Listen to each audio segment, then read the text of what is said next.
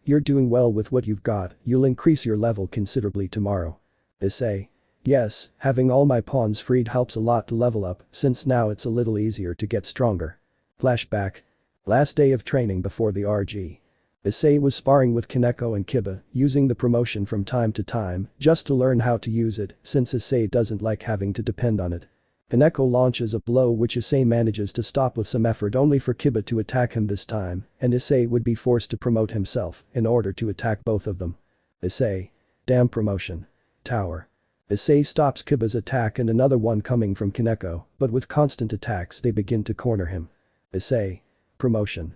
Knight. Issei walks away from the two. Boost boost boost boost explosion. Issei. Promotion. Queen. Dragon Gatling gun. Issei launches a great rain of dragon shots at both of them, which Kiba barely dodges and Kaneko resists some. Rias, enough. The three stop. Issei. Phew, that was tiring. Rias. Issei, could you come here for a moment? Issei. Yes, why somewhat confused. Rias sits down and tells Issei to put his head on her lap. Issei. But it's not that I'm complaining, but why am I doing this? It's comfortable, JHMP, and to think that there are people who get excited about this, a bunch of desperate virgins. Ddraig. You're also a virgin. Issei. But I'm not a desperate piece of shit, it's obvious that in his miserable life, he'll have a girlfriend. Ddraig. You're right about that. Issei. See wait, what is this feeling I feel stronger? Ddraig. The Gremory girl released the power of all the pawn pieces, that means you can now become stronger and no longer have so many limitations. Issei. That's a big improvement, but she really waited until this moment to do it, I say it's an increase, but I barely feel a little difference. Ddraig. Maybe he thought you wouldn't put up with the classic demon behavior of underestimating people. Issei. Anyway at least it's an improvement. End of flashback. Issei. Okay, let's continue. Time skip wedding day 5 hours before. Ddraig. Okay buddy, it's almost time, so what are you going to do now? Issei. I'll train and then wait for a miracle, really, wait for Bensa to say it easier than it is. He gets up, he's a damn high class, he has many years of experience on me, the difference in power is too much, his fire is superior to mine, his regeneration is an unfair advantage. Ddraig. But you don't remember that on more than one occasion you managed to do quite a bit of damage. Issei. That's exactly the problem. I had to put everything into those attacks in order to hurt him. My body only supports a maximum of 15 increases in a row at a time. I exceeded my limit by a lot, and that's just with it I managed to hurt him, so that later his body could regenerate its wounds as if nothing had happened. Even with my new training, I barely reached 20 increases. Even that plus my little improvement, I'm still very far away, and added to that, it's possible that my heart could slow me down even more if there was a way to obtain a greater increase with the effect of the BG. Ddraig. In fact there is one, buddy, the Ballast Breaker. Issei. The Balance Breaker, but of course that is the final form of the SG, in those forms its power explodes to reach new heights, but I am still far from reaching it. According to what I have discovered, it requires having great control over the SG to reach it or be exposed to a great stimulus. Ddraig. In fact, in your case there is another way to achieve it, or rather temporarily get closer to that power. Issei. Ddraig, what do you mean? Ddraig. A sacrifice consists of you offering me any part of your body so that you can temporarily use a part of the BBS power, but this sacrifice will be forever. The part of your body that you give me will not become human or demonic again, it will be that of a dragon forever, and if you continue to access this power, you will have to give me another part of your body at least until you awaken the BB. Issei. What a great sacrifice for power. Hey Ddraig, tell me, a long time ago I read a book about dragons, and I would like to know how much of it is true. Ddraig. Tell me, I'm listening. Issei. He said that dragons were the strongest species on Earth, capable of making even the gods tremble, that their strength, speed, power and ability were far superior to those of any demon, angel, fallen, yokai, or any other species, that even a small dragon was capable of destroying entire mountains, that its scales could withstand even the fire of purgatory, that they could master any type of magic or ability. Tell me, is all that true? Ddraig. If everything is true, the power of dragons is feared even by the gods. In my prime, I was living proof. Even a dragon with few magical reserves can far surpass another opponent with greater reserves. And as for skills, the proof is Vritra, and in magic, Ai-da-ka. Why do you ask? Issei. Hey, back to the sacrifice, if I were to give you a part of my body, like my arm for example, since it is connected to the circulatory system, more specifically my blood, wouldn't this little by little make me even more of a dragon, since eventually that blood when it reaches my heart, wouldn't it spread throughout my body and change it? Ddraig. It is possible, but if the dragonic energy power is controlled it would not spread and tell me what it is or what you are planning. Issei. Tell me Ddraig, is the deal worth it? Ddraig. It's worth it if you have the balls to do it, but seriously, tell me what you're planning. Issei. I hope you're ready because of all my madness this possible mine takes the prize. Time skip. Avnerarias. I was in a room with a wedding dress with some maids getting ready, and to think that even after everyone tried so hard, especially Ice, I wonder how she is at this moment. I still have the image of the end of the game engraved in my memory. Flashback random game when Issei was falling unconscious. Ice had launched his final attack which completely destroyed everything in front of him. After he finished his attack, only a large screen of smoke could be seen. Ice was very exhausted. You could see how his body was staggering. He was about to fall unconscious. But all that effort was worth it. I was excited to see a green flash shine through the smoke. I couldn't believe it. Ice had defeated Razor. He did everything for me so that I could get rid of this forced marriage. However, the earth swallowed all my hopes when I heard Grayfia's announcement. Grayfia. Queen Phoenix is stepping down. Rias. No, it can't be. She places her hands over her mouth. I could see Razor coming out of the smoke, but he didn't come out clean. I saw him without his right arm and also regenerating half of his torso. Bracier. That was a good hit, but not enough. Finish regenerating his arm. You managed to hurt me, it's time for me to give it back to you. Low class grabs Issei's body and lifts him up. I was horrified, he had Issei and was about to finish him off. He already had a fire sphere ready. I couldn't let him do that to him, so I did the only thing I could do. It's a shame he didn't realize that Issei's body was glowing green at that moment. So I threw myself at Razor, hugged him by the neck and said. Rias. I give up. Grayfia. Ria's Gremory surrenders, the victory belongs to Razor Phoenix. Then flashback. Rias. I hope that Asia healed Ice well there. At that moment, Razor appears, who was dressed in a white suit. Razor. You kiss beautiful Rias. Rias. What are you doing here? Do an apostrophe T. You know that seeing the dress before the wedding is bad luck. Razor. What matters to me is not the dress, but what is covering something that will soon be mine. After saying that, Razor left, and moments later I did too, heading to a room where everyone was gathered. End of filler POV, A. I need to fill in some things so it doesn't look so short. They were all gathered, and Razor began to give a speech as if he had won an Oscar, A. If DiCaprio barely managed to do so, I highly doubt he'll ever win. Everything seemed calm until noises began to be heard behind a door. A. No lie. Hey you, and Guaya. Stop Guaya. X3, stop Ag. Issei. Quiet and see pile of broken condoms. Everyone was puzzled until an old man who had a staff with bones said. Old man. What the hell is that? Then Issei comes breaking down the door and he was wearing a mustache. Issei. Shago the mustachii, shouted the brunette with a mustache, A. Just like Eskinner's. Old man. You fucking motherfucker, you scam brat. The old man raises his cane and prepares an attack, but Issei is faster and launches an attack by throwing the cane at him. Old man. My bone mast, I'm going to hell. The old man runs out and throws himself out of a window, breaking it. Everyone who saw it was left with a look of what the hell just happened here.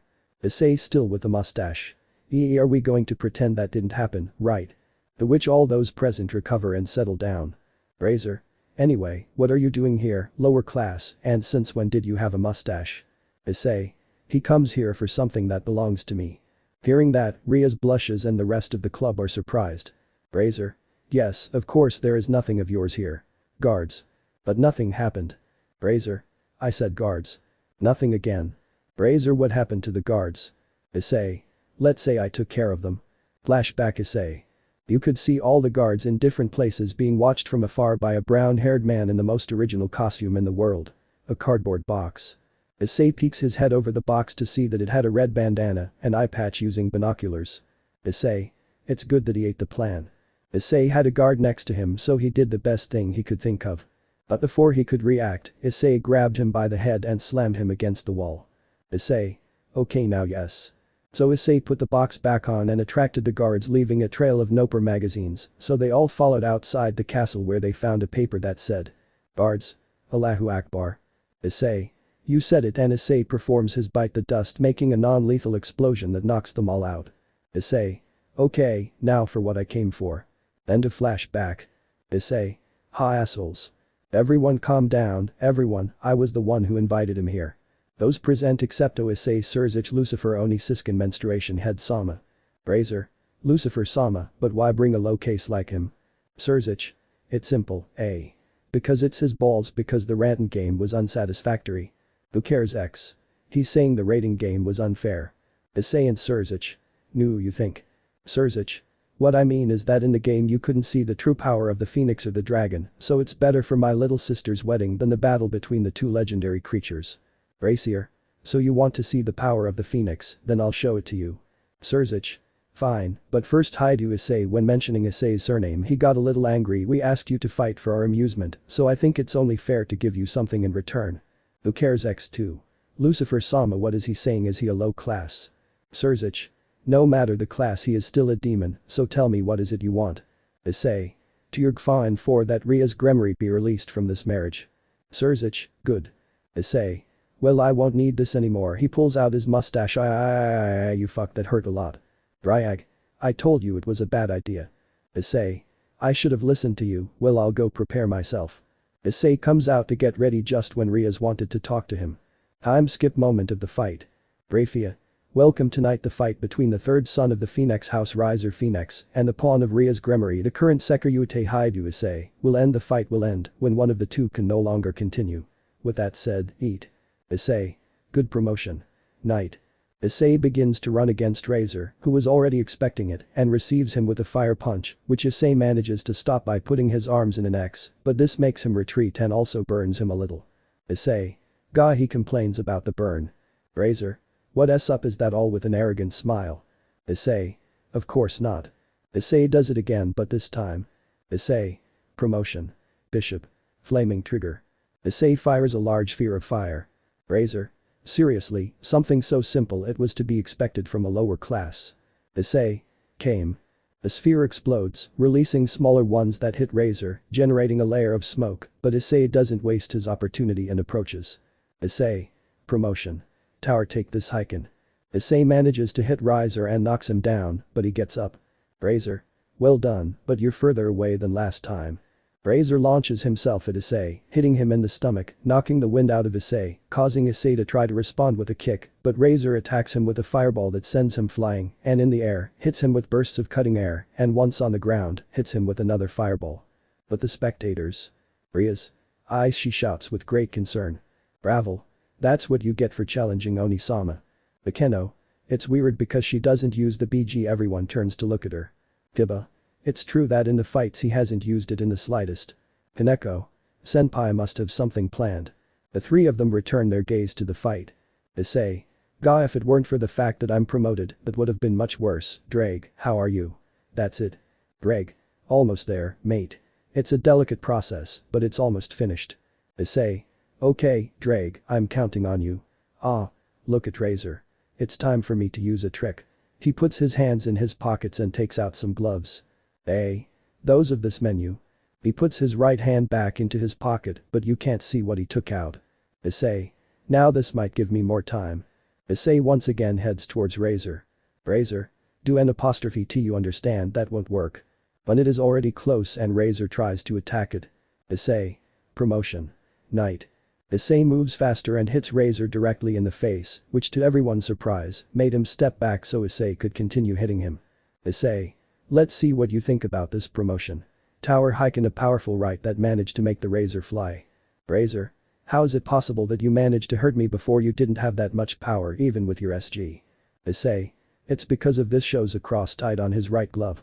Issei in this fic is ambidextrous. Razor. What a cross, do an apostrophe T, you know how dangerous they are to demons. Issei. I know, even with these gloves this case makes my hand burn, but I know everything just to be able to make you fall. Razor.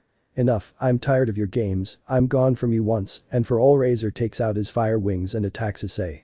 Razor starts throwing fireballs which Issei barely dodges, forcing him to revert to knighthood, which to a certain extent makes it seem like Issei is dancing well. A torrent of fire makes Issei jump so that he can grab him in the air, giving him a series of blows to the stomach and face and an elbow to the neck. All those attacks were lit on fire. Razor held in Issei, who was panting from the pain he felt. Razor. This is all low class, is interrupted by Issei. Issei. No, not yet, I still have some tricks. He puts his hand in another pocket and takes out a bottle that was shining. Let's see what you think. He pours its contents on it and also on the cross. Razor starts to complain of pain until smoke comes out of his face as if he were burning. Razor. Damn it, what the hell was that?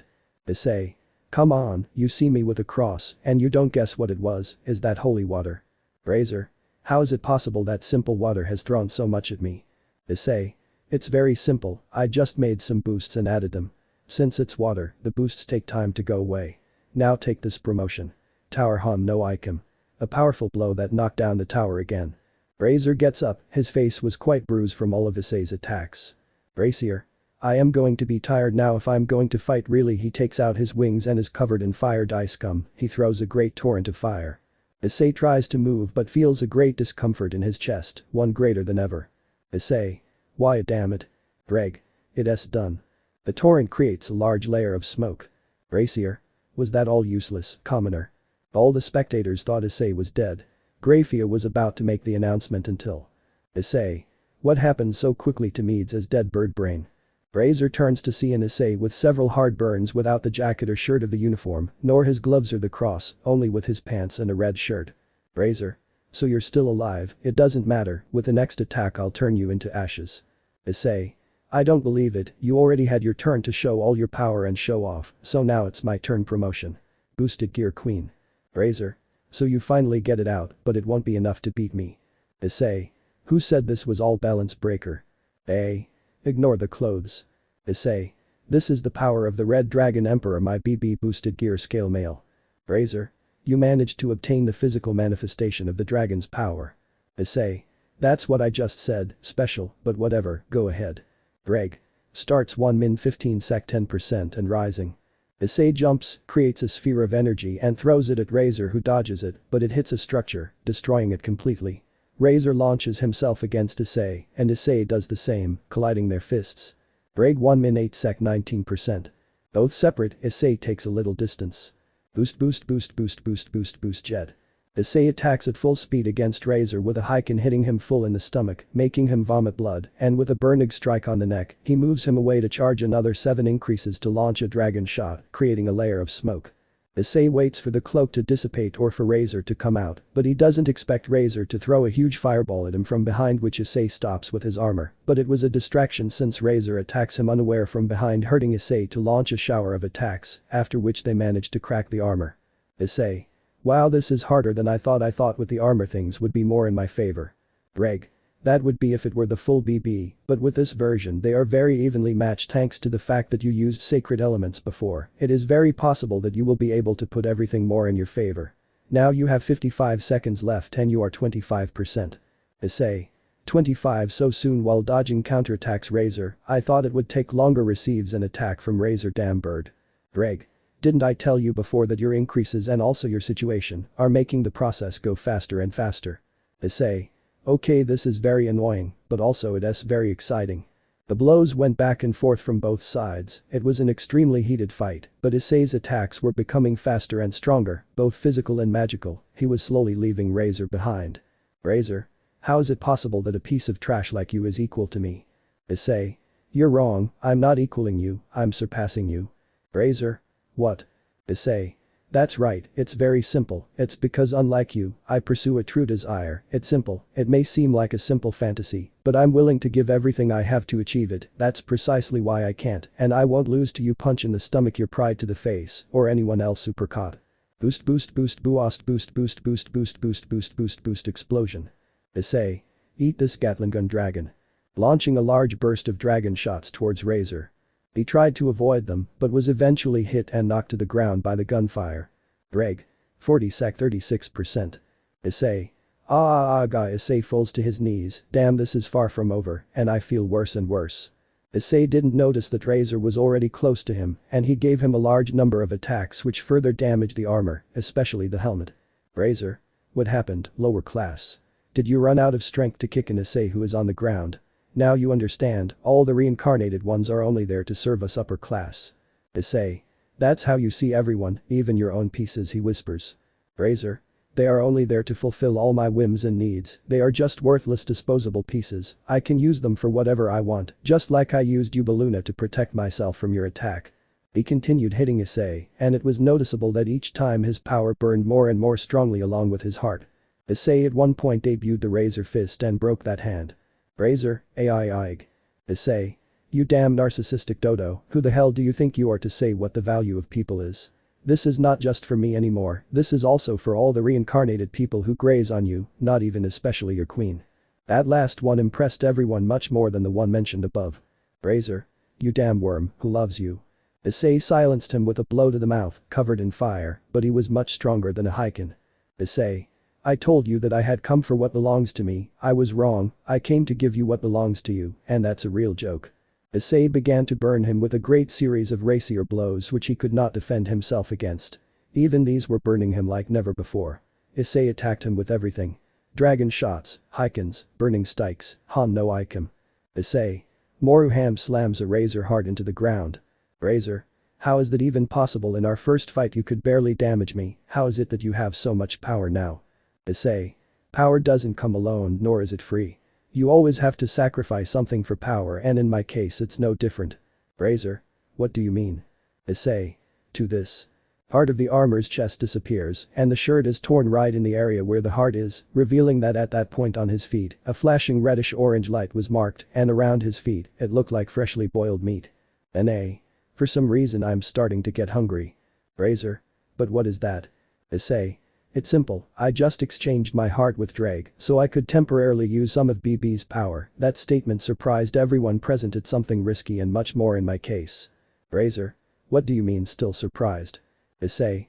It's simple, I have a certain disease or rather characteristic in that my heart generates insane amounts of heat when it pumps blood. The faster it does it, the more heat it produces to the point that it is possible that it could end up exploding or melting. This got worse when I became a demon, since it can reach higher temperatures, and now that it is a dragon's, it almost seems ridiculous what it could reach. Razor. You're crazy. Issei. It's normal for someone like you to think that, after all I doubt that you have ever made an effort to achieve something. This is the price I paid to be able to defeat you, and I think that this has gone on too long, so I'll finish you off now. Why? Boost boost boost boost boost. Issei continued to charge boosts while continuing to attack Razor. Ddraig. 30 sec 40% IBU. The more augmentations you load the more time you will lose. Issei. I know that's the idea, to attack him so hard that even if he regenerates he won't want to get up again. Aura. Razor. How can it be that a damn suicide like you is overcoming me? Issei.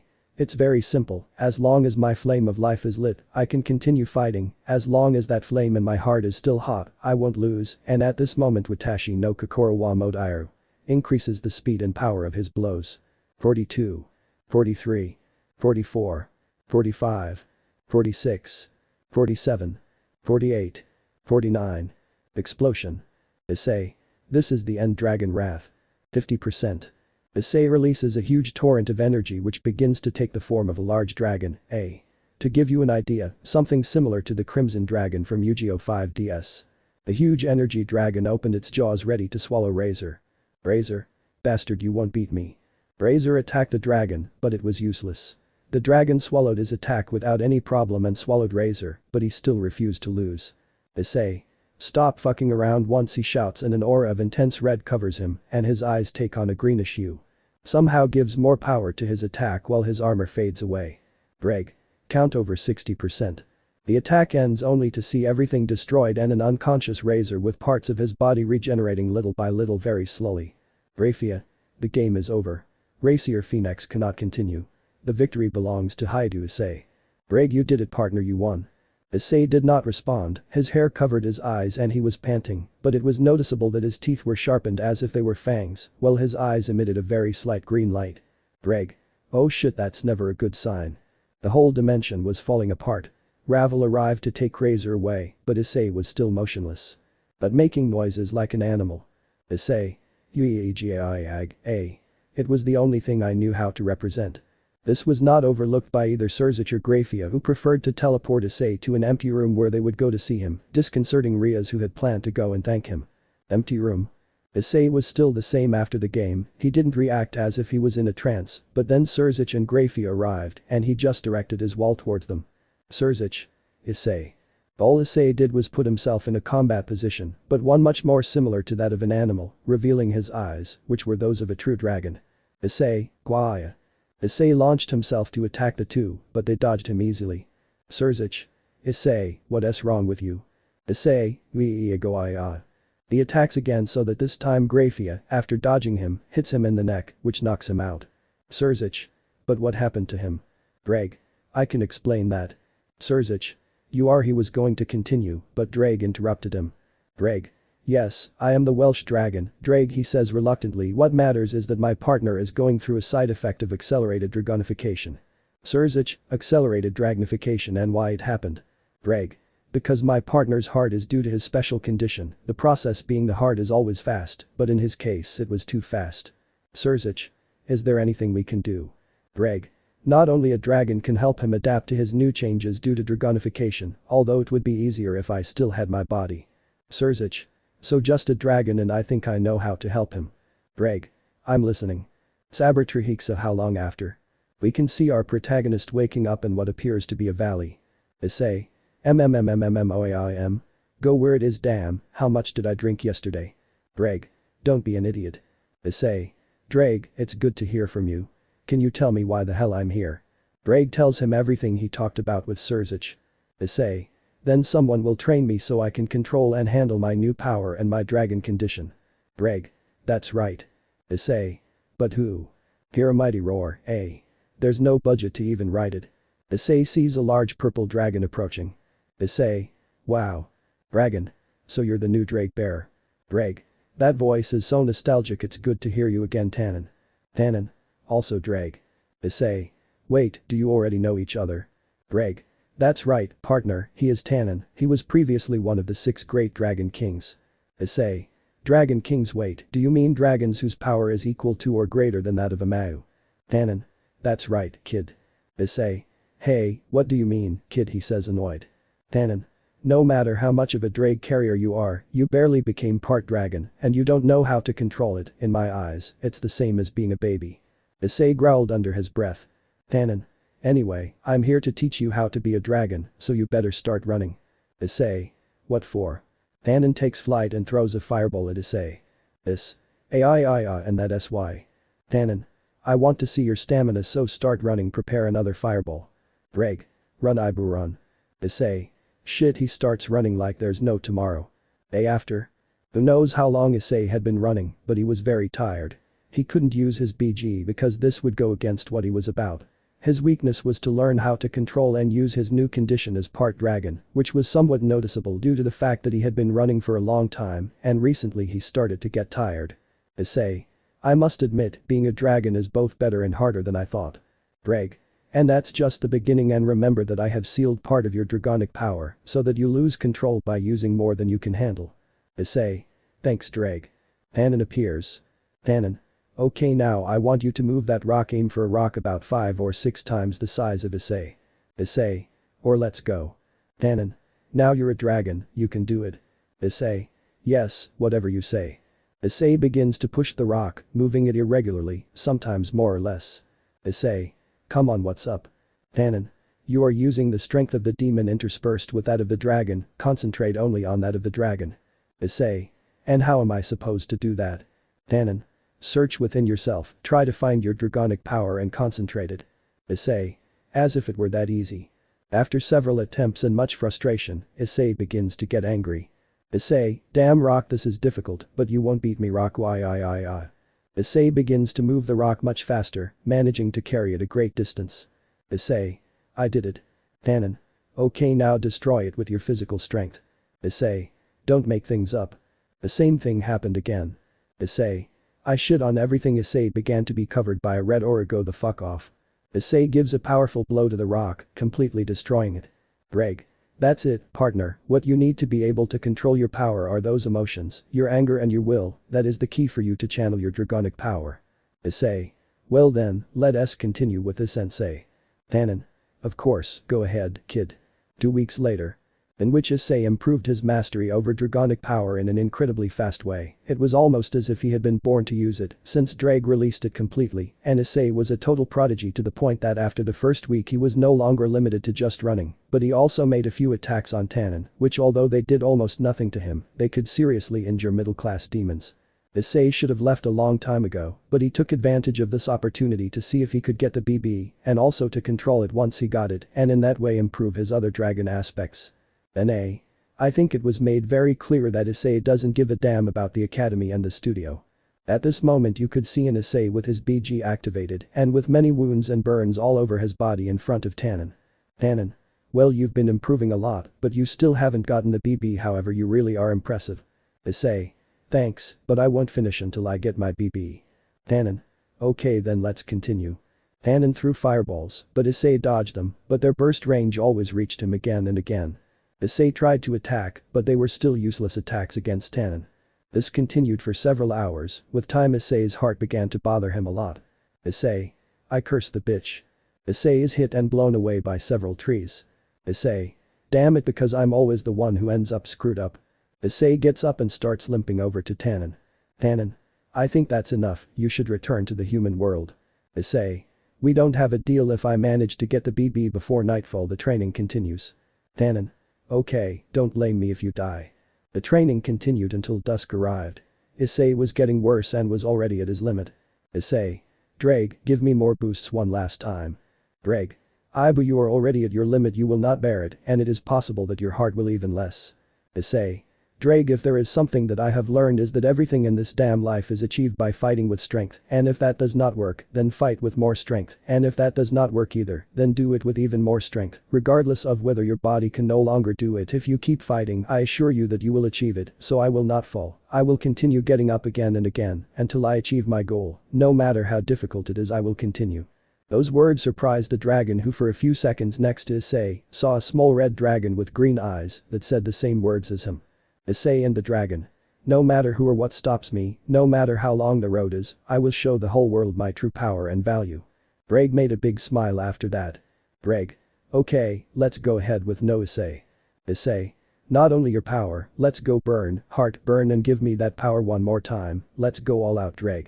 Issei gets into position and a powerful red aura covers him.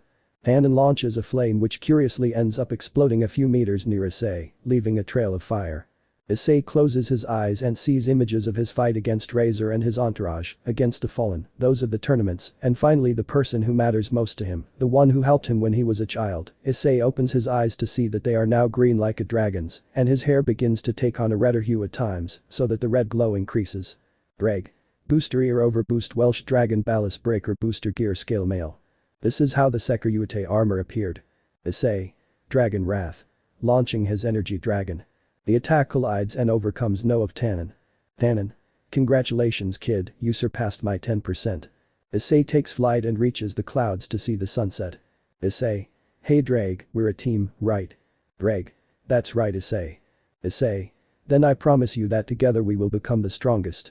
You are with me. Ddraig. There's no need to ask this until the end. Issei and Ddraig. We will not become the strongest in this and all worlds. At that very moment the foundations of reality itself had begun to shake at what was approaching. Chapter 6. The problems caused by a broken sword, things get tense. We found ourselves in a mountainous terrain in which many explosions could be seen. Up close, we saw what looked like a large dragon flying while shooting fireballs at a red armor, which dodged several of these, while also attacking the dragon, but these attacks were not very effective against the dragon. The dragon launched another fireball which upon impact generated an exposure and a dense layer of smoke, from which nothing came out for a while. Tannen. What's up, are you tired? Several dragon shots are fired from the cloud and are fully received. Tannen. Nice try, but it doesn't work. The smoke disperses, making it clear that there was nothing there. Tannen. Where? Issei falling from the sky at full speed with an intense red aura covering him. Issei. Here I am, Dragon Crash. Issei hits Tannen, generating an explosion and an intense light that when cleared reveals which Tannen stopped Issei. Tannen. Well done, but you still can't beat me. He throws Issei against the ground, creating a crater. Issei comes out with his cracked armor repairing itself. Issei. Phew, at least I tried. Tannen. Enough rest. Ddraig. Well done, you do it better every time. Issei. Do you really believe it? Ddraig. Of course, in these 2 months you have progressed by leaps and bounds, your mastery over dragonic power is very high, as I said before, it is as if you were born for it, and you can maintain your BB for almost 4 hours straight, and if it is destroyed, you can redo it up to 3 times, and on the other hand, you already have better control over your attack. Issei. It's not that bad, after all I've been training all the time, but this wouldn't be possible without you and Osan. He looks at Tannen. Thank you very much. He bows. Tannen.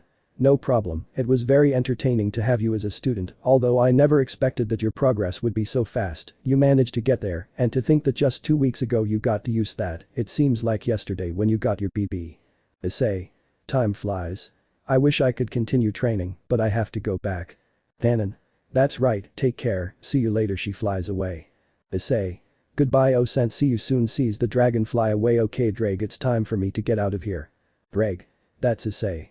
He opens his wings and with the armor's thrusters he flies through the sky. Issei. I've been out for a long time and he asks me how the others are. Continues his flight. Break line. Kuoh City Academy. Av narrates Rias. It's been 2 months since my beloved Issei saved me from my engagement. He was so brave, and to think that he would give his heart to save me, which makes it abundantly clear that Rias only heard what she wanted. When I wanted to go see him, Oni-sama told me he wasn't there. He had gone to train. At that moment I thought about training, but why wouldn't it be?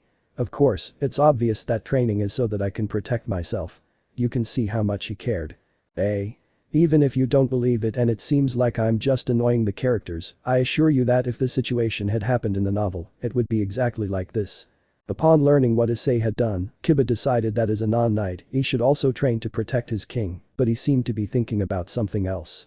Since he was quite distant lately for a while now. During the time that Issei was away, the only important thing that happened was that we had a dodgeball game so that Asia and Issei could have their families. We won, but Issei was very busy. When we went to the forest of the relatives, the guardian told them to be careful since a fight had recently taken place between the strongest dragon queen and an unknown opponent who, although he could not defeat her, he did manage to give her a fight, but with that fight they left many places destroyed. He also warned us that under no circumstances should we approach the dragon. He asked me who could have been his opponent. Asia got a dragon sprite that she called Rasei and asked me how Issei would react when he found out. In addition, we made the presentation of the new members of the entourages with Sona, although since Issei wasn't there, it was only between Asia and Sona's new pawn, Saji Genshiro, whose reaction upon finding out about Issei's achievements was funny. Beyond that, nothing important happened until today when I found out from Sona that there were 2 exorcists that we will meet at the end of classes. Then POV plus time jump. The conversation was like in the original canon, You know I'm doing this because I also get bored with filler until Zenobia raises her sword to exercise the will of God until. Rias. Enough, what do you think you're doing? Zenobia. I exercise the will of God. Rias. That doesn't matter, she is now my servant and I will not allow you to harm her. Zenobia. That can be taken as a challenge to the church. Rias. That. Rias is interrupted by Kiba, who steps forward. Kiba. In that case I will be your opponent. Zenobia. Who are you? Kiba. I am his senpai, even though I was nothing but a failure. Zenobia. Do you think you can take us alone, since we each have a fragment of Excalibur? Before I can answer, someone else is there and says. I guess this is where I came in. Everyone turned to see where the voice came from and were surprised to see who it was. They saw a tall young man of approximately 1.80 m with a well-defined physique. This was none other than Issei, but what surprised them the most was his hair and eyes, because his hair, in addition to being longer, now the strands in front were red and the rest reddish-brown, and his eyes had a greenish hue. Issei. What's up, dude? He just arrived and it's already raining dicks. Zenobia. Who are you? Issei. It's rude to ask for a name without introducing yourself first. Zenobia. I am Zenobia Quarta. Issei. Well, I'm Issei Ice for your friends. Zenobia. No last name. Issei.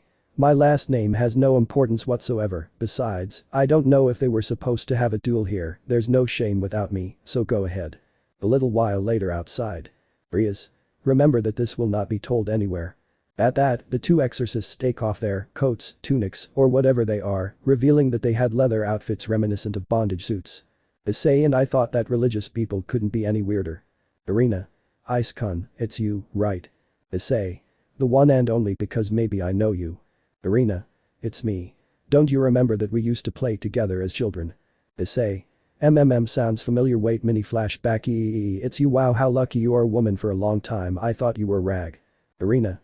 That's cruel, Issei-kun. Issei. Sorry, but you were a beast as a child and you had a girl's face, that also counts as a rag to me. Arena pouts, which Issei finds adorable, and smiles a little. Arena. Fate can be cruel, Issei-kun. When I was a child I had to separate from you. I went to England where I had the opportunity to follow the teachings of the Lord, and so she remained lost in her world for a while. You are a demon. Is this perhaps a test, Aya? She finally looks at Issei only to realize that he was no longer paying attention to her because he was wearing red headphones while reading a book titled Solfeggio for the Distracted. Issei realizes that he had stopped and stops what he was doing. Irina. You're cruel, Issei-kun. You left me talking to myself. Issei. You got into your world, I did it in mine, but anyway, let's start. Irina. Well, let me judge your sins with this sword, amen. Issei. This woman is lost in her faith. She launches herself at Issei and tries to cut him with her Excalibur, but Issei dodges her easily. Issei. Slow dodges another predictable again, how easy. Irina. Let's see, how about this? His sword changes shape into a chain with blades. Issei. Wow, I didn't expect that though. Irina throws the chain, finally trying to hit Issei even if he moves, but she dodges it again with a jump. Issei. It still won't work on me. Change of heat dinner while with Kiba and Zenobia. Zenobia. Why are you smiling? Kiba. I'm sorry, it's just that what I so desperately want to destroy is in front of me. What happiness. In the distance, Issei. Issei. Great, another emo Avenger, what I was missing. Zenobia. I heard there was a project member who didn't die, so it was you. They begin to fight even though Zenobia only throws punches that destroyed Kiba's swords. In that, Zenobia destroys Issei's fight. Zenobia. She is very skillful. Kiba. You will die if you only focus on Issei-kun's sword. Bird puts his hand on the ground, taking out many swords that seek to stab Zenobia, but she destroys them all. Zenobia. I see your sword, Bird, that can create demonic swords, the twilight healing of Asia Argento, that can heal beings of sin like demons and the fallen. They are all SG heretics, it was to be expected that they would become demons. Kiba. My power was granted to me by the hatred of my fellow companions who were killed for their ambitions. For that reason I will destroy Excalibur. But that said, Kiba launched himself at Zenobia with everything he had. Return with Issei. Issei continued to dodge Irina's attacks effortlessly as if nothing had happened. Clearly, after spending more than 2 months being trained by a dragon, it would be humiliating to take a fight of this caliber seriously. Irina. Mu Issei-kun, let yourself be hit, taking a drop out of everyone. Issei. I'm already bored, I better finish this once and for all. He finally launches himself at her. Irina. Don't be so conceited, turns the weapon back into a sword and tries to attack Issei. Issei dodges the cut, grabs Irina's wrist, twists it a little, kicks her hand, pulls out his sword, and quickly gets behind her and approaches her to whisper in her ear. Issei. You're no match for me. Laugh. Nah. Chan.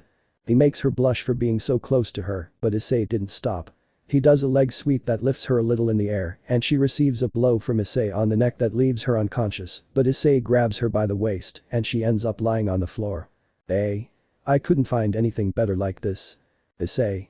Now how will Kiba do? And that he sees Kiba attacking with a sword of fire and another of ice, but Zenobia. How naive, destroys them with her sword. Kiba takes distance and makes the worst move he could think of, he creates a huge sword.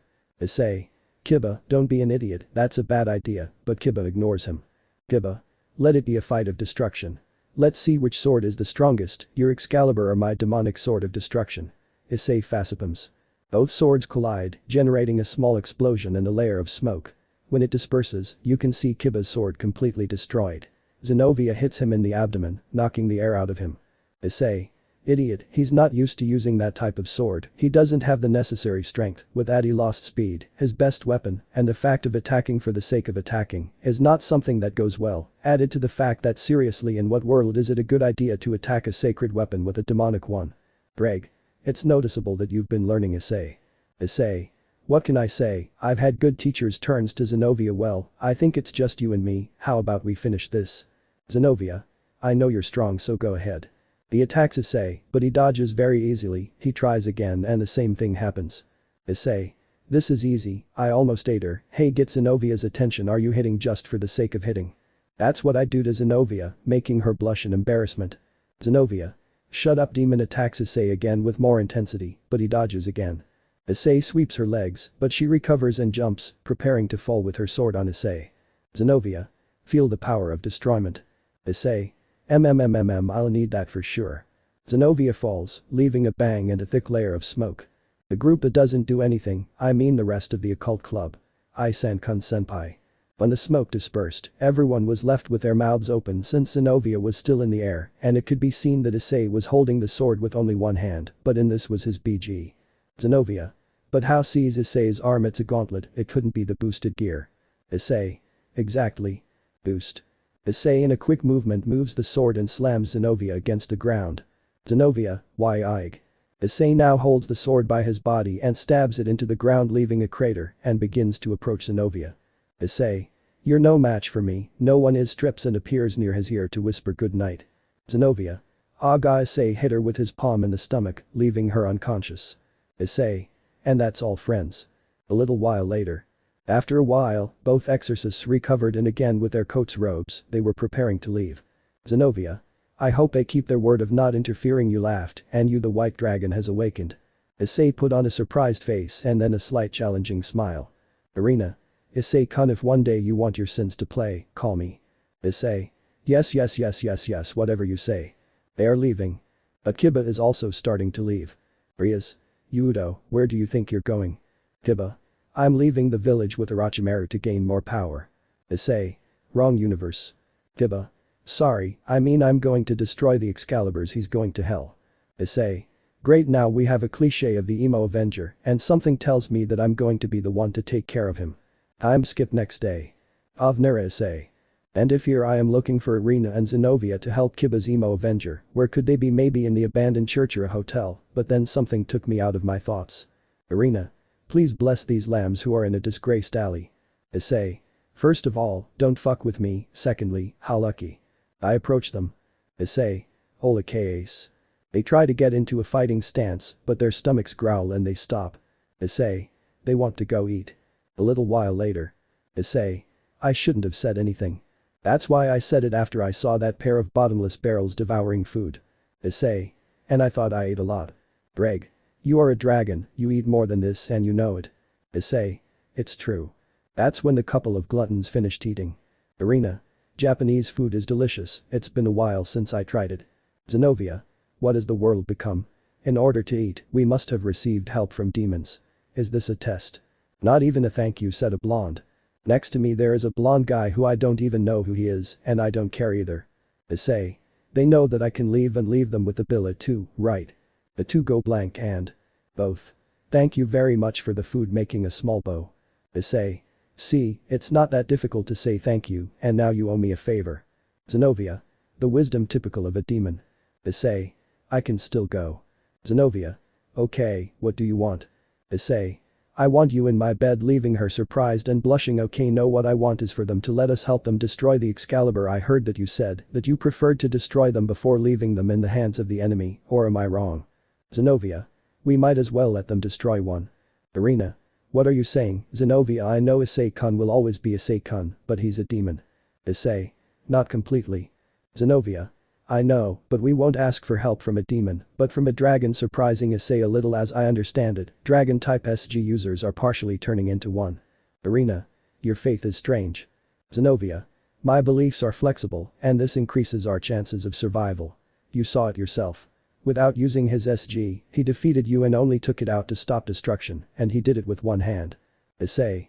Well, in that case I'll call. I mean, Kiba takes out his cell phone and calls. Hello Kiba, what's up? Do you know who's talking? I want us to meet in front of the fountain. Why? Well, it's because it's important. Well, there you go. Some time later we met Kiba, who after telling him the plan became hysterical and started to piss me off because he went into emo avenger mode. Kiba. I don't know if I got permission to do it. Who do you think you are to speak for me? They were my companions and this is my revenge, not yours. He throws a punch at me which I easily stop. Issei. Well look Kiba, first we are partners, but don't you understand? I'll make you understand, and second, what you're doing could cause a war by acting carelessly. You're my partner-in-law, I worry, that's why you helped me, now it's my turn. Kiba begins to calm down. Issei. Oh, also, if you're going to hit me, remember two things. 1. Any hit I get always comes back double, and second, between you and me, by far, the one who hits the hardest is me. That made him take a step back. Kaneko. I would feel very lonely without Hyoudou-senpai. Issei. And am I painted or what? Kiba. If Kaneko-chan asks me, I can't refuse. Irina. You still hate swords, but Kiba-san, thanks to that, people like me and Zenobia can carry swords. Issei gives a face palm and says. Issei. Irina, do you realize that you're saying that I'm grateful for the damn sacrifice of the lives of many innocent boys and girls? Irina is embarrassed and better stop talking. Zenobia. Even in the church it was seen as one of the worst acts ever committed. The project director was branded a heretic and expelled. His name was Bulba Galilei, the genocidal archbishop. Tiba, well, at least now I know who to direct my hatred towards.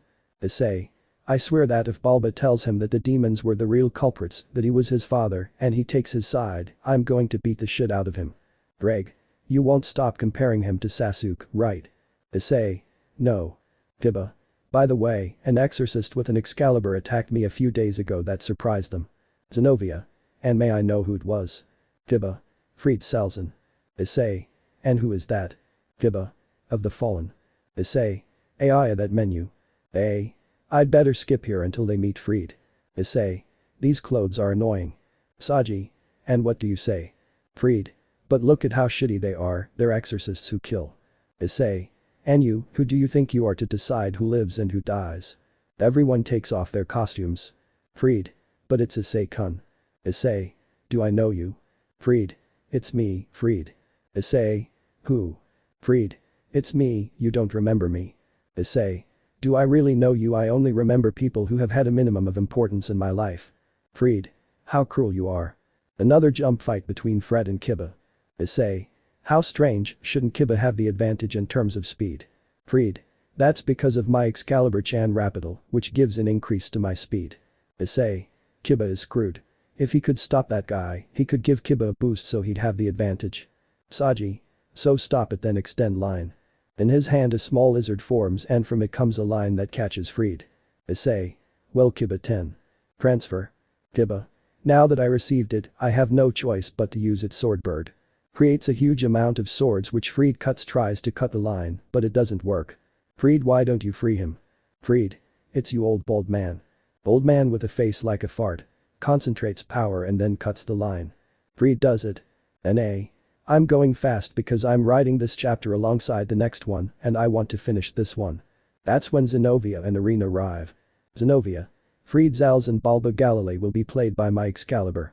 But like any good duo of faggot villains, they escape, being followed by Kiba, Zenobia, and Arena. When the others were about to follow them, two magic circles appeared, from which Rias and Akeno came out, and from the other, Sona and Tsubaki. They tell them everything that happened. Sona. Sage, if you disobey me, give up and as punishment you will receive 1,000 lashes. Saji. Please Kaicho, have mercy. Rias. Well Kaneko is seeing she realizes that Issei was no longer there and in his place was a paper that said I am Batman where is ice. A few kilometers ahead. Issei. Tarzan's mom is going to revive those lashes he said while running.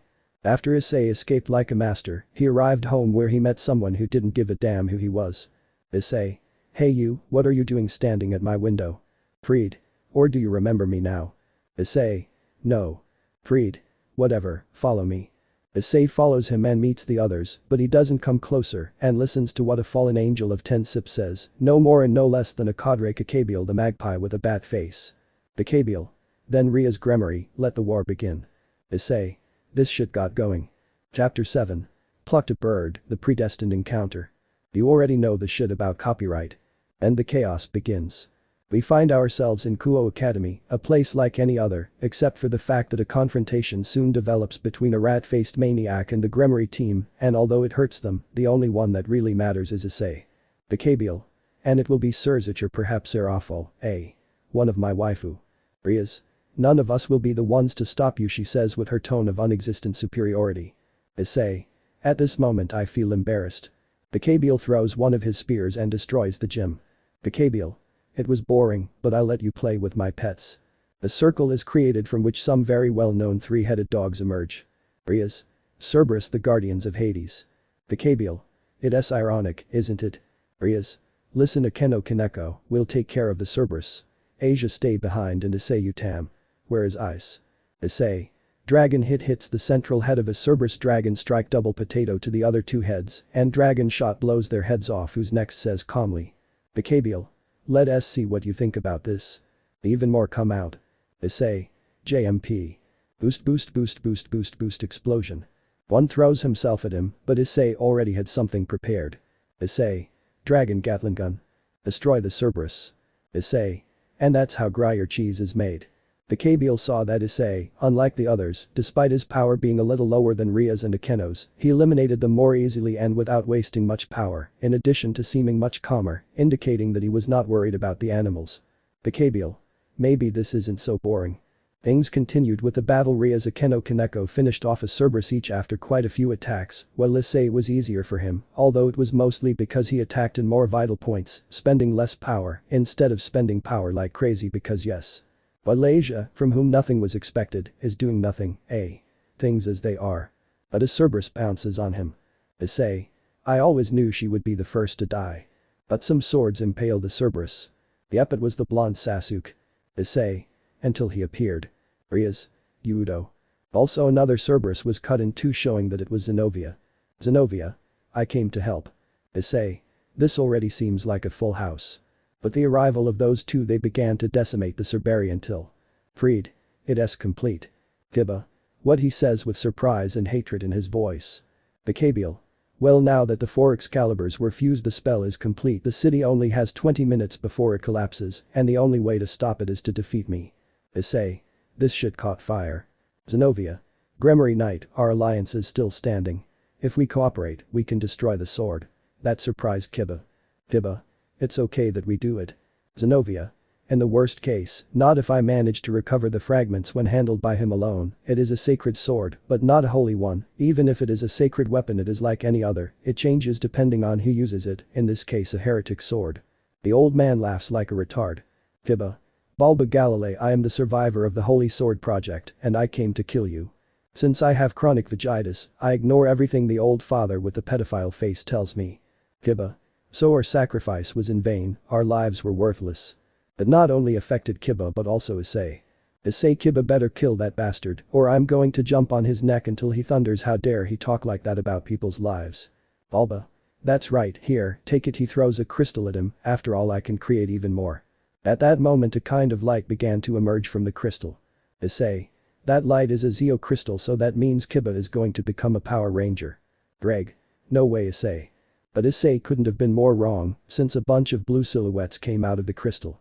Asia. Those are. Kaneko. Souls. Kiba. I always wondered if I deserved to have been the only survivor, he said while observing his former companions. Some always had greater desires than me, they wanted to survive more than me. Perhaps do I deserve to live in peace. At one point a kind of song began to sound. Asia. The sacred song. Don't worry. If we join. Open your heart to us to all. Kiba closes his eyes. Our hearts. Will always be. Kiba. One sheds a tear. Ddraig. He has reached his peak.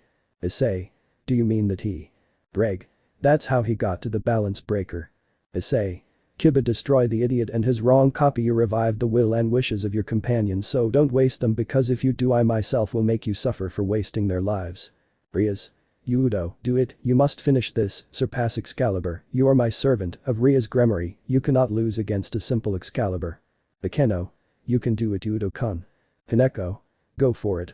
Asia. Kiba-san. Kiba. Guys. Freed.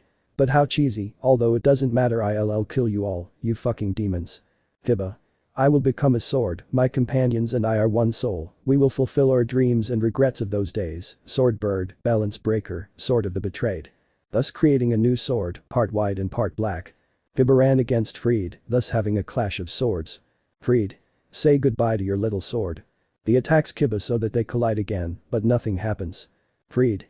What? How is it possible that your demonic sword hasn't been destroyed? Kiba. This is not just a demonic sword. I was able to unite it with the essence of my companions in that crystal. You are before a sacred demonic sword. Freed. There's no way I can beat Excalibur. Kiba. Maybe that applies to the real Excalibur, but this isn't the real Excalibur. So they continued their fight with Freed using the abilities of the different Excalibur, but Kiba managed to overcome that until. Freed. I'm already art. He attacks again, managing to destroy Kiba's sword. Freed. Yeah. But Kiba recreates it again. Kiba. This is bad, I just got my BB, and I still don't control it well. Zenovia appears and attacks Fred, causing him to retreat. Zenovia. I told you we would only destroy her if we worked together, so Saint Peter, Saint Basilius the Great, Saint Denis, Saint Mother Mary, please listen to my voice. A dimensional space was created and Zenovia put her hand in to take out a great sword which was chained and expelled a strong sacred aura. Zenovia. I'll free you, Durandal. Alba. Durandal is impossible, I've never heard of creating a Durandal user. Zenovia. It's because I'm a natural user now, is a good opportunity to know which is more powerful, if Excalibur or Durandal. Just don't die from one hit. And so began the fight between those two against Fried, who was being completely cornered by them until Zenobia gave a charge blow and destroyed the sword. Zenobia. So it's just a broken sword, it couldn't compete against Durandal. Fried. Seriously, Excalibur-chan broke. Okay, time for the funny escape. But he was intercepted by Kiba, and in an attempt to cover himself with what was left of the sword, it was destroyed by the sacred demonic sword definitively, but it did not end there because it was directed against Balba. Kiba. Now is the time to end this. Balba. I see that the sacred and demonic could be combined in that way, now everything makes sense. Boom. He is silenced by a spear of light from Gabriel. Gabriel. I thought he would never shut up. He is. Okay Gabriel, now you're the only one left. Prepare to be defeated. Gabriel. Yes, whatever you say. A new fight begins, everyone rushes at him, but they simply do nothing to him. Kiba and Zenovia's attacks are barely stopped by their spears or wings, and they barely damage him. Gabriel. That's all. Akeno attacks her, but she stops him. You oppose me, you who inherited Barakiel's powers. Akeno. Do an apostrophe T you dare associate me with that name. Gabriel returns the lightning. Rias. Take this. Gabriel launch attacks with the power of destruction. But as always he stops them and attacks both Rias and Kaneko with spears of light. Gabriel. Ha ha ha ha ha ha ha, did you really think you could beat me? You're a spoiled brat who thinks that just because you're a noble and sister of the strongest Mayu you have a chance of winning. Don't make me laugh. Rias said mockingly, and on the part of the church, I'm surprised that they continue fighting even though they lost their leader. That last thing surprised everyone. Rias. What do you mean she still had her pride damaged, eh? The truth hurts. Gabriel. That in the previous war not only the demon kings but also God died. Then although we don't really know in canon if he's really dead. That was devastating for the believers. Zenobia fell to her knees, Kiba felt cheated, and Asia, like the useless person she is, fainted. Rias. This is all my fault. This depressing scene is sure not to be. Plaff plaff plaff. Everyone turned to see Issei, who a while ago didn't know where he was, seeing that he was lying on a tree. Issei. Bravo, what a good monologue, but honestly, what matters here is that with or without God the world will continue to turn, the only thing that matters is what he did, not even him. The same with the demons losing their leaders and they continue as if nothing happened. That calmed the others down a bit. Gabriel. For a while now you've been asking me about your note, even though despite everything you continue as if nothing like this were nothing more than a game for you. Issei. Wow, you found me out. Gabriel. You are interesting, as I see, you are superior to everyone else. What do you think if you join me? It is a fact that the fallen angels have the sexiest women among the three factions. If you come with me, I will give you whatever you want. Everyone looked at Issei, who had a thoughtful face, everyone thought that he is really considering it. Issei. It's a very tempting offer, however, I must say that not being given women is pathetic, they are only worth it when you are the one who gets them. Gabriel. It's a shame, but I guess that's how things are. He throws a spear, but Issei dodges it. Issei.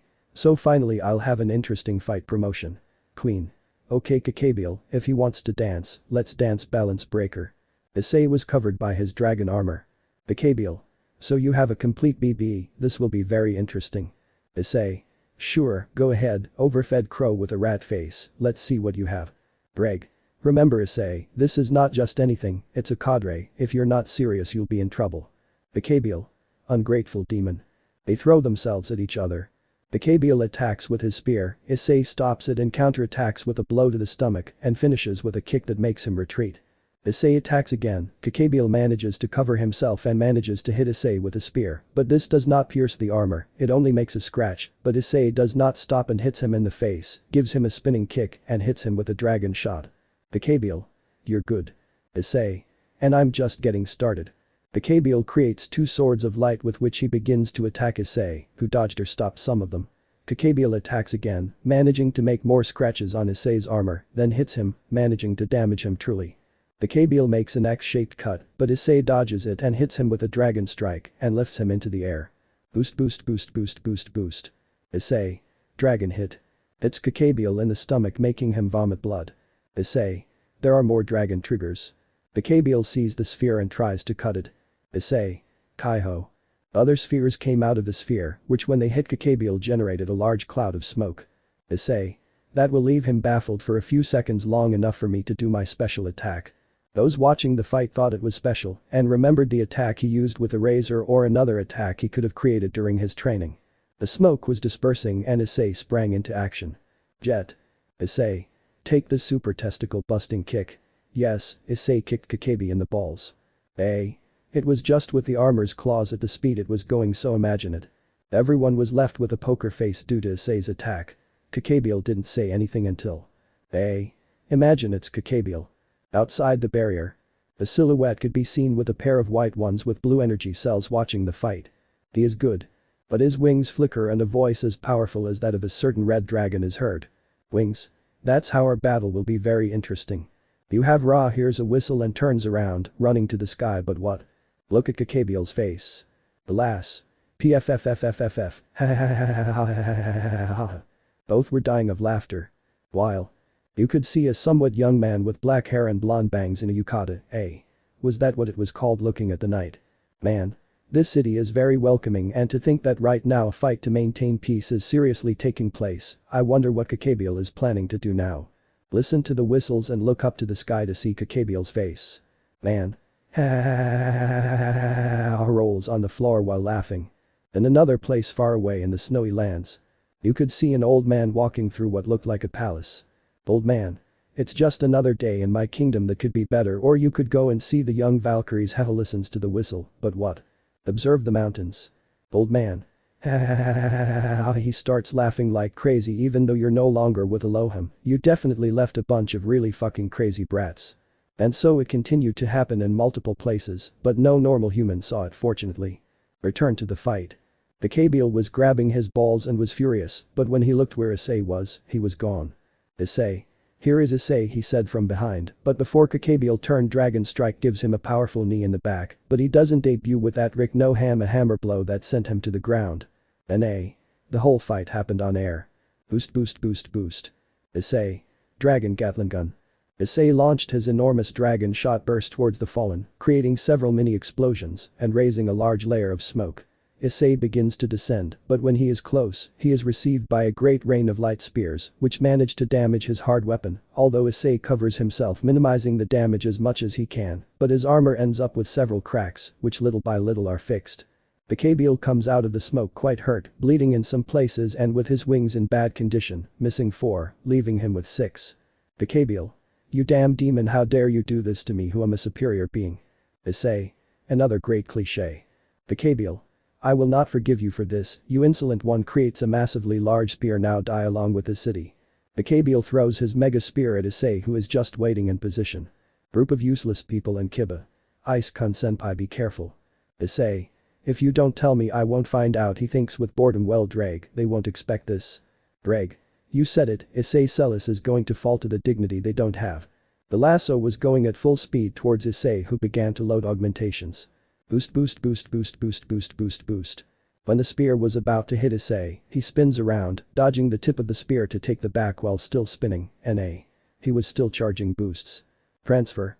Transfers power to the spear, making it green and even bigger. Issei. I'll give it back to you. Issei returns the spear to Gabriel, to the amazement and terror of the latter, who, when trying to escape, reaches the highest part of the barrier, but it was useless since the spear was going in that direction, so as a last measure, he covered himself with his wings and with some defense circles. Cock effects. But the impact of the spear, a huge explosion was generated which destroyed the top of the barrier and continued rising until it reached the clouds, while the explosive waves sent many trees and parts of the academy flying and also sent the useless whore fainting. It's impossible not to realize how much I like Asia. Biba and Zenobia stuck their swords into the ground to avoid being blown away. Kaneko gripped the ground tightly, Riaz and Akeno grabbed onto anything firm, and Issei lowered his armor's claws to the ground while he put his arms in a straight position and covered himself with his wings to avoid being blown away. When it finally ended, everyone turned to look up, noticing that the entire barrier began to fall apart and they saw no trace of Gabriel. Riaz. Did we do it? Did we win? Issei. We did it, sounds like a crowd to me. Akeno. Ice-kun finished it. Zenobia. Awesome. Kiba. His power went up a lot. Kaneko. Senpai is very strong. Riaz. We did it, Issei, but where is Asia? Issei. Nobody cares about that. On the other hand, this is not finished points in one direction. Everyone is amazed to see a very bruised Gabriel with only 2 pairs of wings and only one in good condition. Gabriel. How could you do this to me? Gwag vomits a little blood. This can't end like this. We, the fallen, are the supreme race. I will not let you make fun of me. The Gabriel was giving his cliché dialogue of a defeated villain, but Issei wasn't paying attention to him since something else caught his attention, something that the rat face noticed. The Gabriel. Do N apostrophe T ignore me Sekiryuutei. Takes flight once more as he creates another spear of light. Everyone except Issei gets into a fighting stance. He just looks up at the sky and says. Issei. I know you're there, don't you think it's time for you to show yourself? At that moment it appears to be an immense flash of white and blue colors so that later you could see an armor like Issei's only white with blue jewels and some other different details, but what stood out the most were his wings with blue energy Zeldas. The Gabriel. White dragon was perhaps attracted here by the red one. BB. Gabriel has come for you. The Gabriel. Do N apostrophe T get in gag. At an impressive speed he received a powerful knee and the dragon got behind him. BB. Your wings are like those of a disgusting and dirty crow, I tear off one of its remaining pairs Azazel is much blacker like eternal night. The Gabriel.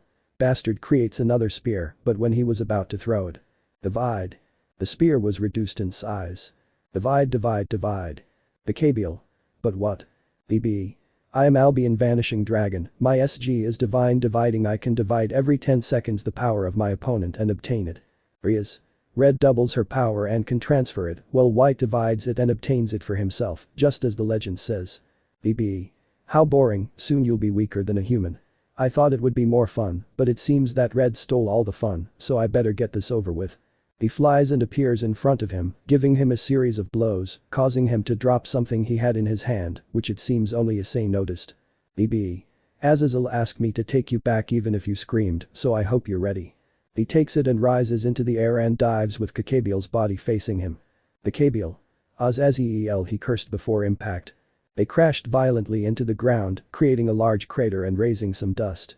When it dispersed, you could see Gabriel lying on the ground and the white armor as if nothing had happened, just a little dirty. BB. I also have some questions for that rogue exorcist. I'll kill him after that. With a quick movement, he disappears and reappears with feet in one of his hands. When he was about to take Gabriel's body he stopped and left. Ddraig.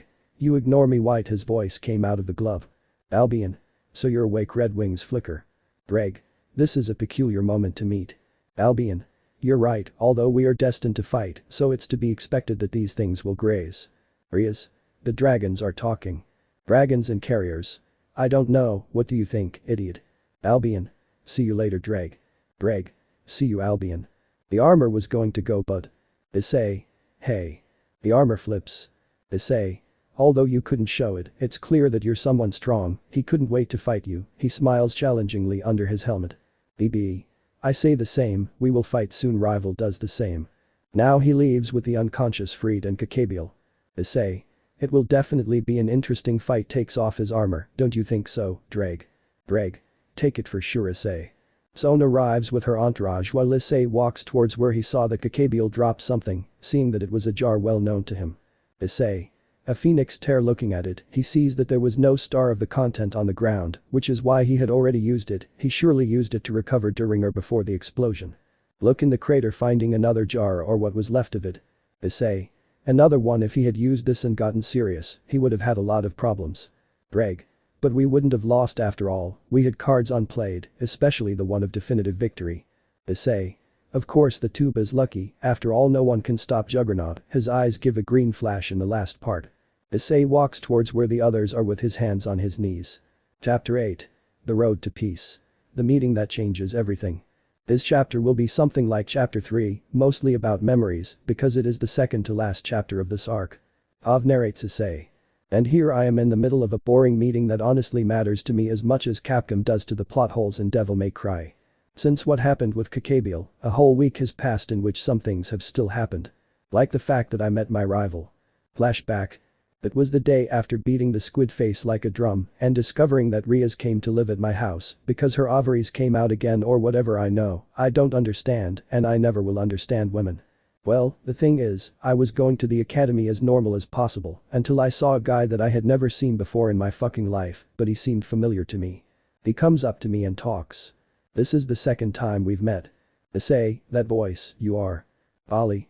That's right, I'm Batman, okay no, I'm Volley Vanishing Dragon. Issei. Wow, I didn't expect to see you again so soon. Perhaps you want to fight me so soon. Volley. No, at least this time tell me Hyoudou Issei, among the 1000 strongest existences, where do you think you are? Issei. It's difficult, I know there are still stronger beings, so I would say the first 50 for now. Ollie. Do an apostrophe T you think you're overestimating yourself, you look a little helpless right now. He raises his hand and they're left with his finger pointing at Issei's head. What would happen if I used magic? Issei. The same as if I did it. He was also pointing at it, which surprises him. Apparently I'm not the only one who let his guard down. They both look at each other in a challenging manner and release some power breaking part of where they were standing. At one point Issei stops aiming and opens his arms to stop Kiba and Zenobia who had their swords in hand. Issei. What do you think you're doing? This surprised one a lot because he knew they were coming too for being able to stop them at that speed. N.A. As everyone already knows, Zenobia joined Ria's entourage as in the original canon. Kiba. Issei Kunus. Issei. Nothing they could against Gabriel, even less will he be able to with him, and he barely showed a little of his true strength. Ollie. So you realize, just as you would expect from my rival Hyoudou Issei, he is a rare piece worth training, isn't that right? Ria's Gremory. And if Butchu was nearby I had noticed a while ago, but I am a dragon, and I do not take into account those who do not catch my attention. Ria's. Hakuryuku, what are you doing here? If you're with the fallen, we'll avoid. Bali interrupts her. Ollie. Red and white usually have cruel destinies, making their loved ones suffer. How will we end up? But as he said before, I didn't come to fight. We'll see each other soon, Hyoudou Issei. Issei. Consider it was worth it. So everyone went their own way. End of flashback. Issei. That was unexpected that he would appear in front of me the day after Gabriel. Ddraig, you're right, and now he's standing there as if nothing happened, just like us. While Ddraig and I continued our conversation, the meeting also continued. I'm sorry that one of my faction caused problems in this city, which is very comfortable by the way. That was said by a guy with black hair with yellow tips who was near my rival. He was none other than Azazel, the leader of the fallen angels, whom I met during this week in a somewhat peculiar way. Flashback. A day has passed since I met my rival, and since I have already returned, I had to return to fulfill my duties as a demon, so I had to make contracts between them with one of whom I had not seen for a long time. Right now I'm teleported to his house. He's a man of about 30 or 38 years old at most, with whom I used to play video games almost every week, but I couldn't do it for the last 2 months because of my training. Issei. What's up, long time no see. Azazel. Demon has spent time where you were. Issei. I was just busy dealing with a dragon. Azazel. So a dragon, and you are certainly someone peculiar. Issei. I've been told before, but well, are we going to spit all night or are we going to play? We started with a FIFA and then a game of Halo, which sometimes he wins and other times I win. We continued like this for a while, almost 5 hours. Azazel. That was fun. Issei. That's right, even though it's a little weird considering we belong to different sides, don't you think so, Mr. Fallen? Azazel. Wow, you surprise me, so you realized, but how? Issei. I have been developing a skill to be able to differentiate the different races. I have not perfected it yet, but at least I can recognize the races that I have encountered before. Azazel. Impressive, you're better than I thought. Well, since you know, I'll introduce myself. I'm Azazel, leader of the fallen angels. He stood up and showed his 6 pairs of wings. I think that was Azazel's number if you don't correct me. Issei. Nice to meet you, but we'll keep playing anyway, right? Azazel. Of course. And so the two of us continued playing for a while longer. End of flashback. Issei. Seriously, he is an extremely relaxed person, but he is nice. Among my memories the meeting still continued. So she was an unstable person, she said in a way that would be a girl, that the best definition for her would be an adorable loli with breasts. That beach was none other than Serapho Leviathan, a man like Sirzechs and also Sona Kaicho's older sister. Issei. I was really surprised when I met her, especially because of who her sister is. Ddraig. And the fact that you almost drool over her. Issei. Hey, that last one is not true. Ddraig. You even thought about marrying her. Flashback. It was the parents' visiting day, almost everyone except me was nervous about their parents' arrival. In my case, I knew they would only come to see Asia, so I ignored it. Whether I like it or not, I am the center of attention due to my new appearance since I returned, my colleagues do not even take their eyes off me. Issei. I still remember what it was like when I came back. Flashback within the flashback. Issei. Back to school again, kill me now, he said while walking like a zombie. As I walked I could feel many eyes on me as if they were eating me with it. But I send that feeling to the same place your ex sent you to hell. He came into my living room and I sat down in my place by the window like a typical anime protagonist. Everyone keeps staring at me, it's uncomfortable. Issei. Take a picture, it will last longer. And to my surprise all the women take out their phones and take like 2,000 photos of me each. Then the teacher calls the roll until he gets to my name. Teacher. Hyoudou Issei. Issei. The president's underpants. Everyone was amazed to see me. Issei. Seriously, I just have different hair and eyes, I have the same face and voice, do they imitate the GTA police or what? Later. I was sitting normally in my seat when this dynamic duo decided to come and complain to me about why the hell am I going to know. Wodahama, Issei, you are a traitor. Bitsuda.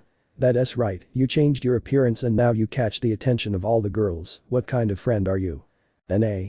These idiots don't even think about hitting Issei because they know that 1 he would hit back and 2 he hits much harder than both of them together. Issei. Friends. JMP friends, you only came to me so I could protect you from the beatings you got from the Kendo club or use me as a human shield. You all call me the biggest pervert in history, adding to the rumors about me that have been circulating. This surprised everyone present and made the duo's blood run cold. Issei. Yes, I know that you were a pair of idiots, so let it be clear that we are not friends, and if I find out that there are more rumors about me, releases a little of his aura and slightly shows his fangs with a smile, a little like Kumagawa's style, the time I tie you to the post will seem like a reward compared to what I will do. And now left them scared, especially because of the pressure exerted by Issei's aura. Issei. I was clear with a terrifying tone. M&M. Hi Issei-sama. Issei. Well, that's great, in a cheerful tone. He walks out of the room as the idiots faint. Then flashback within flashback. The case on this day of the parents' view was mostly just as I thought, with my parents only paying attention to whom I would not in 1,000 years. I was bored so I started rambling about my life so far, and when I realized I had a figurine of me with the boosted gear, a dragon behind me and with my heart on fire, not even I know how the hell I sculpted all of that. My parents, like the hypocrites they are, and so as not to look bad in front of the other parents. Hi. That's my boy. I knew he wasn't a loser with no future. Am I? Of course he's not a useless piece of trash. Issei. Bastard sons of bitches, one day I'm going to put your heads on my wall. Well, my friends tried to buy it and I say. Issei. No shit for the poor. The teacher then started to know what he was doing because he gave us a test and then said. Teacher. Whoever doesn't like it can leave here.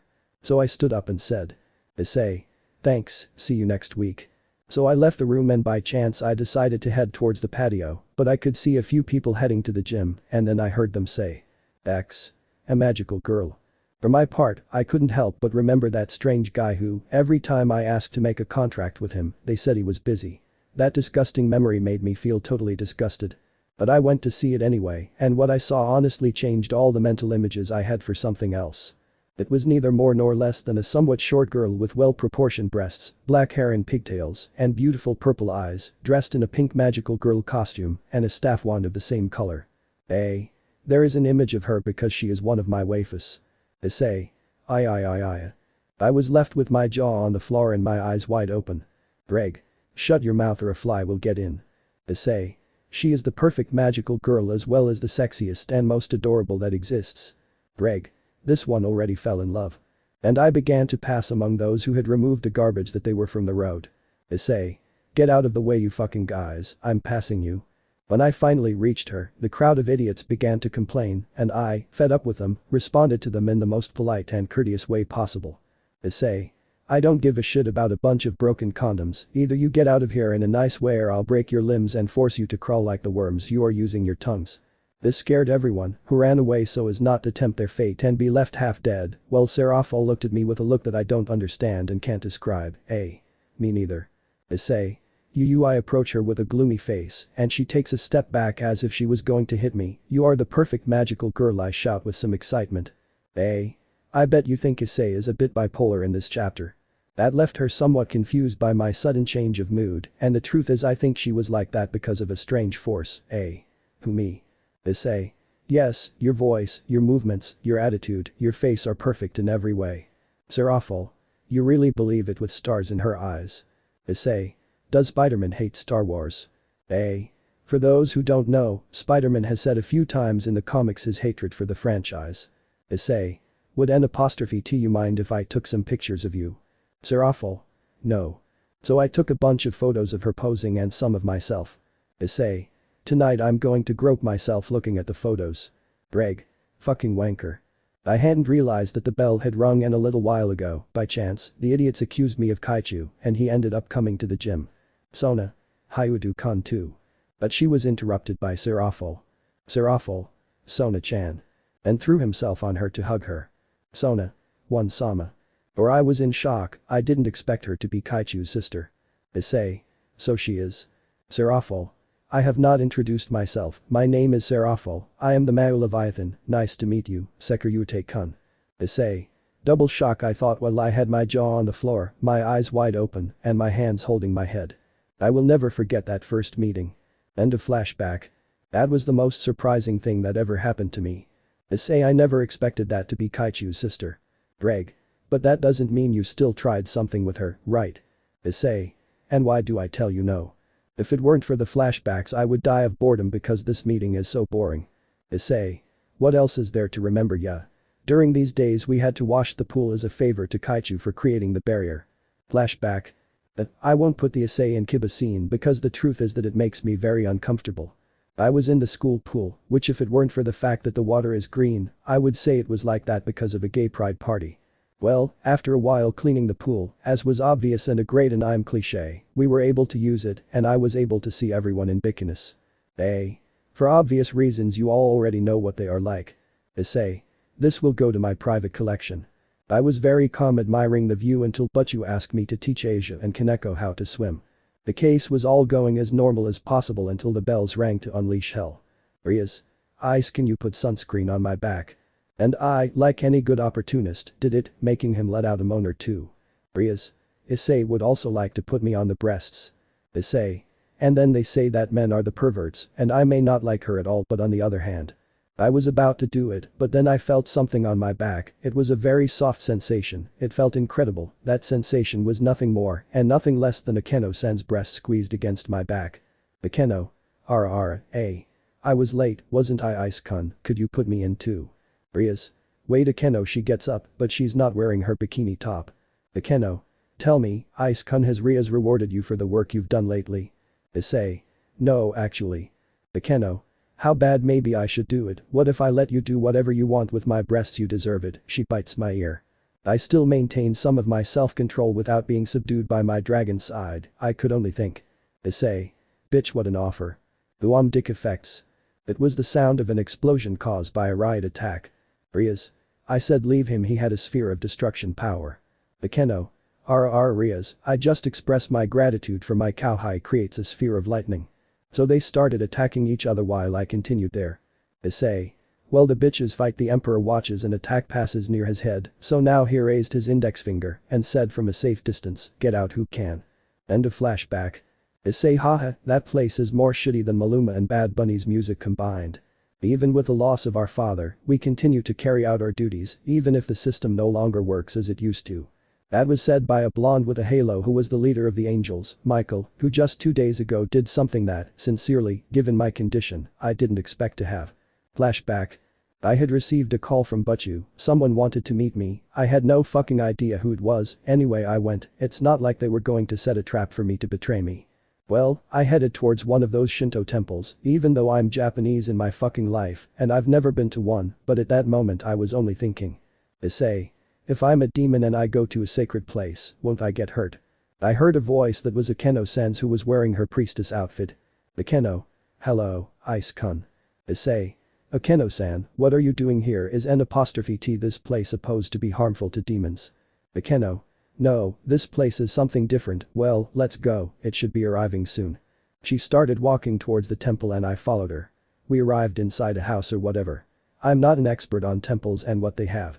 Once inside, at one point a large and strong light began to shine. Issei. Fuck my eyes. That light disappeared and they revealed a person, someone with clothing similar to Sirzechs' but somewhat different. He was blonde, but he had a halo, so that means he was an angel, a very powerful one. Greetings Sekiryuutei, I am Michael, the new leader of heaven. Issei. Hello, it's a pleasure, although I would prefer that you call me by my name. Michael. It's okay Hyoudou Issei. Issei. Although only Issei is fine, it's not to sound rude, but why did he send for me in particular? Michael. This is why one makes another great light appear. Issei. Not again, but what is this, because it makes me so uncomfortable. It feels like my body is telling me to be careful. From the light appeared a sword. Michael. This sword is Ascalon, one of the 4 Seekin and a Dragon Slayer sword. Issei. Dragon Slayer, that explains everything. Michael. I want to give it to you as a peace offering. Issei. Me, but I'm a dragon, and wouldn't it be more common to give it to a Mau? Michael. Don't worry, the sword won't hurt you thanks to a certain factor. I also think it would be better if you had it. Issei. Okay, hey Ddraig, can Ascalon dock with the BG without causing any problems? Ddraig. If you just focus on synchronizing your power with the sword. Issei. Good. I stretched my hand to reach it, but before I could reach it, it went from my hand. Issei. Wow, I hadn't even gotten to her yet. Michael. That's because she reacted to you. Issei. What do you mean? Michael. I don't have time now, so I'll tell you another time. Issei. Okay. Just as he arrived, he left, leaving me alone with Akeno-san. End of flashback. I think that was the only important thing that has happened so far. It seems that Azazel is going to tell me something better now if I pay attention. End of POV. Azazel. Well, how about now we hear the opinion of the 2 emperors? Ali.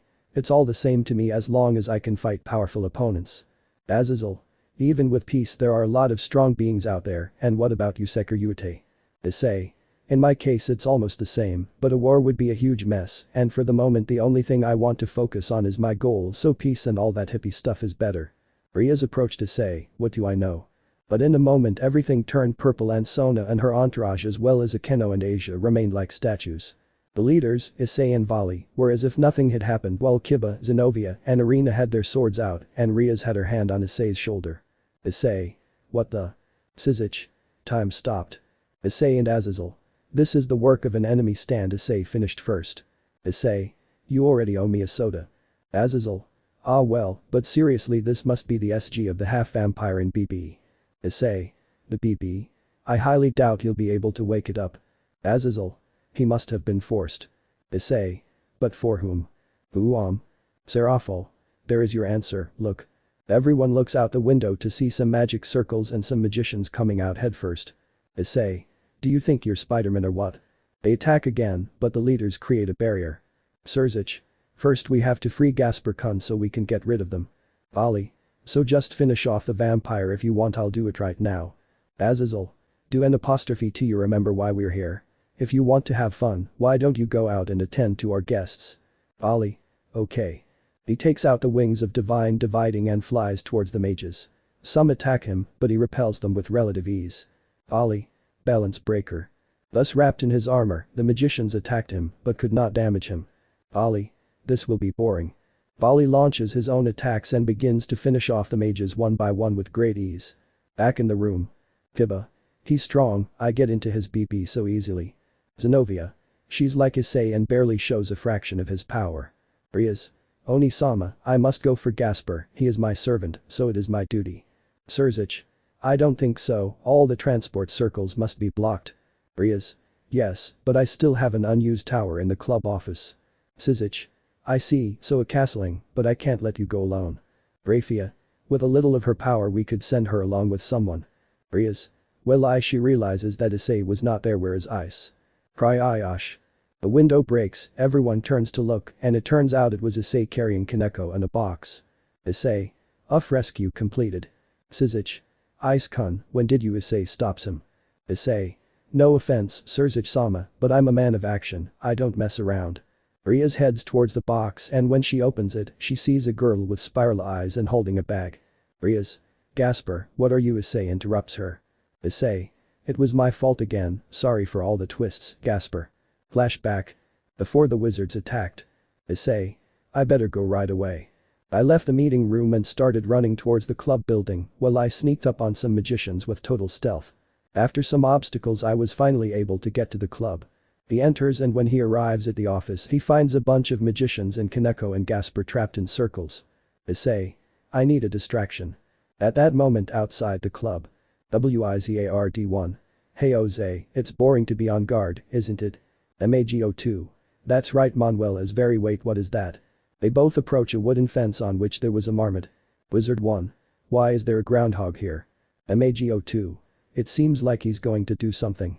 Ignore the background and turn the sound up to maximum to get an idea. The marmot's cry caught the attention of the magicians who looked out to see what was happening. Issei. I don't know what the hell happened, but it's just what I needed. Issei sneaks past and reaches the two. Asper and Kaneko. Senpai. Issei. Shhhhh Ascalon. Blade. From his glove came Ascalon, and with it Issei destroyed the circles, but also made the magicians realize. Maga. You demon, how did you get here? Issei. I don't have time for this, Gasper, get in the box. So the magicians launched some spells against Issei, who dodged them quite easily. Issei kicks one and punches the other. By chance, he turns around and sees Kaneko fighting against other magicians, but he realizes something. Issei. Where is the box? He notices a magician taking the box. Or not on my guard, you son of a bitch. Issei shoots at his feet, causing him to fall and the box to fly away, but Kaneko catches it. Issei. How lucky, but another magician attacks, causing him to fly away again. Or let's go. The box falls into the card and Issei pushes it, but it ends up spinning. Issei. Damn it, I'd better finish you off once and for all. Boosted gear. Boost boost boost explosion. Issei runs towards the magicians, slaps some of them and grabs others' breasts. Issei. See you bite the dust. Issei provokes some mini exhibitions with which he finally gets rid of the magicians. Go ahead, card, and open the box and see Gasper with spiral eyes. Issei. Sorry Gasper. Gasper. No problem Goo. Issei gives him a bag to vomit in. Issei. Okay, now let's go. End of flashback. Azazel. Issei 10 put this on him, throws him a bracelet. With this you can suppress his BB. Issei puts the bracelet on Gasper. Just then a brunette woman with glasses appears. Sirzechs. Kateria, what are you doing here? Kateria. Well, here to get rid of you fake Mau and take my place as a real Mau. Serafal. But Kateria-chan. Kateria. Silence, the position should be mine, not yours. Azazel. Does anyone mind if I take care of it? All. Forward. Azazel flies towards Kateria. Kateria. I guess I'll finish you off first, leader of the fallen angels. Issei. I better go and take care of the unwanted guests. Issei runs towards the magicians and begins to fight against some of them. They attack Issei, but he easily defeats them. Issei. Seriously, if I keep holding back I'll die of boredom, so I better increase the number of casualties to finish faster. Boost boost boost boost boost boost explosion. Issei. Dragon Gatling gun. Issei begins to attack the magicians with greater intensity. Then Kiba, Zenobia and Iria join in and decimate the magicians. Asper. I can't stay without doing anything, I also want to be a man like Senpai. Asper takes off his bracelet and frees those who were frozen. Issei. That's how it's done Gasper, see what better end here Ascalon. Blade. Boost boost boost boost boost boost boost boost boost explosion. Issei. Dragon slash. Issei launches a large cutting blast that kills almost all the magicians. Kateria. That boy is strong. Azazel. Don't even think about it, he said he preferred peace, and I doubt that even with your body, you can make him change his mind. Kateria launches several attacks at Azazel, but he stops them all. Azazel. I think it's time to try my new invention. Azazel takes out a mini spear with a purple jewel on the hilt. Azazel. Balance breaker. Thus a great light came out of ML, so that when it disappears a golden armor with purple jewels could be seen. Azazel. This is my SG, the Dawnful Dragon, an artificial SG with the soul of Fafnir. Issei. Fafnir weighed a dragon king. Ddraig. I would never have seen this coming. Their fight continued, but Kateria's attacks did not affect Azazel, but his did affect her, and so much so that the victory was totally hers. Kateria. This won't end like this, she stretches her arm, which stretches into others, and they catch Azazel's arm. I'll take you with me if necessary. Azazel. A suicide attack is no fun. Azazel cuts off her arm and throws his spear at Kateria's head, killing her and then causing her to explode. Azazel loses his armor and uses a circle to stop his bleeding. He looks at his spear and kisses the jewel. Azazel. Stay with me a little longer, Dragon King Fafnir. But he receives an attack from behind that sends him to the ground. Azazel. So the traitor was you, Vali. Vali. Sorry Azazel, but this side is more fun. Azazel. Tell me Vali, does this have to do with the Cows Brigade? Sirzechs. Cows Brigade. Azazel. They are a terrorist group that only seeks to sow chaos in the world. Serafal. So he's not just a SG user, he's linked to a terrorist group. Azazel. And his leader is none other than Ouroboros, the dragon Ophis. Issei. Ouroboros, a dragon god. Ddraig. Now this shit is on fire. Ali. That's right, I joined Ophis. Azazel. But why? That's how it was, because like Kateria, no one could obtain the position of Mau. Miguel. Mau can't be. Riaz. What are you referring to? Ali. My name is Vali Lucifer. I am the son of the grandson of the original Lucifer with a human woman. Takes out his 4 pairs of demon wings. Bali. Hyoudou Issei, fate is cruel, do an apostrophe T you think I possess the power of a celestial dragon and the blood of a Mayu in me, although you know how to use your dragon's power well, you were just a simple human. Honestly, you make me feel sorry for you. Issei. The biggest problem with demons is not that they can be greedy or liars, it's that they don't shut up. Issei was about to answer when. Issei and Vali. Shut up you damn marmot. Both of them throw energy spheres at him, generating an exposure. Issei.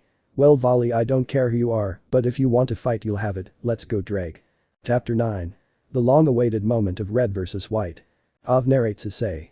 We met at Kuoh Academy where the meeting had gone to hell since some wizards appeared, the descendant of the original Leviathan used Gasper's BB, there was even a marmot from where the hell did a marmot come out. But anyway, at this moment Vali revealed that he is part of the brigade and that he is the great-grandson of the original Lucifer, and if he started giving a cliché speech about how I am weak, I won't be able to beat him. Issei. Seriously, I'm here wanting to fight and he won't shut up. End of POV. Issei. Who cares if you want to fight, let's fight balance breaker. This is how he put on his armor. Issei. Let's see how strong you are, Don Miracle. And the fight began. Vali kicks Issei in the side and then punches him in the stomach. Issei. Wow. Issei responds with a kick to the head and 2 punches to the abdomen.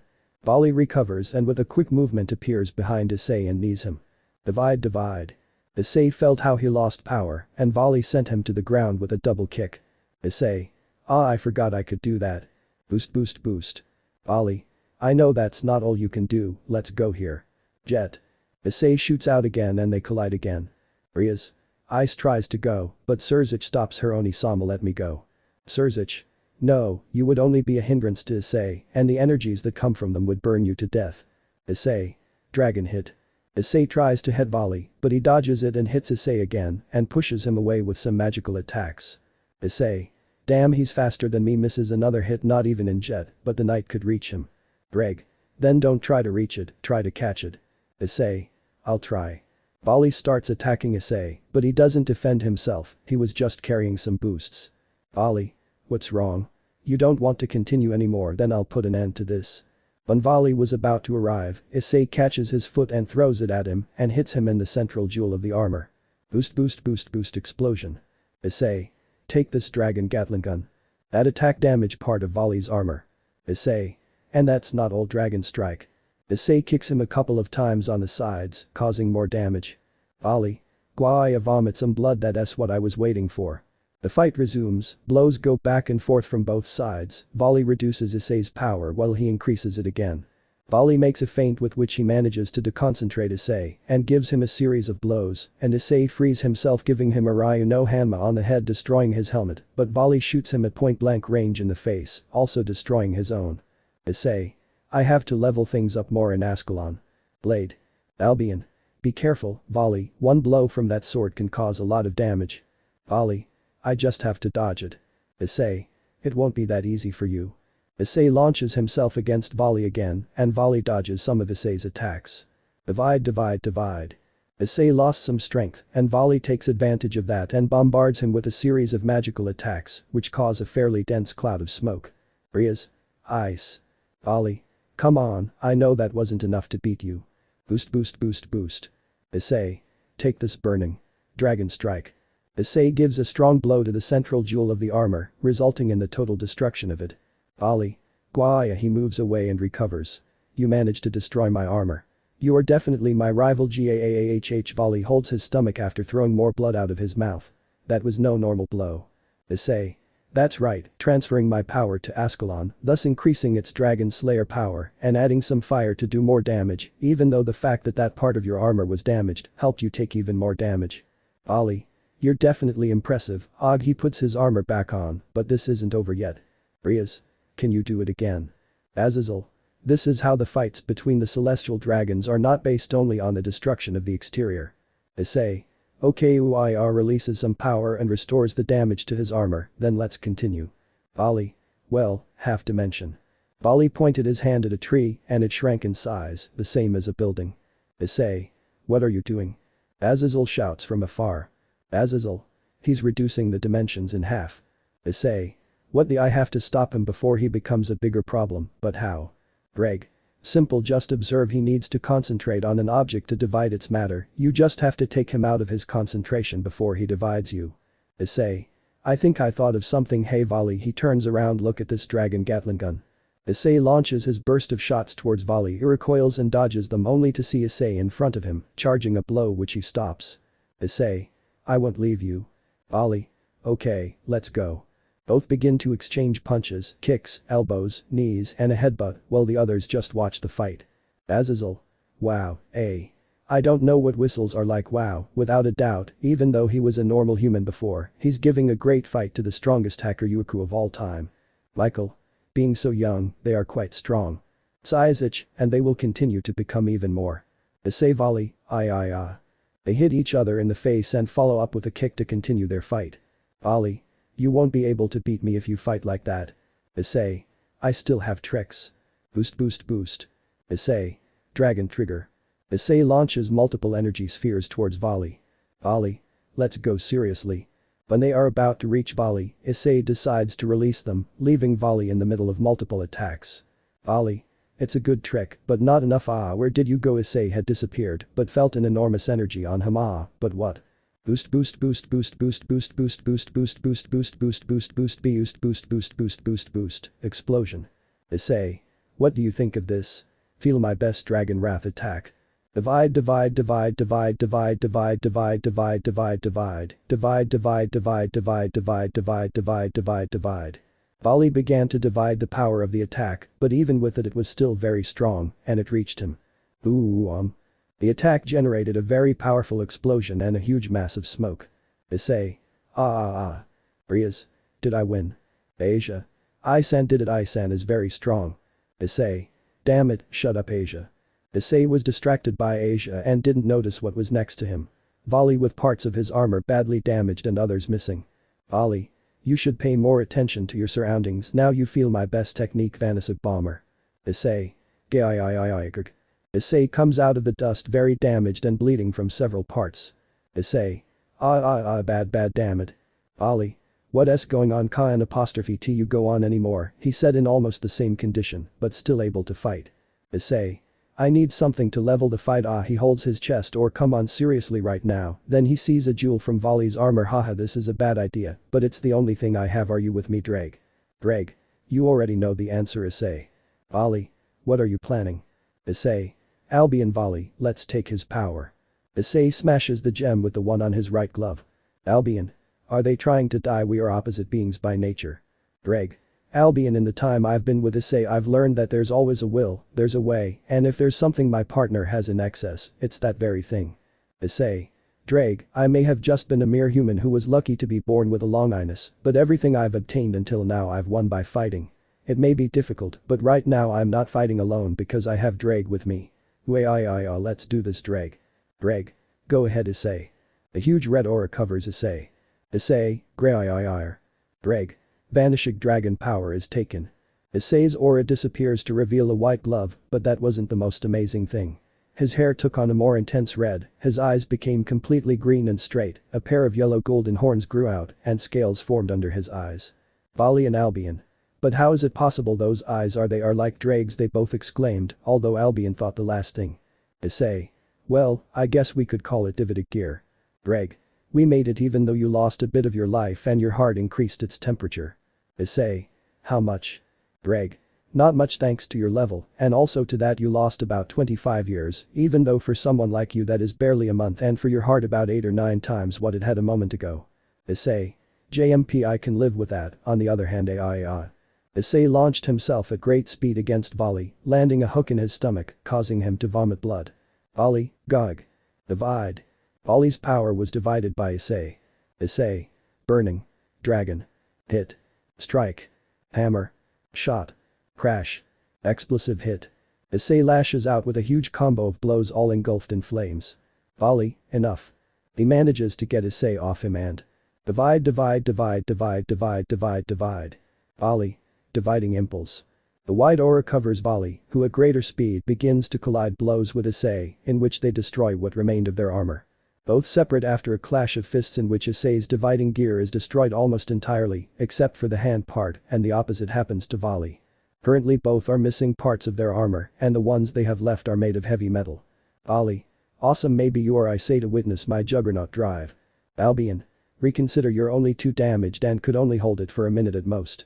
Ollie. That doesn't matter, I'm going to show him my maximum power. I was that, but he is interrupted. Issei. I the one who woke up. Everyone was surprised by that. Ollie. So you can use it too. Issei. That's right, but not for long, and in this state it would last even less. So Volley, we're both in terrible condition, but we still have an ace up our sleeve, so let's end this fight by taking it to its epitome. Ollie. JMP, hahaha, go ahead Hyoudou Issei, let us bring this fight to its final climax. Issei Volley. I, the one who woke up. I am the heavenly dragon who stole the principles of God's domination. I am the heavenly dragon who stole the principles of God's supremacy. I laughed at the infinite and despised the dream. I envy the infinite and pursue the dream. I will become the red dragon of domination. I will become the white dragon of supremacy. As they continued with their chants, their auras grew and their armor was repaired, even though Issei lost his DG, which was replaced by his normal glove. Sirzechs. Things are getting even more dangerous. If they continue they will destroy the entire city. Riaz, stop. Azazel. He won't even pay attention to you. It's a battle of the celestial dragons. They won't stop until they can't continue. Asia. No, Isan. She runs towards the dragons. Riaz. Asia waits. But when it was already finally finished. Issei Volley. And I will sink you into the depths of crimson purgatory and take you to the furthest limits of innocence. Ddraig and Albion. Juggernaut Drive. 1. Both released a great wave of power that destroyed what was closest to them. I sent the whore to the useless nun. Yes, but I love Asia. From the burst of power they asked to see 2 dragons or the armored hands with their shape. Ollie. I'm impressed when you said you could use the JD. I never expected it to be in its full form. Issei.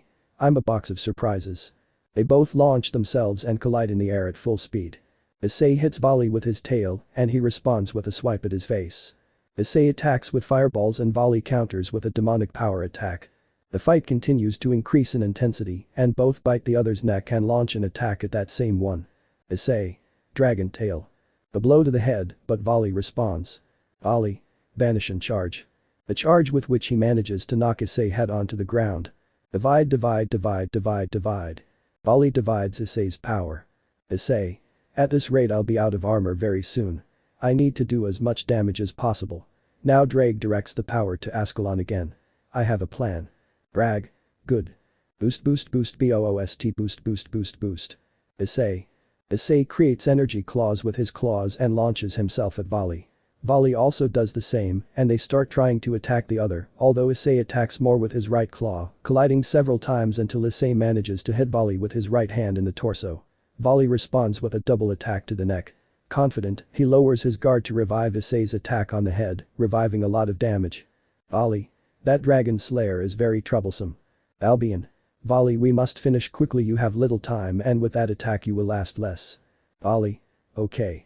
Issei and Ddraig had a similar conversation. Issei. Okay, let's use the Longinus Smasher. Ddraig. I don't think so, you're not in any condition, as soon as you enter the explosion you'll lose your armor and possibly faint. Issei. Fine, I'll try something else. Boost boost boost boost boost boost boost boost boost explosion. Divide divide divide divide divide divide divide divide divide. Issei Volley, red blazing burst white vanishing blast. Both of its mouths launched a powerful ray which upon colliding, generated a strong explosion. The explosion was so strong that they had to take the barrier around the two and later reinforce it, but it was still destroyed. After the explosion there was a lot of smoke, but among all that smoke, both Issei and Volley got up. Both were very damaged and were bleeding from various parts, but they still had their SGs. Issei no longer had his dragon-like characteristics, but he had some luminous orange marks on various parts of his body, while smoke came out of him. Issei. This isn't over yet.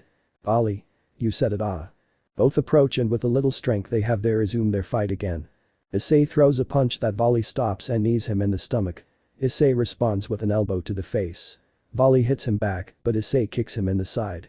The blows went back and forth from both sides, as well as sometimes there were increases or divisions of power. Michael. Incredible, even so wounded, they continue their fight. Sirzechs. The rivalry between dragons is so great. Azazel. You're wrong, this is more like them than dragons. Serafal. What do you mean? Azazel. Both are quite similar, both enjoy fighting against someone strong too much and want to enjoy it to the fullest, or maybe they don't notice the smile on their faces. That was something that caught their attention, and they both saw it and smiled despite their deplorable states. Issei. Okay, it was fun, but I guess it's time for us to finish this. Ollie. You're right, none of them will be able to continue much longer than this. Dividing impulse. Explosion. Both gathered power in their fists as their SGs disappeared. The two run towards each other. Issei volley, ai. They hit each other's faces with their fists and stay like that for a few seconds, then apply more force and fly away where they came from. Issei, for his part, collides with a tree which is uprooted but stops Issei. Ball volley is stopped by a young brown-haired person with Chinese armor and a staff. Wow, you had a good fight, did an apostrophe to you. Ollie. Biku, what are you doing here? Biku. Since the mission failed, I would have taken you earlier, but your fight was very exciting, so I just stayed watching it. Issei. Hey you, who are you? Azazel. He is unaware of the protagonist of Journey to the West, the Buddha fighter Sun Wukong. Issei. The Yokai Goku is inspired by WoW, I didn't expect that. I think it is not necessary to emphasize much that this Issei is more aware of things. Biku. Kakakaka, although I am different from the old man and I prefer to live my life my way. Azazel. Interesting, although Sun Wukong and White Dragon sound like a great duo. Biku. Well, it's time to go, volley. Ollie. Okay. Issei. Hey volley, when we see each other again I'm going to be much stronger. Ollie. You beat them more because I will be too, so don't disappoint me. Hyoudou Issei. Issei. Hey, just call me Issei, I hate it when they call me by my last name. Ollie just nods to finish disappearing. Issei smiles and falls backwards. Issei. Woo, that was a great fight, do an apostrophe T, you think so Ddraig? Ddraig. Totally agree. Issei. Although damn, my heart is killing me. Seraphol approaches Issei. Seraphol. What's wrong with you, Sekiryuutei-chan? Issei. Nothing, it's just that I have a problem with my heart, it tends to get too hot and honestly at this moment Watashi no Kokoro wa Modairu.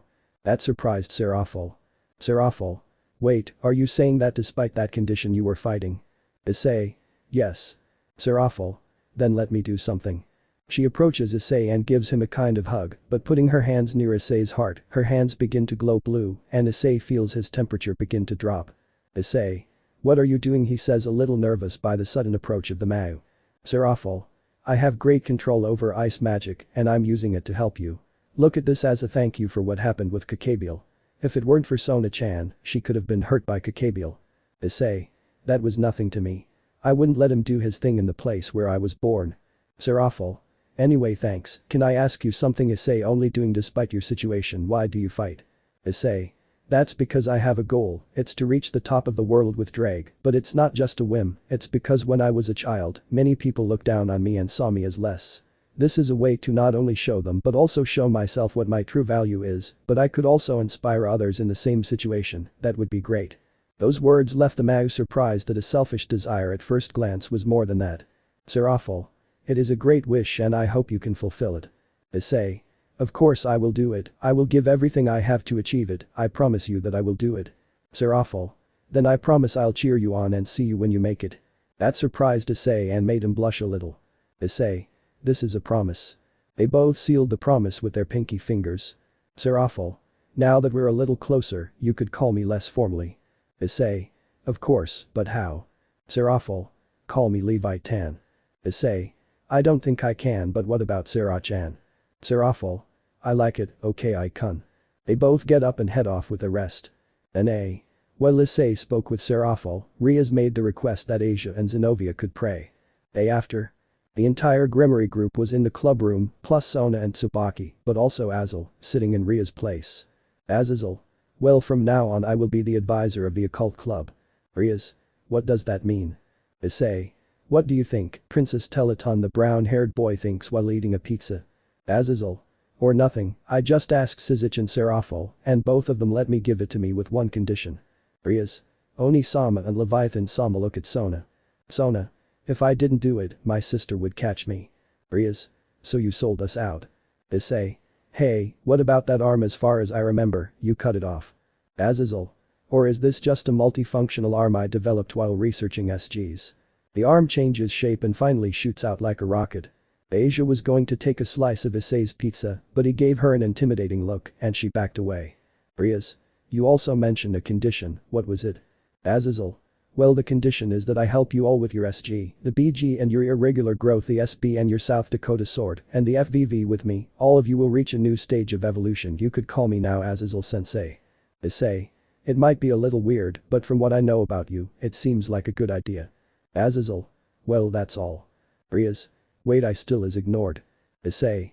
Poor but no one really cares about her opinion to my greatest mind. Azazel. By the way, Issei, there are two things and both involve you. The first is because of certain things about Sirzechs. Now all the female members of the club will go to live in your house. Issei.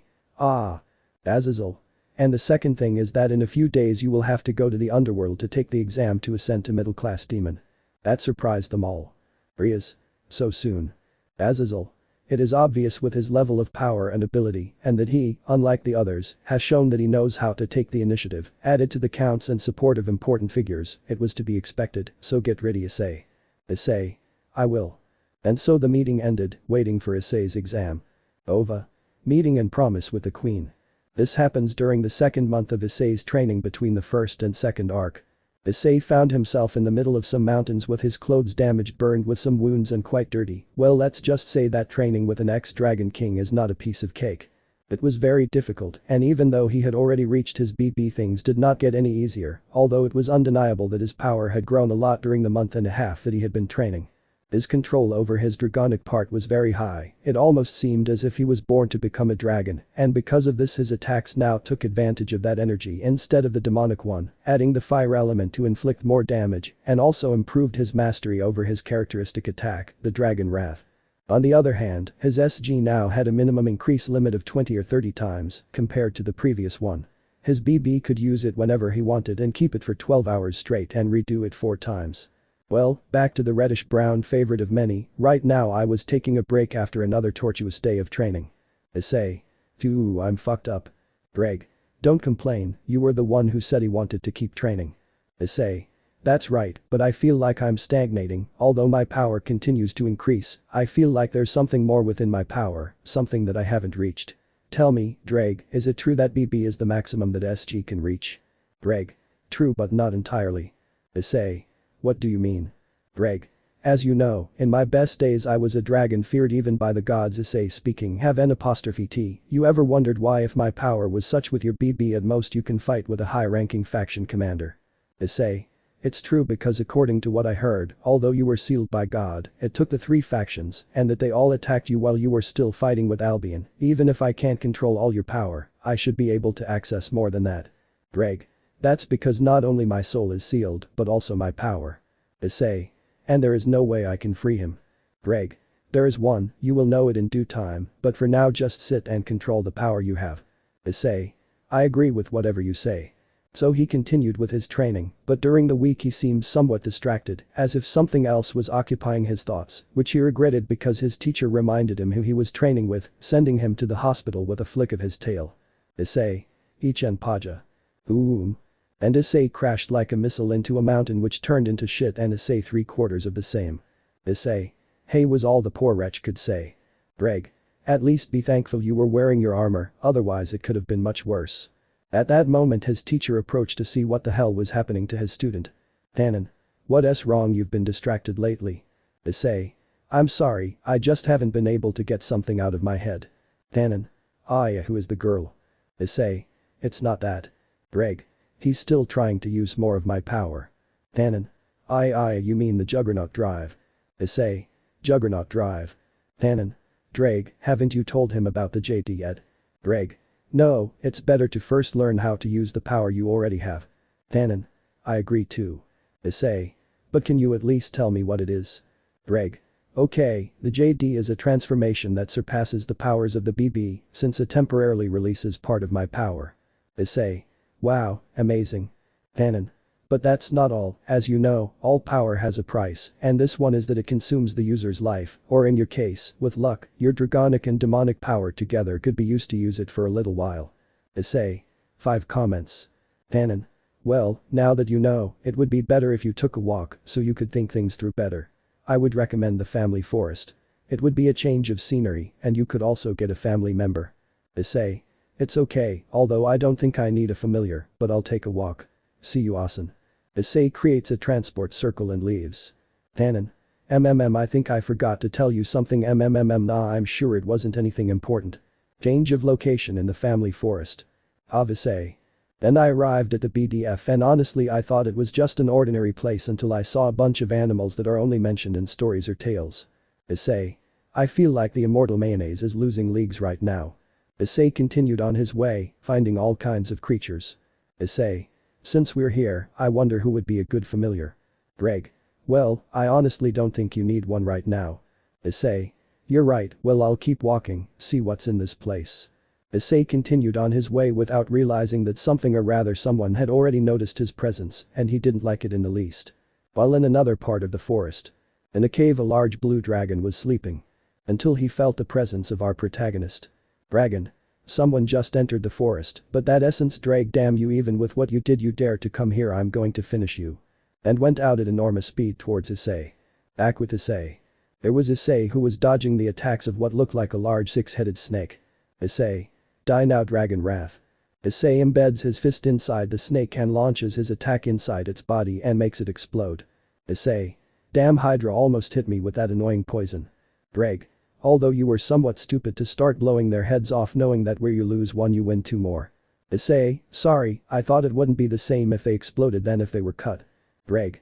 Whatever, let's get out of here, I'm starting to get an uncomfortable feeling. Issei. Maybe you're right, let's go. Issei was about to create a teleportation circle when he was pulled forward by something huge. Issei. Balance breaker. Fortunately, he managed to put on his armor and thus reduce the damage and escape from whatever was pushing him. Issei. But the hell was that? Dragon. Ddraig. And in front of him he could see a huge blue dragon. Issei. Wogai. Issei was thrown by the dragon's tail against some trees, destroying them on impact. Both the impact and the mere presence of the dragon scared away all the animals near us from the area, even those that were already far away. Issei rose from the crater with his armor with quite a few cracks and bleeding from the mouth. Issei. That's not just any dragon, with just one hit he did a lot of damage to me. Ddraig. That's to be expected Issei that's not just any dragon, it's none other than Tiamat Chaos Karma Dragon, the only female among the Dragon Kings as well as the strongest. Issei. The strongest Dragon King. Tiamat. Ddraig you damn him, how dare you come here after what you did. Tiamat attacks Issei and luckily he dodges it, but she throws another one and trying to stop it, he is sent flying again. Issei.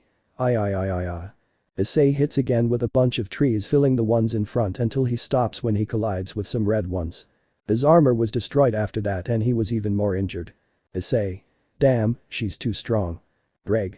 What did you expect she is the strongest among the Dragon Kings and she will not be like Tannen.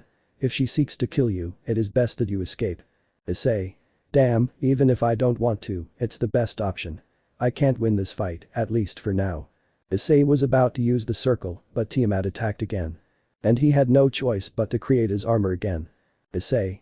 It seems that I will first have to discover a way to disorient her or take her out of combat long enough to escape, even though I don't like the idea, I can't beat her. Ddraig. I know you don't like it, but it's the only way to get out of here alive. Issei. Go ahead. Issei launches himself at Tiamat, but she easily stops him and sends him flying. Issei manages to slow down and throws a few dragon shots at her, but these do nothing to the dragon, who responds by throwing a fireball, which Issei dodges, but when it hits something, it generates a powerful explosion. Issei. That would have really hurt a lot, if I want to be able to escape I have to do better attacks than those Ddraig give me boosts. Ddraig. There they go. Boost. After being charged, Issei tried again, but this time he tried with a dragon Gatling gun, this impact only leaving a cloud of smoke. Tiamat. Pathetic. The attack hadn't done anything to him, but when he turned to see Issei, he was no longer there. Issei. Dragon crash. Issei had dived to crash into the dragon's back, however upon impact this only sank her a little into the ground and shook Issei off with a tail flick. Tiamat. Is that all you won't achieve anything against my Ddraig? She decides to attack Issei again, who barely manages to dodge her attacks, while others did manage to hit him, and these really left a marker too. Issei. I'm not done yet. So he tried again using his entire arsenal of attacks, but it was the same, he couldn't really do anything to her, but she practically hit him like she was a drum at a metal concert. In other words, I had it screwed up. Issei had many parts of his armor broken and was bleeding.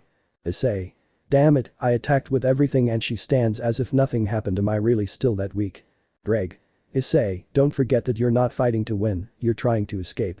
Issei. Okay, let's try this. Issei gets into position while charging power and increases, but from one moment to the next, he loses power and falls to his knees. Issei. Guai I vomits blood.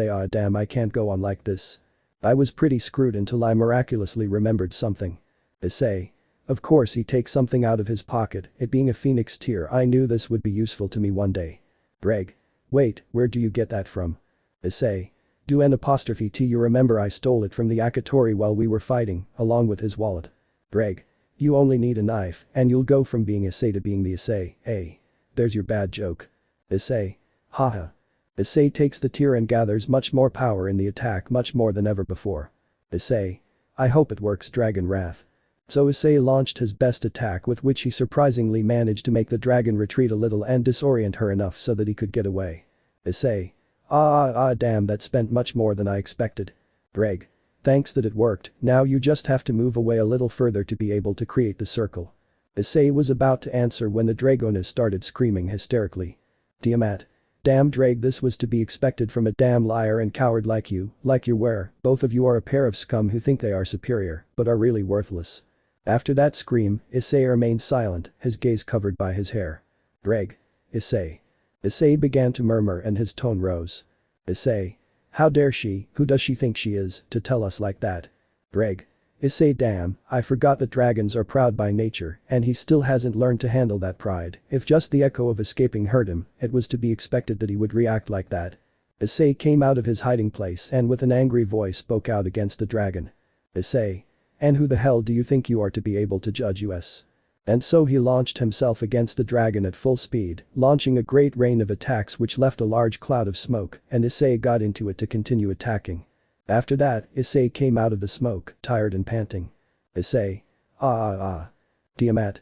You're done with your tantrum. Issei. Why. Tiamat had hit Issei, throwing him to the ground and then hitting him, sending him further away and launching one or another fire attack at him. Issei was in a crater, very hurt until Tiamat came to him and began to crush him, while continuing to hurt his pride more. Ddraig felt helpless seeing what was happening to Issei until he felt that something inside the BG had awakened and some voices began to be heard. How dare she make fun of us, the voice of some children. We who are a celestial dragon, the voice of some young people. The Dragon King should only respect and fear us, the voice of some elders. That's right, we must show him the power of a superior dragon, the different voices at the same time. Ddraig. Or not. From one moment to the next, Issei's power began to grow and his armor began to mend. Tiamat was surprised and stopped for a moment, but then received another dragon wrath in the face, causing her to move away. While Issei stepped aside and with his armor already fixed and covered by a thick red aura and with a hollow voice, he began to recite a kind of chant, while some green spheres came out of the jewels of the armor and these also spoke. I, the one who woke up. It started, it seems it's going to start. I am the celestial dragon who stole the principles of God's domination. It's always been like this, you're right. It's always been like this. I laugh at the infinite and despise the dream. What the world desires, what the world rejects. I will become the red dragon of domination. It's always been power, it's always been love. No matter the time, you always choose the path to ruin. And I will sink you in the depths of crimson purgatory. Juggernaut Drive. Thus Issei's armor changed its shape, appearing and looking more like a dragon. Issei grew. And without thinking twice he launched himself against Tiamat, who also did the same. Both dragons collided with each other, causing a large shock wave that damaged their surroundings much more. Issei only launched all kinds of attacks like crazy, he was like an out-of-control animal, while on the dragon's part, it was clear that she knew what she was doing and how she was slowly taking advantage of the out-of-control dragon. While in Issei's mental escape, you could see a large room with a lot of people of all ages wearing robes and with expressionless faces. In it, they all emanated a black aura that covered Issei, who also had the same face. Ddraig. Issei reacts, don't let yourself be consumed. They were the dragon's fries, but Issei didn't hear it. Ddraig. Damn it, if only an idea occurred to him. I'm sorry Issei, but I hope it works. Back to reality. Tiamat had the dragon on the ground. Timid. That's all, prepare to die. But at that moment.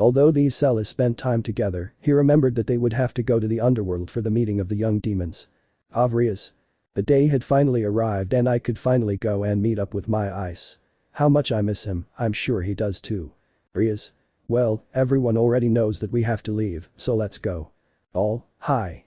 So we went to the station and went through a passage to the clan station. End of POV. I only have the important things planned so I have to fill in the best I can think of. They were already on the train heading to the underworld. On the train there was Rias in a special car drinking coffee or something like that while reading a book that said, How to Flirt with a Dragon, while in another there were the others. Kiba was there, Zenovia and Asia were talking, Kaneko was eating, Gasper was in his box, and Akeno was drinking the same thing as Rias. At one point Rias joined the rest of the group and then Sona arrived, accompanied by Tsubaki and Saji. Sona. Hello. Rias. Hello Sona. Saji. It's weird, where is Hyoudou? Asia. Saji-san doesn't know. I-san came first more than a week ago to take a middle-class promotion exam. Saji. What, damn it, damn Hyoudou, not only is he stronger and better looking, but now he will even be my superior in rank. Leaving aside the cheap Issei who was still depressed, the others continued with their conversation until they went to the Citri territory. At one point Azazel appeared. Azazel. Hi guys, how are you?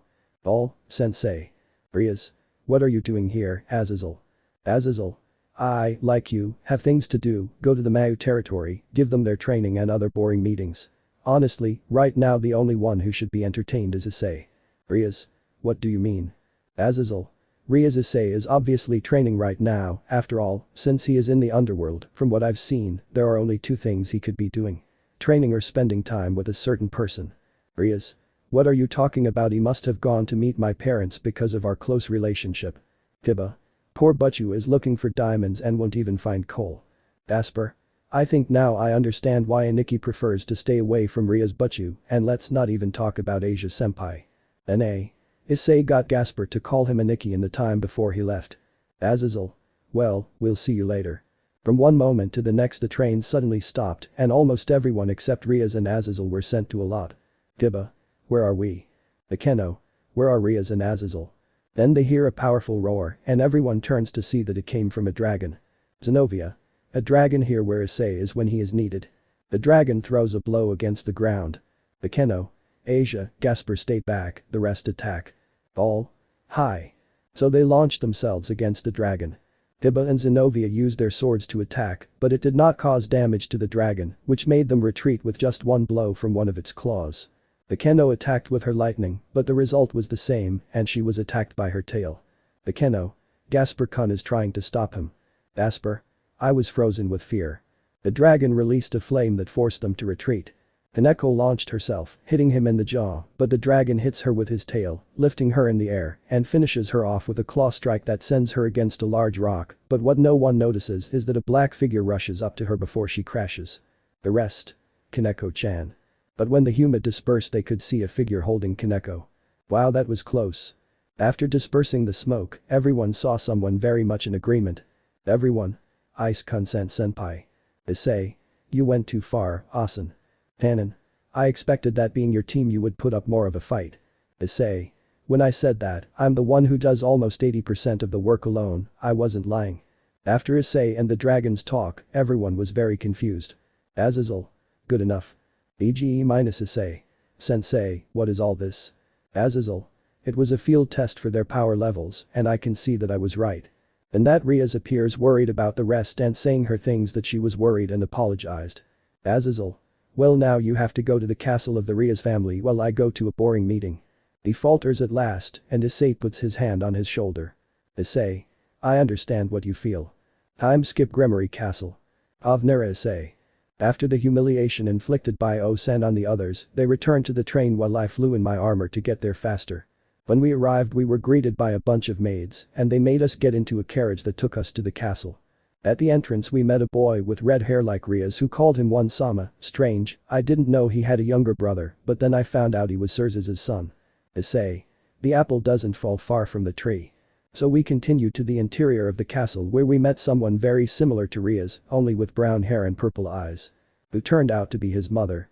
Issei. I'm going to hell, are they cloned or what? So everything continued until we had dinner and I had to take a bath and change my clothes or rather uniform for this one. In the dining room was the family of Rias, except for Sirzechs on one side we were all the nobility of Butchu.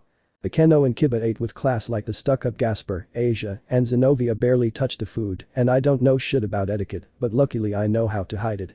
End of POV. At one point Ria's father speaks to Issei. Xiaoticus. Tell me Issei, do your parents like to snitch? Issei gets a little angry when he hears what his parents said, but he controls himself and responds normally.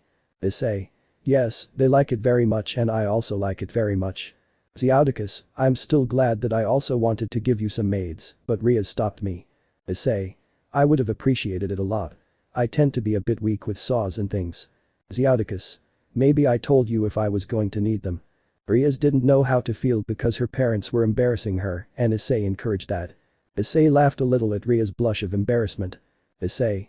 Hahaha, although I'm still somewhat new and being a demon and I barely know you, it feels good to talk in a relaxed way with you LG. Xiaoticus. Don't be so formal Issei-kun, if you want, call me by my name, or you can also say father. At that, Rias blushes even more while her parents continue speaking on Issei's behalf. I didn't understand what they were talking about. Issei. What are they talking about? Rias and I aren't a couple or anything like that. Ddraig. They must have misinterpreted what you did at the engagement party. Issei. What could they have misinterpreted? I just arrived, hit the groom menu, so that's why. Ddraig. Exactly why. Issei. Poor are those who believe that there was really going to be a San Andreas histories. Ddraig. Poor fools. Thus the conversion and dinner continued until everyone went to their assigned rooms to sleep. Issei was lying on his bed and could only think. Issei. This shit is too big for me alone. But after a while there was a knock on the door. Issei. Who could it be at this hour? I'll open the door to see what the useless nun and Zenobia were. Issei. Hello Zenobia, normal tone. What do you want? Asia, bored tone. Asia. We can't sleep, we wanted to know if I could sleep with you. Zenobia, please. Issei. Okay, let's go. So they slept with Issei in the middle. Next morning. A new day began, the birds sang, the flowers bloomed, and Issei was in his bed, along with Zenobia and Asia lying on the floor with the mark of a right foot on her face. Eh? He asked me whose. Issei began to wake up. Issei. In 10 more minutes. 10 minutes later. Issei. Ooh, now yes, turns and looks at Zenobia. Zenobia, it's already morning, get up. He starts to move Zenobia and she begins to wake up. Zenobia. Or good morning Issei. Issei. Good morning Zenobia, we have to get up today, we have to go to that damn meeting. Zenobia. I would like to sleep a little like this, but I guess duty calls. And where is Asia? Issei just shrugs and the two leave the room, forgetting about Asia. Time skip a while later. So they were all gathered and on their way to the meeting of the young demons, arriving at a hall. Issei. Okay, what are we supposed to do here? Rias. We came to introduce ourselves to the other DJs as well as the older demons and tell our dreams and goals. Issei. I had a joke reference for this, but I can't remember it right now. After a while they met Sona and her entourage and began to talk among themselves while Issei. Issei, I've told you that at any moment they're going to hit someone. Saji. I don't think so. Issei. Are you sure? How much do you put in? And so the two made their bet, but just at that moment. Clash. Someone flew out and crashed into a wall. Issei. Ja pay me. Saji, what? Issei. A bet is a filler type bet. And so Issei pays him the money. Issei. My victory was assured. Ddraig. Did you already know that was going to happen? Issei. No, I was going to hit him in the face. Issei. Well, let's see how the poor bastard turned out. Issei goes in the direction where the guy was sent flying. When he arrives he sees a guy who looks like a cheap attempt at a Yankee. Issei. Now this is called doing a favor to a demon. He deserved it. Then Issei turned around and saw a young man of great stature, and although it could not be appreciated, he was a ball of muscles. Issei, after seeing him and feeling some of his aura, could only think. Issei. It seems things won't be as boring as I thought. Issei. From what I can see, I can get an idea. By the way, I am Issei, Ria's Gremory's mate. I am. Ria's. Sekiryuutei. Or laughs, long time no see. Issei. Do you know him? Ria's. That's right, Ice, let me introduce you to him. The Sekiryuutei, Bale, is my cousin on my mother's side. Issei. I didn't expect you to be related, but like I said, it's a pleasure to meet you. Sekiryuutei. Likewise. At that moment they calm their hands and unconsciously both release some of their auras, breaking the ground where they were standing a little. Issei's eyes shine green and Sekiryuutei's purple. They let go of their hands. Issei. Wow, I can see that you are strong, very, very strong, it seems this won't be so boring. Sekiryuutei. You are too. Sona. Sekiryuutei has become stronger than last time, and according to what I've seen, it's possible that only Hyoudou is at his level. Is. So it seems. Ophis. After talking for a while about all this, we were finally able to enter the main hall. In which, as far as I could see, there was the Council of Elders, some of them the mass and others who sincerely don't matter, and as the good meddlers that they are, they wanted them to tell their dreams and all those things that they want for the future. Everyone started to share their goals and dreams. Seekvaira said that he would become a Maorias and that he wanted to win all the RG games he participated in, basically becoming the Empress. Meanwhile, Sona said that she wanted to make a raiding game school for everyone, regardless of what class they were, whether they were nobles or servants, pure blood or reincarnated. Honestly, I was surprised that he wanted to do something like this, but it also seems like a noble goal to me. And I almost went for the kill when some of the old people started laughing. They said things like the reincarnated are just servants and that they don't deserve it. Issei. Ha what, the reincarnated don't deserve it, don't make me laugh, the reincarnated do their job, so you don't have to get your greedy hands dirty. I mean, there are reincarnated that are better than pure bloods, just look at me, I faced a pure blood twice, and the first time I managed to do a lot of damage, and the second I defeated him, and both times it was me alone. I was able to fight hand to hand with a cadre who fought against God and survived, and the strongest white dragon of all time ignores its first king, and I did it in less than a year of being reincarnated, something I highly doubt you would achieve in your life. Old man. You insolent fool, who are you to talk like that? Didn't your mistress educate you? Issei. Shut up, old lesbian, and educate me. Old man too. Stop, you both children, perish you, he points at me, although you are middle class you do not have the authority to speak like that, and you, he points at the other old man, behave yourself, you are supposed to be a wise man, not a little child throwing a tantrum.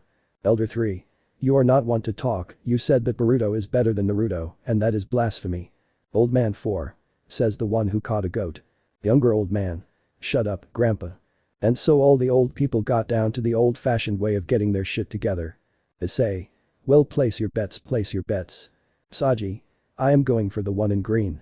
Sekiryuutei. 128,000 euros for the money. Sirzechs.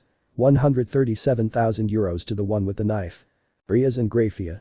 Sirzechs Onisama. Serafal. 145,000 to the one with the war axe. Sona. 1 Sama. And so the bets continued while the old people were laughing their heads off. A little while later the old people would be left in shit, so we finished this quickly, leaving it to be our group against Sona's.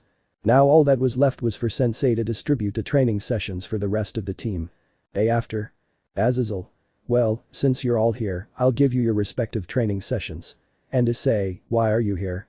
You already know what you have to do. Issei. I'm only here because I want to know what the others will go through. Na. I'm going to skip this because 1, it's not relevant to the fic, and 2, I'm too lazy. So Azazel gave them their training, while Issei, after listening to them, went to continue with his own, which should be noted that it was about 4 or 5 times heavier than the last time, for the simple fact that 1 Tannen used more power, and 2 Issei trained more his dragonic abilities, such as his heightened senses and the ability to throw fire, as it is added strength to the fire, that his condition gave him all that more than his BG, this being the first 5 days. And at this very moment we had Issei throwing fireballs from his mouth towards some rocks the size of a house from a great distance. Cannon, and shoot.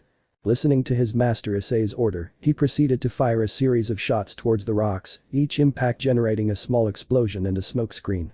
Cannon, stop. Issei stopped and began to catch his breath. Doing this was tiring him out quite a bit. The smoke from the explosions dispersed, showing that all the rocks had been destroyed. Cannon. Well done, however, 45 shots for 30 rocks, although you didn't miss any, the idea is that you destroyed them with less than 30. Issei. Sorry, I still don't have a good control over the power of the shots, some are stronger than others. Cannon. I think I should have taught you how to do this first than anything else. Issei. Yes, since I'm more used to using fire magic than generating it myself within myself. Cannon. It's natural, not long ago you became a dragon, even though that is one of the first things that the offspring learn, although I can't deny that you improve very quickly in everything related to being a dragon. Issei. What can I say? I can't stop if I want to achieve my goal. Cannon. Good again, shoot. And so Issei continued for the other 3 days to finish this part of the training and start with the BG. Time skip 4 days later. Now Issei was with his BG active, dodging Tannen's attacks, some with greater ease than others. Tannen throws a fireball, but Issei counters it with a blue dragon shot, then throws a yellow one, followed by an intense red one. Tannen throws another one at him, which hits where he was standing and sends him flying against a rock wall. Issei. This is going to leave a mark, slides down the wall. What Issei didn't know was that a certain Crobago was watching him. Azazel. I see you're doing well, huh? Issei. Azazel sensei stands up. What are you doing here? Azazel. I'm actually here for two things. One, they asked me to give you something, and two, I'll tell you later but now have. He takes out a box, the lime smelled delicious, and in a microsecond Issei took it from his hands and was already eating what was inside. Azazel. Apparently hunger takes away his tiredness gracefully. I weigh my entrails watching the brown-haired man eat that was made by Rias. There is also a lunch made by Akeno inside, make sure you eat them. The two of them were fuming while they were preparing them. It was quite funny, and from what I can see, she really had a hard time. Issei. I asked Asen to be harder than last time, the harder it is, the better my progress is. Tannen. Even though I've known you for a while, I still think you're suicidal. Issei. Hey. Azazel. Hahaha, I can see that you guys really get along. Tannen. Although you are right, all this has its results, I would not be surprised if you soon reach the upper class. Azazel realized that he wasn't lying. He could feel that his power was considerably greater than a few days ago. Azazel. Has a growth potential almost equal to Volley's. I can see that at your current level, you are somewhat above Volley in his first fight, although if he is also training for his next encounter, you will need not only more power, but new tricks just like you did during his fight. Issei. I already know that, and that's why I'm also developing them. Tannen. According to what I heard, the White has better skills in magic and more experience in combat, as well as his ancestry, and that he has been in the supernatural world longer. He really has a tough rival, but not impossible. Issei. I know, but that alone makes it more exciting. Azazel. They are more similar than I thought. By the way, Issei, changing the subject, what do you think of Akeno? Issei raises his eyebrow in doubt. He didn't expect him to ask that kind of question. Issei. Well, he is a great person and a good companion, so I think he would be willing to do anything to help her. Azazel. I see, I also have to keep an eye on an old friend's place. Issei. You mean Akeno-san, Barakiel's father, right? Azazel. I suppose you already know, but among all the fallen, at least all the cardinals, we were previously angels created by God, which makes us technically brothers, but among all of them, me, Barakiel, and Shamaza have always been companions and friends practically since we were children.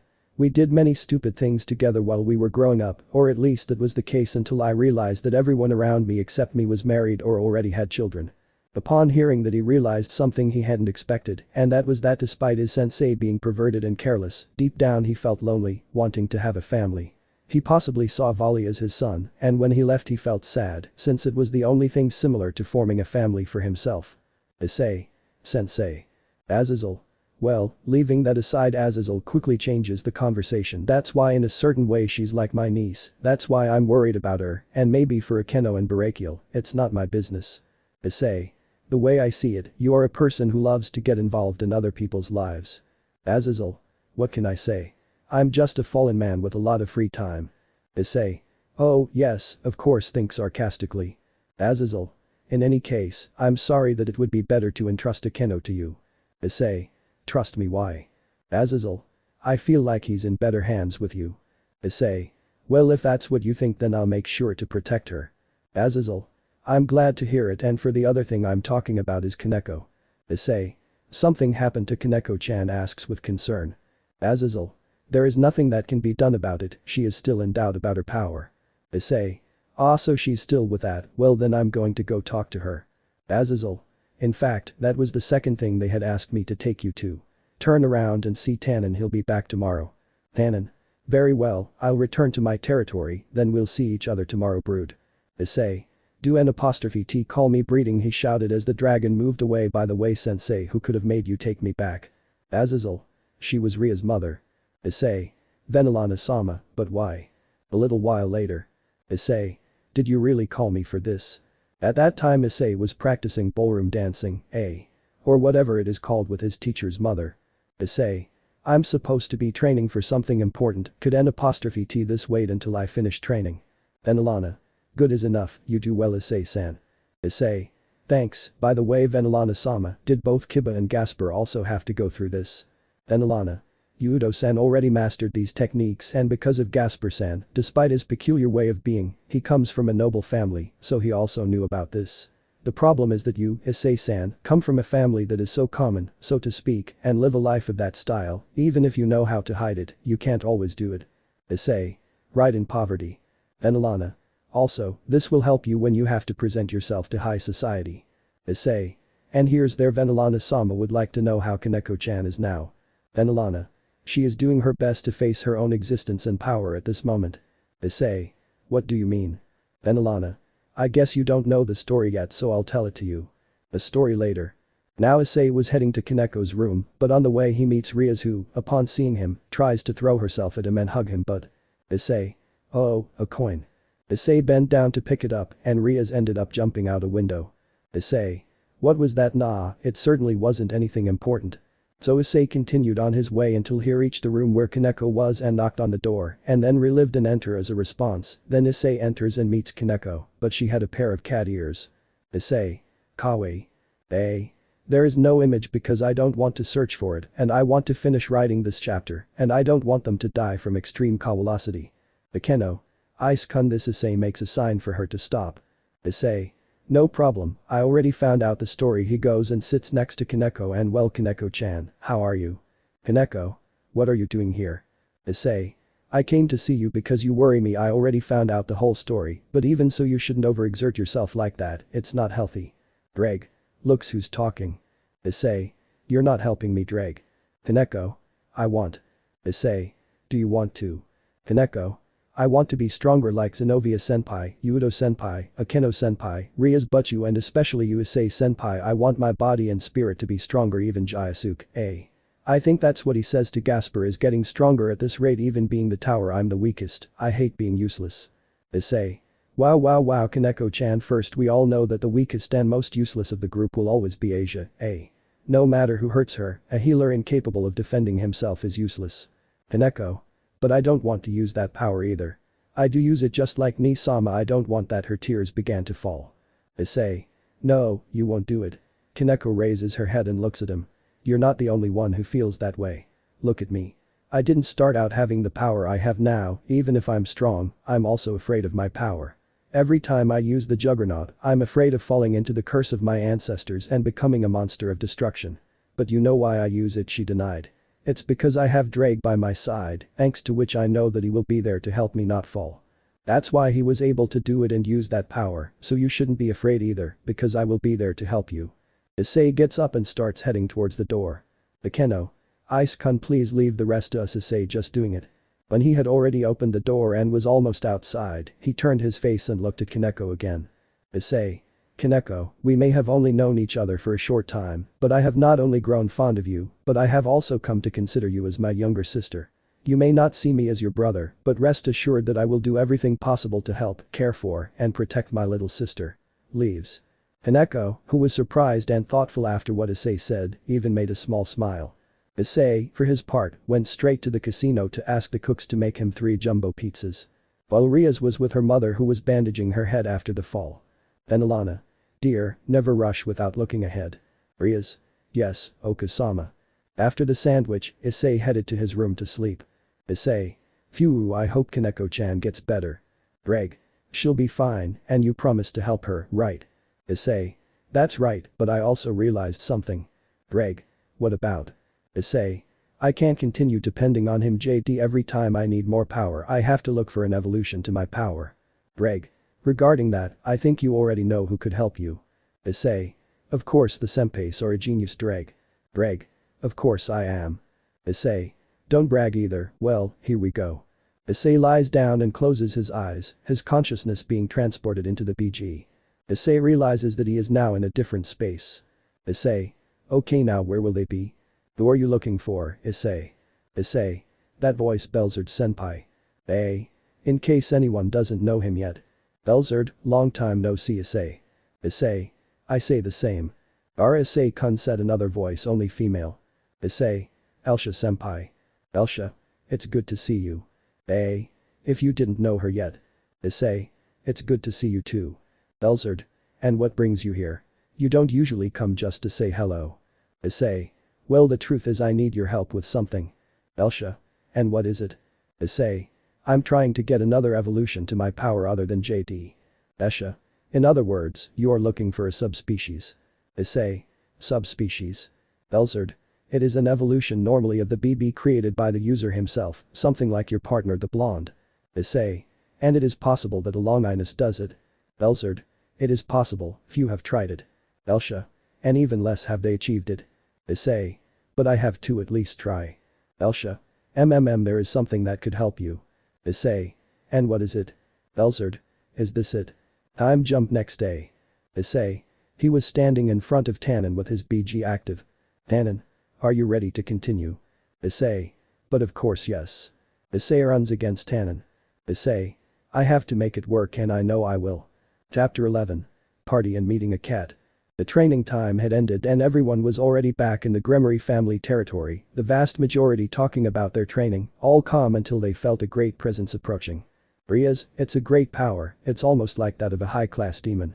Everyone except Azazel was in combat positions until a certain red-haired man, well known to everyone, entered through the door with almost all of his clothes torn and without a shirt, revealing his well-built body. Issei. Holy Chaos. Everyone was surprised by the power coming out of Issei, since at least those who saw him a few days ago did not feel that power coming out of him. Ria's, Issei, when did you become so strong? Issei. Well, when training, I don't mess around. Azazel. Well done Issei, you have increased your level, but why are you releasing power? Issei. Why yes. Azazel. Could you stop doing what you're doing even if you're letting go little by little you'll get tired eventually. Issei. Good.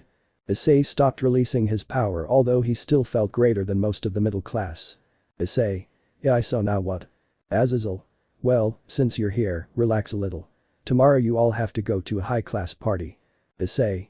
In other words a party of and for the stuffy traditionalists right? Azazel. Basic mind. Issei.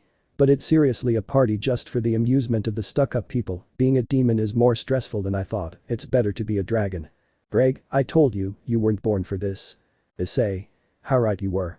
After some talks between Issei and the rest of the team as well as a dissection between Ria's, Akeno and Asia which Issei didn't give a damn about, everyone got ready to go to sleep and for the simple fact that they fought again to sleep with Issei, this hill was locked and he put on some headphones so he wouldn't hear them. Issei. Want to be quiet. Some of us are trying to sleep. Next morning. After a night in which he could finally sleep well, the red mechie was now outside the mansion and, oddly enough, he was well dressed. He also had slightly shorter hair but still messy, Remember his hair is like the canon Issei's only a little longer. Issei. How did I end up getting ready for this? Ddraig, when women join together you can only access what they tell you. Issei. Winning in an argument with Butchu and her mother is very difficult. Ddraig, especially since your only argument was that you didn't want to. Issei. Although I'm not complaining at all, I'm liking the suit. Ddraig. If it suits you. Are you Hyoudou? Issei turns around and finds his copy of Sona Saji Genshiru's pawn wrongly thrown. Issei. Or is it you and what did I tell you just call me Issei, I don't like being called by my last name. Saji. If as you say, why are you dressed like that? Issei. I think it's no secret that I went up in Tango and now I'm middle class and according to Butchu and Venelana-sama, I have to be more presentable for this type of situations at least I already had a suit. Saji. And where did you get it? Issei. It was a gift along with other things from one of my contractors. Saji, who? Issei. A mafia boss. Saji. A circa a mafia boss is one of your contractors. Issei. Yes and one of the most frequent. Saji. So you don't know that I don't want to know what their contracts consist of. Issei. How lucky because if I told you I would have to kill you. That left him petrified. Issei. Calm down, I'm just playing with Taigo. Saji. Issei. Or not. Again. Issei.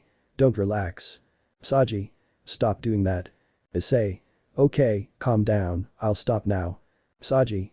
Well, do you remember the meeting a few days ago, after hearing Sona-sama's dream, I've decided I want to be a teacher at her school.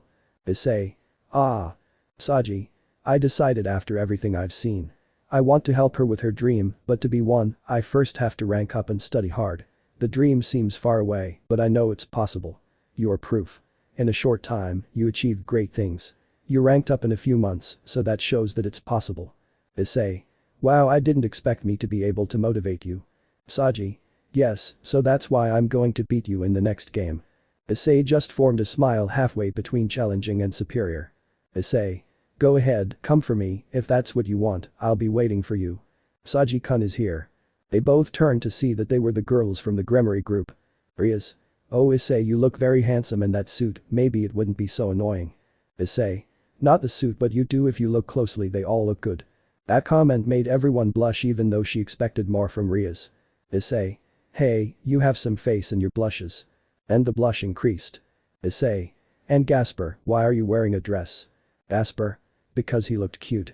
Issei face-palmed himself as he sighed in exhaustion. Issei. You and I will seriously have a talk about your transvestites later. After a while, all of Sona's entourage finished arriving. They were all wearing dresses, of which there is no description or image, simply because I don't want to that most of them blushed after seeing the brown-haired boy. Despite his past reputation, it couldn't be denied that his new look, more than leaving that facet aside, made them very handsome, reaching Kiba's level in his own way. After that they were told that Tannen and his family had come to take them to the party. Tannen. I told you I was coming to take them, did an apostrophe ti. Issei. Yes you did and I thank you for that. So they climbed onto the huge dragon which took them to the party. Having arrived, they get off the dragon and say goodbye, as it would be somewhere else. At the location, the two groups separated, going in different directions. Before entering, Rias started talking about how they should behave and all that.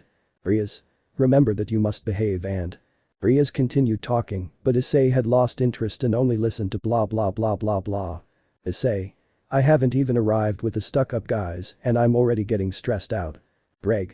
That's the specialty of those of noble blood, stressing everyone else out. Issei. It's not entirely true, some people don't cause stress and there are others who, without being noble, cause stress. After Ria's lecture they were finally able to enter and after that many demons began to flatter Rias.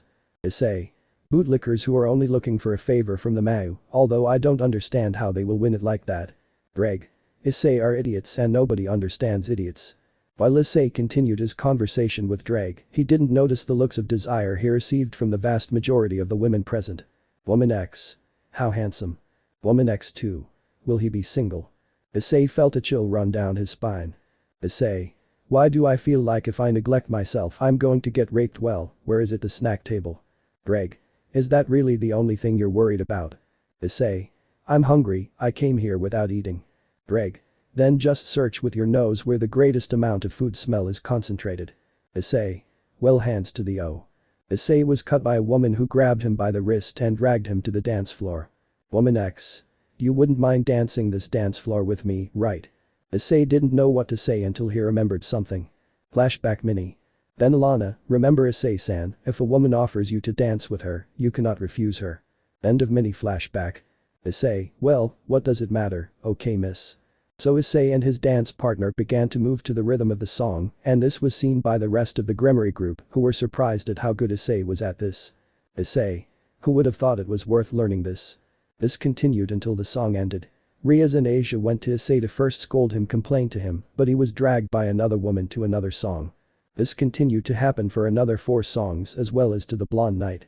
Issei. I think I understand how you feel now, how do you deal with this? Kiba. You'll get used to it over time. Issei. I doubt it very much. And so the conversion of the 2 men of the Gremory group ended on Wednesday as their summons continued. Issei. This is a bit annoying and I'm still hungry. Issei was about to be taken by another woman but I felt that they grabbed him from behind and took him away. He also had a feeling that the call knew very well. Issei. This feeling Akeno-san. Akeno. Ice-kun, you're dancing with all these strangers and you don't think of inviting me. I think you deserve a punishment. Issei had that chilling feeling again and did what he could think of to get out of this. Issei. Well, it's not like I had a choice, they literally dragged me and I couldn't refuse anyway. Since we're here, wouldn't you like to meet this piece of mine, my lady? Akeno blushed at Issei's way of acting and also because he called her by her name. Akeno. You're a gentleman, Ice-kun, of course we will go. So the pawn and queen duo headed to the dance floor and began to dance. Unnoticed by Issei, Akeno gave Rias a mocking smile, which we could only curse under our breath, especially because this dance was closer than the previous ones. After a while Issei even danced with others like Zenobia and one more with Akeno and even with the queen of Sona, Tsubaki Shinra. After so much dancing, Issei secretly headed towards the buffet table and when he arrived all you could see was how several dishes began to disappear. Issei. Damn shitty snobs always have the best food at their disposal. Now after, without anyone seeing him, stuffing himself with food and digesting it insanely fast, Issei remained watching the party, watching how both Asia and Riaz were looking for him, both to complain to him and to dance with him. Issei only thought. Issei. The Chimba. And he went to another side of the party. Already at the other end, heading in Issei's direction, was a certain blonde with drill pigtails that he already knew. Sekiryuutei. Issei turns to see none other than the youngest of the Phoenix Ravel Phoenix. Issei. Oh, but if it's you, how long has it been since we last saw each other, how have you been, Ravel? Ravel. Remembers me and is also more handsome now, it's a pleasure to see you again, Sekiryuutei-sama. Issei. I say the same, but don't call me by my title, it's a little uncomfortable for me, my name is Issei, or if you want just Ice. Ravel. Is it okay to call me by name? Issei. Sure, no problem for me. Ravel. Okay, Isama. Issei. Hey, you don't know that it doesn't matter how your brother has been. Ravel. Since you defeated him and took Riaz-sama, he has only been locked in his room, he also developed some fear of dragons, although in a certain way he deserved it for having trusted so much and for how he saw the others. Issei. I knew it would affect him, but I didn't expect it to be that much, don't you think it's a little heartless to refer to your own brother like that, besides that you're part of his group, right? Ravel. That's true, but I'm right. Issei. But you're right. Ravel. And speaking of his group, I'm no longer part of it. He made an exchange with my mother and now I'm a free bishop, at least until I find an ability I want to be part of. He gave Issei a discreet look. Issei. HMP. At first Issei didn't understand the reference, but then before either of them could say anything another voice came calling Ravel and Issei's attention. Ravel-sama, Razor-sama's friends are looking for. The voice belonged to the tower of Razor Isabella, accompanied also by the queen of this same Ubeluna. Issei. Oh Isabella, Ubeluna, it's been a while since I saw you. How have you been? No hard feelings about the game, right? Isabella. Yes, time has passed, Sekiryuutei, and there are no hard feelings. Ubeluna. We've been fine, although we should also thank you. Razor-sama needed a lesson for his behavior. Issei. He's nothing, someone who doesn't value others and also takes advantage of them, he really deserves a good lesson. Ubeluna. It was a pleasure talking to you, but we have to go somewhere else. Issei. Okay, we have to talk again another time. Ravel. Speaking of which, Isama, the next time we see each other, would you like to have some tea with me, and also, would you like to try a homemade cake I made? I stuttered, quite blushing. Issei. Huh. Ravel. I say if you want, it's not like I've been waiting to be back to be near you. Well, I'm leaving. He left still blushing. Issei. Heherio scratching his neck nervously. Isabella. Well, I guess that's all. We'll see each other another time, Sekiryuutei. Ubeluna. See you. Issei. Okay, by the way, I already told Ravel, I don't like people referring to me by my title. Just call me Issei and tell Ravel that I gladly accept his invitation. Ubeluna. Okay, see you later. Issei. Same mind. So they said goodbye and went in opposite directions. Issei. I didn't expect it. Ddraig. In contrast to the bird's little sister. Issei. No, that he had friends. At that Issei arrived near where the group was and Gasper spoke to him. Gasper. Wow, Nikki is someone quite sociable, he even has quite a few demon friends. Issei. Not entirely Gasper, although it is something you will need to do as well. Social skills, no matter how bad they are necessary. Issei glanced at a window by chance and saw a black cat in it, then saw Kaneko heading towards the elevator. Issei. What's happening to Kaneko? Zenovia notices Issei's gaze and asks him what was happening. Zenovia. What's wrong, Issei, why do you have that expression? Issei. Or it's nothing, just an acquaintance I'm going to greet. Issei heads towards the elevator quickly and enters. When he was about to go down, he was surprised because someone else had entered. Issei. But you, what are you doing here? Riaz. I saw you enter the elevator after Kaneko-chan, so I followed you. Issei. Okay, let's go. Already at the entrance. Issei. That's the direction your scent comes from. Riaz. How do you know? Issei. I don't know, maybe it's because being more dragon than demon I have the sense of smell of a dragon. At that moment an arrow pierced Riaz and it had idiot written on it. Already near where Kaneko Issei stopped. Riaz. What's up, Ice? Issei. There's someone else here. Then a voice was heard. It's been a while, hasn't it? It was later revealed that she was a woman wearing a black kimono. For the same reasons as Serapho there are up to 2 images. At that moment Issei could only think. Issei. I just fell in love for the second time. Ddraig. Really? Issei. Yes. Ddraig. But what about the Mayu girl? Issei.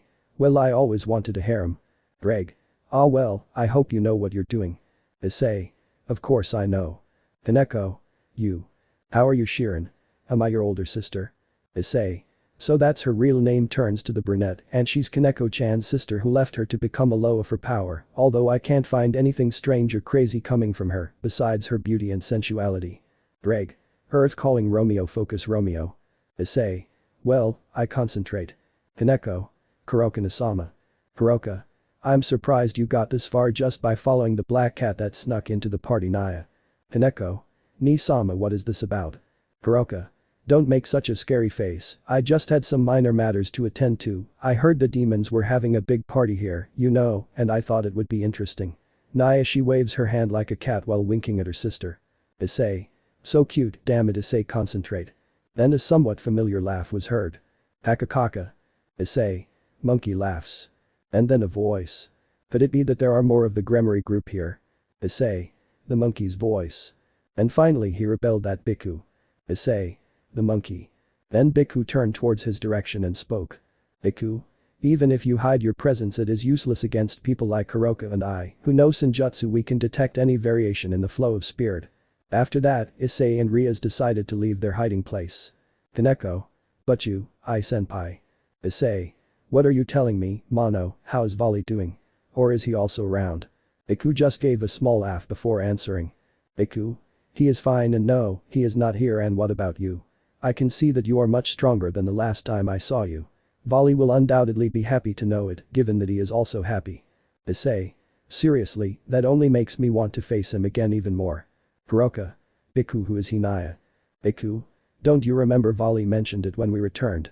He's the Hyoudou Issei, the Sekiryuutei. Kuroka. Is he the one who managed to make Volley fight with everything? Bhikkhu. That's right. Kuroka. Then he really is very strong. Naya, and since I see him I bet too. Issei.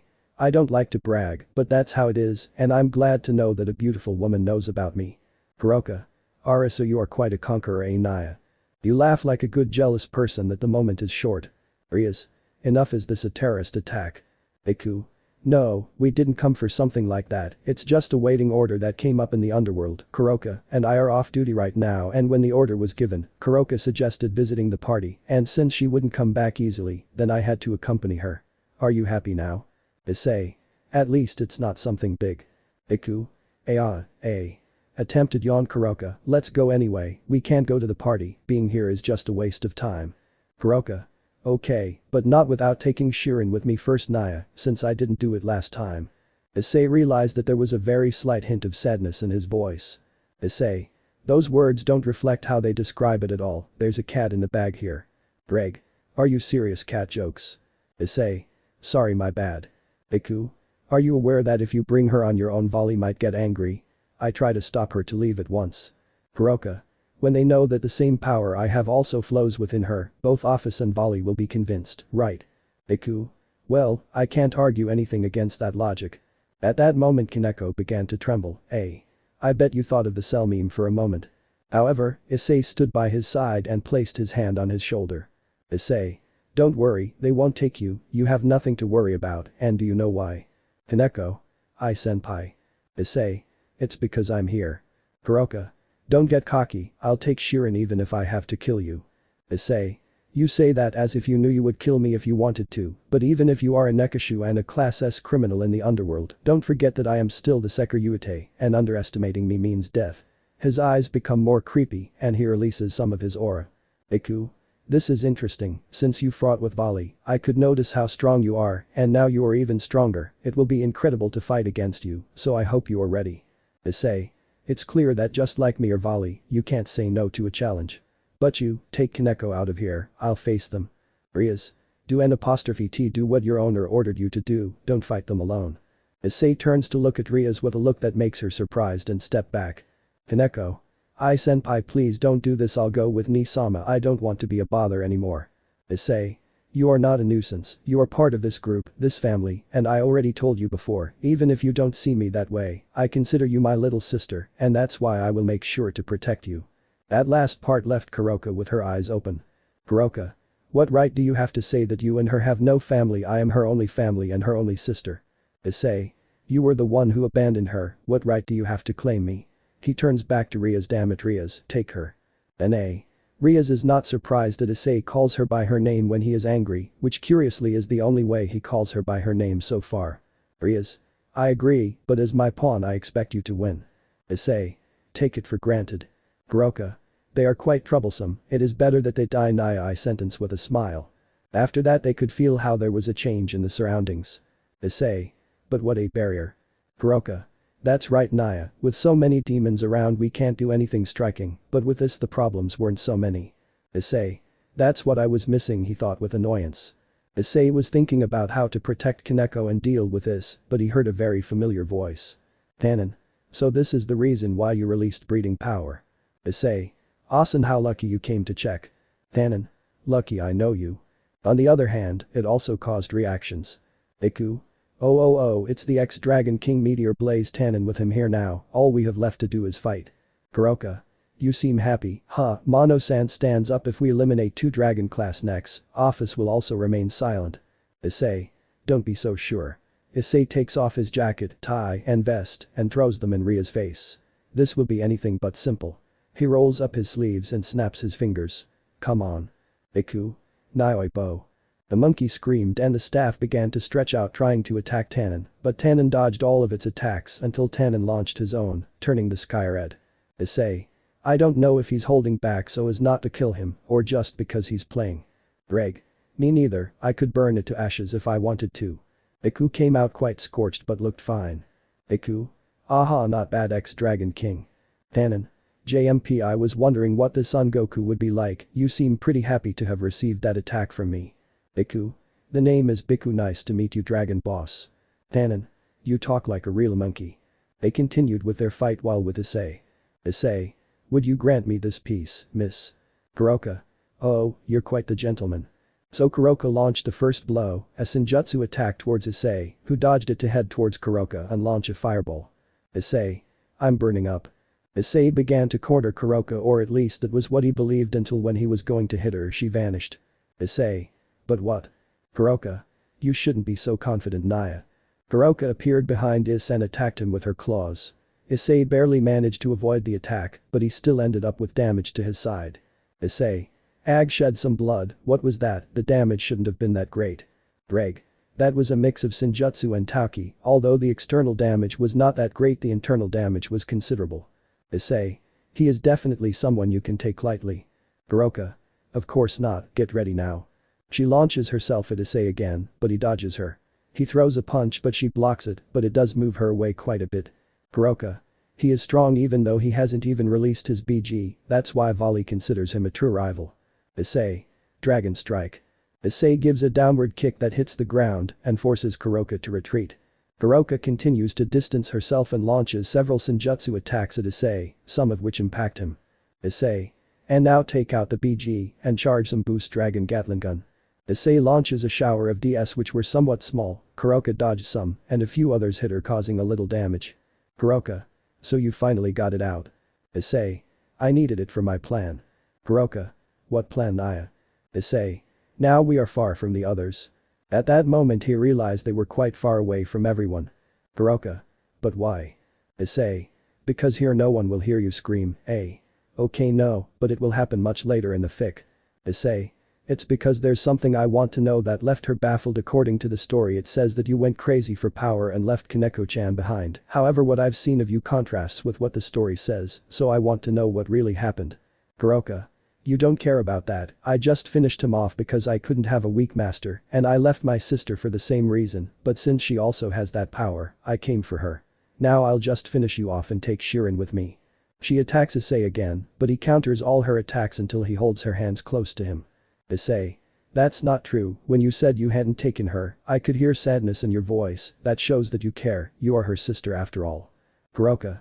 Shut up manages to free herself, and if that's the case, no one will care, I just have to take her now.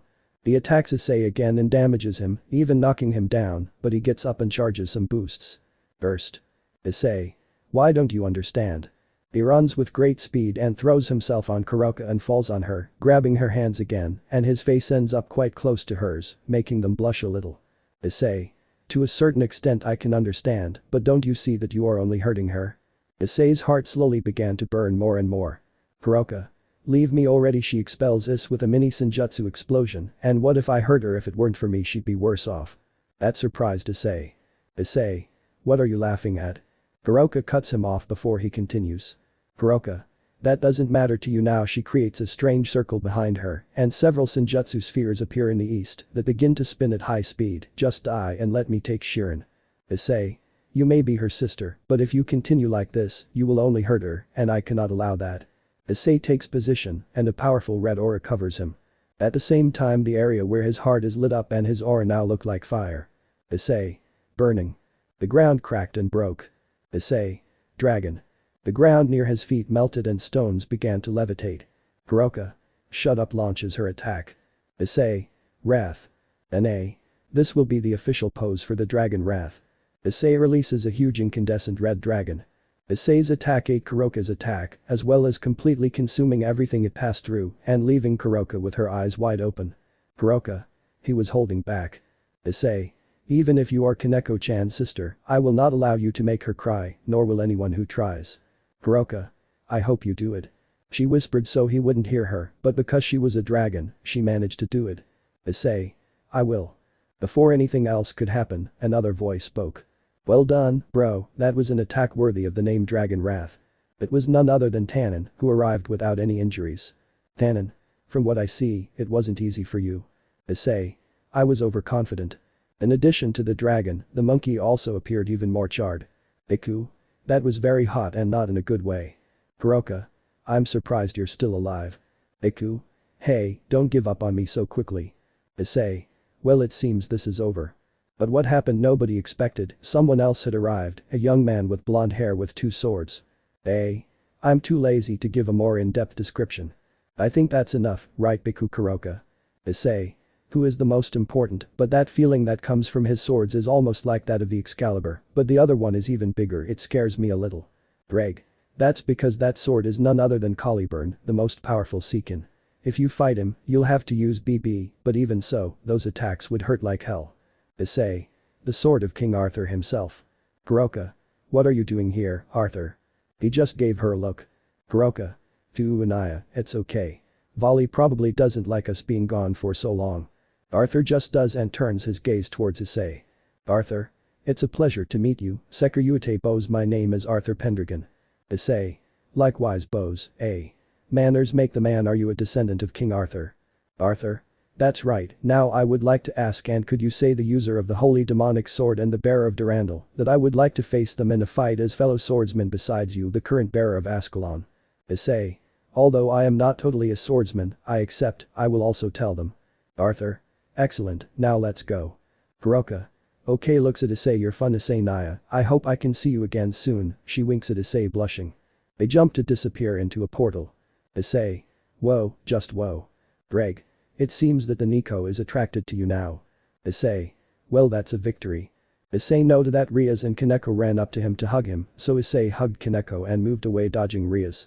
Kaneko. Thank you, Ice Nison. Issei. That left Issei stunned. He didn't expect it. Issei. Kaneko-chan, you called me Nisan. Kaneko. That's right, from now on you will be my older brother.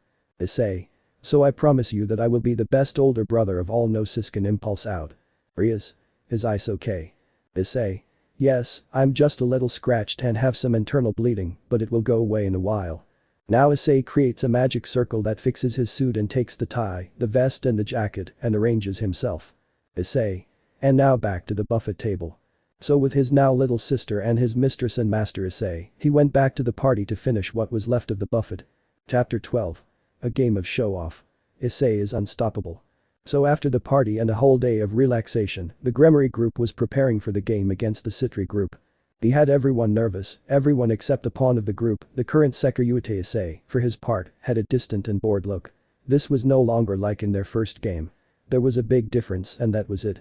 Now he was insanely stronger than before. He didn't see this as a challenge. At this moment he was sitting on a chair, resting his hands and his head on the back of the chair. Issei. Ah. Ddraig. Bored Issei. Issei. The truth is that yes, and a lot. Ddraig. I can understand you went from fighting heavyweights to rookies. Issei. You're right, currently anyone who isn't close to the elite would just be a waste of my time. I doubt they'll make me get serious. Ddraig. Look on the bright side, you can use this game to get closer to being a high class. Issei. I guess it's a small victory. Since there was less than an hour left, Azazel decided to call them to give them some last warnings tips for the game. Azazel. Ria's Sona knows about your group to some extent, right? Ria's, that's right, she knows about my abilities, Akeno's and Asia's, Kiba's and Zenovia's swords, Kaneko-chan's past, and Gasper's eyes. I think the person she knows the least about is Ice. Issei. It's true, I think she's only seen my fights with Riser and the one I had with Volley, since with Gabriel, she was more focused on maintaining the barrier. Azazel. That is an advantage since Issei does not spend much time in the human world, having been absent, which is a very considerable advantage since he is the strongest on the team. Now, how much do you know about her and her team? Ria's, I know about her and her queen and some members of her team, but some abilities have not come to light. Azazel. So you're at a bit of a disadvantage, well that's fine for this game, unlike a real battle where you live or die, he reassured before continuing. Currently both teams are 8, right? Ria's, if one king, one rook, 2 bishops and 2 pawns. Azazel. The rating games classify players into different categories for different fighting styles. Power, technical, assist, and support. Out of these, Ria's and Akeno are assist type. Those fighters are better at magic, in general. Kiba is a technical fighter. They specialize in speed and technique. Zenovia is a power type who excels in the area of speed, she is a player who bets on a death blow. Gasper is a support and technical type. Kaneko is a pure power type. Finally, Issei, you are a support and power type due to your boosted gear gift and because of your stronger attacks, although due to your way of being and fighting, I don't know if I should remove the support type and give you the technical type given your fighting style, which is a mix of several styles. Issei. If you keep saying types you'll make me feel like a Pokemon, and on the other hand we seem more like a demolition group since there's no one to take care of the defense. Azazel. Precisely Issei, sometimes it surprises me that you are the one who most easily grasps some things. Issei. I'm perceptive shrugs. Azazel. Well, returning to the game, power type users have to be careful with the counters. He is a problematic type among the technical types, that can be a problem for you. Zenovia, if there is a counter, I will have to overcome it with more power. Issei put his hand on Zenovia's shoulder. Issei. A counter is someone who can return your own attacks, sometimes with more force. Zenovia hits her fist in her palm, as a sign that she already understood, although you are not entirely bad as I understand or by logic, you need to have a superior or equal power to be able to do that or not. Azazel. You're right about that Issei, as an example, let's suppose that in your JD you launch the LS, your opponent will need to have enormous power to be able to return that attack, or have something with that power to be able to do it, but in your case it's possible that she will try to find some other way to defeat you, keep that in mind during the game. Issei. So don't worry sensei, in this case the classic game and headache of comes into play. Azazel. What do you mean? Issei. You'll know during the game gives a confident smile. Azazel. I've lived a long life.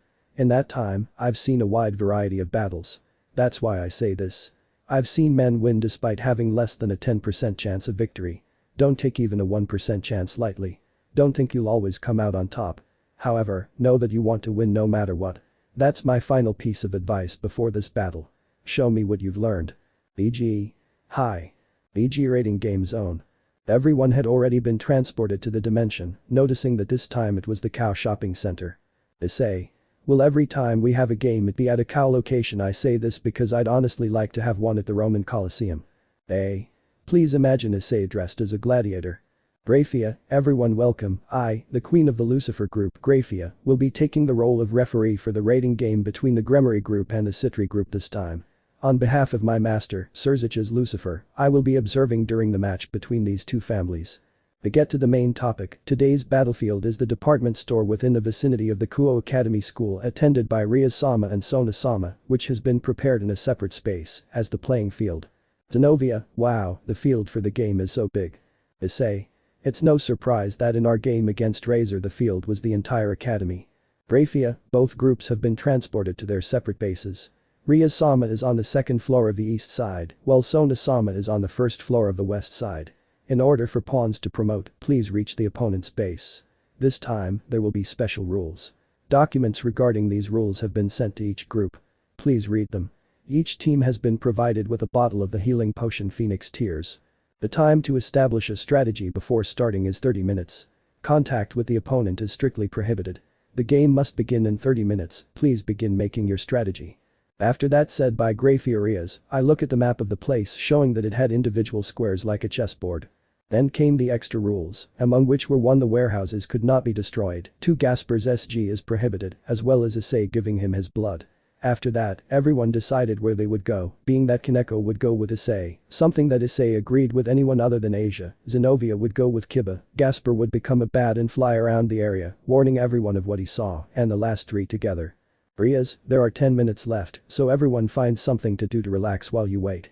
Remember not to go to Sona's place or destroy anything. Issei. Okay, I'll go do some things while we're at it. Issei headed towards a fast food place and a video game store, Gasper went to eat some donuts, Kiba went to rummage in a pharmacy, Riaz went to pour herself some tea, while she sat down in a place to continue with her book, the one I named in chapter 10. With Issei. Issei was standing with a slice of pizza in his mouth while looking at several games on the shelves. Assassin's Creed Odyssey, Spider-Man PS4, Red Death 2. Issei. HMP I don't have these. Ddraig. What are you planning to do? Issei. Me, nothing. Ddraig. I know you well, what are you going to do? But before Issei could answer, a voice appeared. What are you doing? Issei was a little surprised and then turned to see the busty Queen Akeno. Issei. Or are you your Akeno? Issei turned to see Akeno's face, it turned out that she was very close to his, so Issei stared at her. Issei.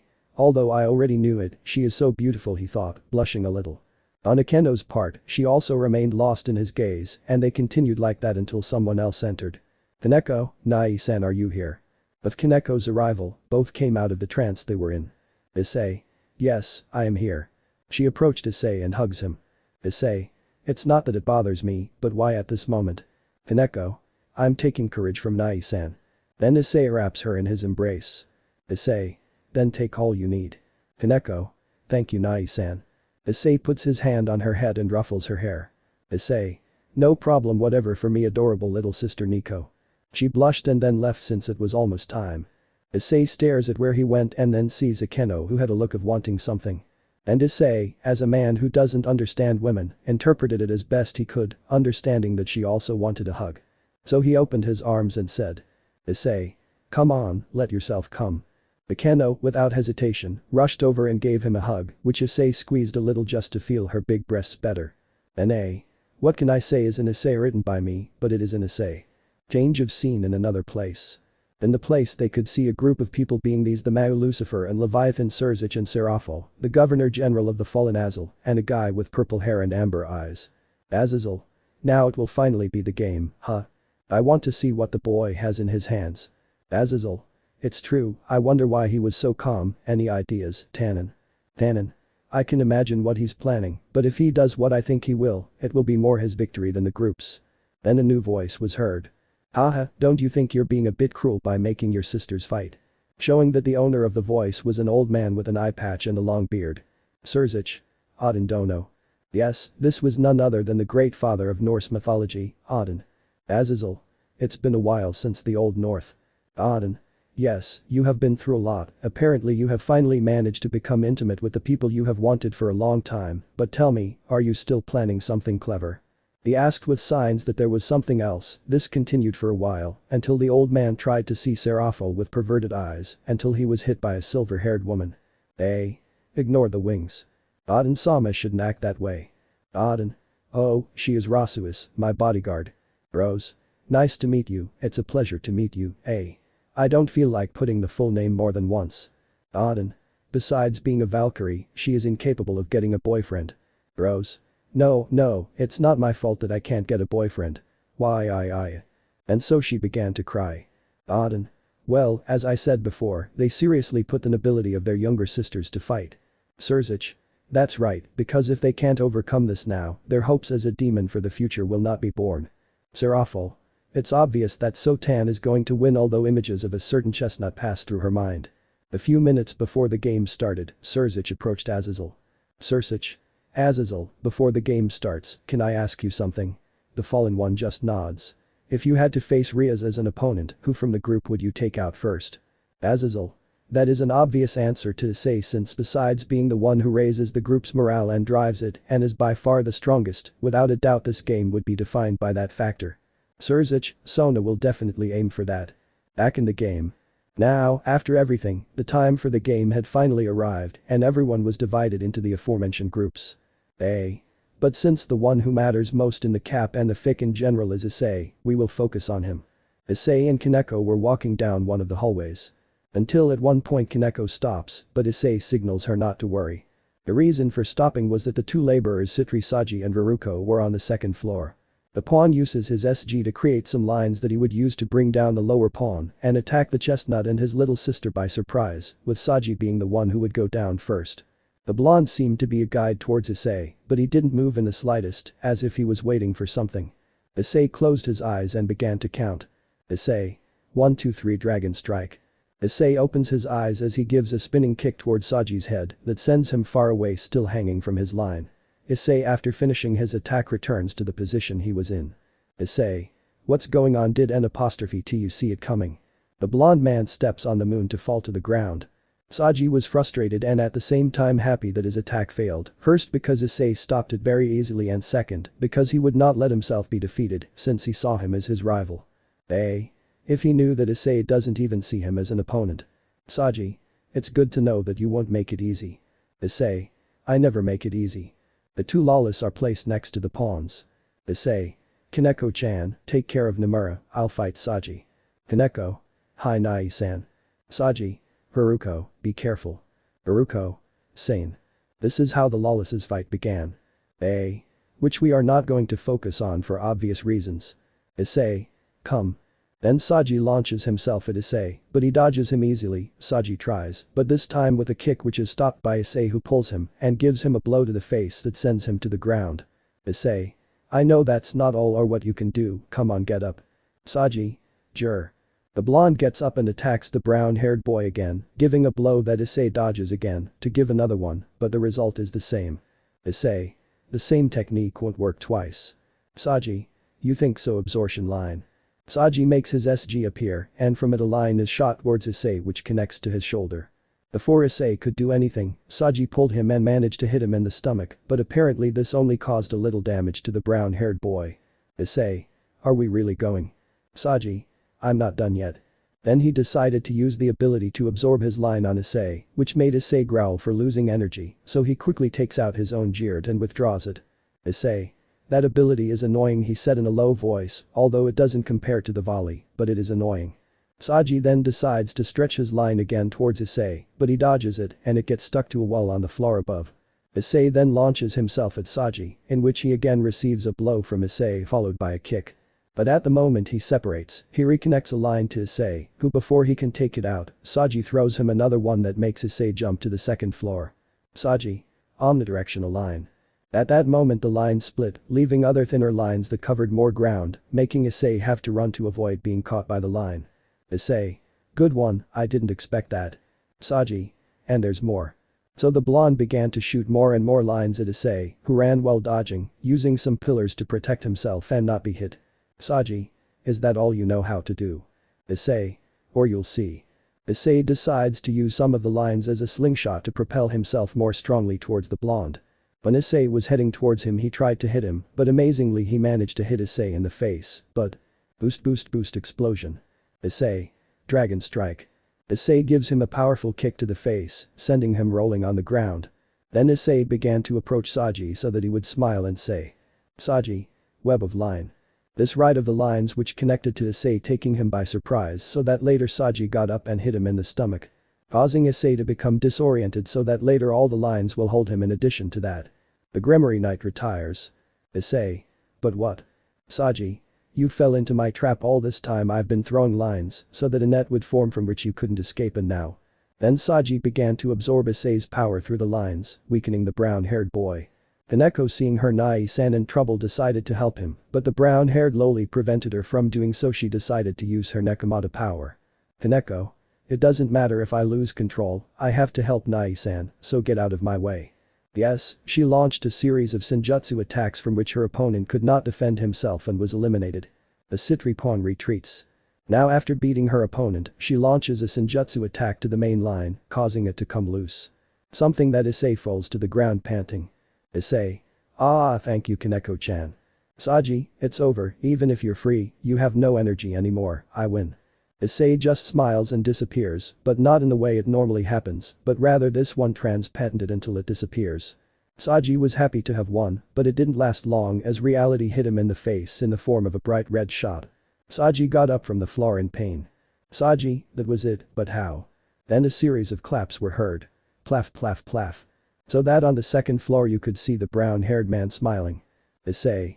What's up Saji, what are you telling me? Saji, but I saw you disappear, how did you do it? Issei. It's true, but did they announce my retirement? The blonde remained silent, and how did I do it was because what you saw was only my new Mirage Dragon's technique. With this technique, using boost I can create duplicates of myself, but they are not as strong as me. Saji. That means what? Issei.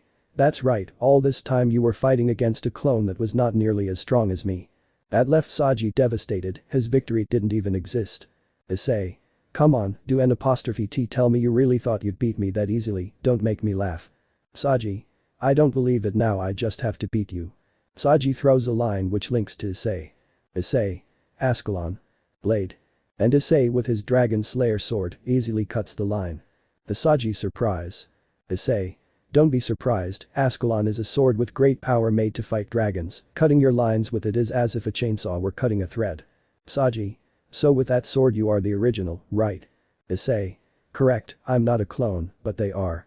Saji didn't understand until he heard three sounds. Boost boost boost explosion x3. Then behind him there were two Isseis and one in front of him, all with a dragon shot of a different color. CI1. Burning. CI2. Lightning. CI3. Freezing. The 3. Dragon shot. Then the 3 red, blue and yellow lights collided with the Citri pawn creating a mini explosion, leaving a layer of smoke. The clones disappeared and Issei looked and said. Issei. A gift from my clone, well Saji I guess this is the end soon you will retire, so I better move on. Issei continued walking until he felt something grab him and supposedly come out of him. Saji. This isn't over yet. Issei. I see so you don't give up Issei smiles I admire that Saji so as a token of my respect, I will show you my ace attack. The clone of Issei cuts the rope and Issei in a quick movement hit Saji sending him into the air. Issei. This is my token of respect towards you Saji take this dragon wrath. Then Issei launches his energy dragon against Saji and it hits him so that it will sound later. Beyond Citri retreats. Issei. You did well Saji, despite everything you didn't give up. You may not have beaten me, but you have my respect, although it's a shame that for me this match is just a child's game.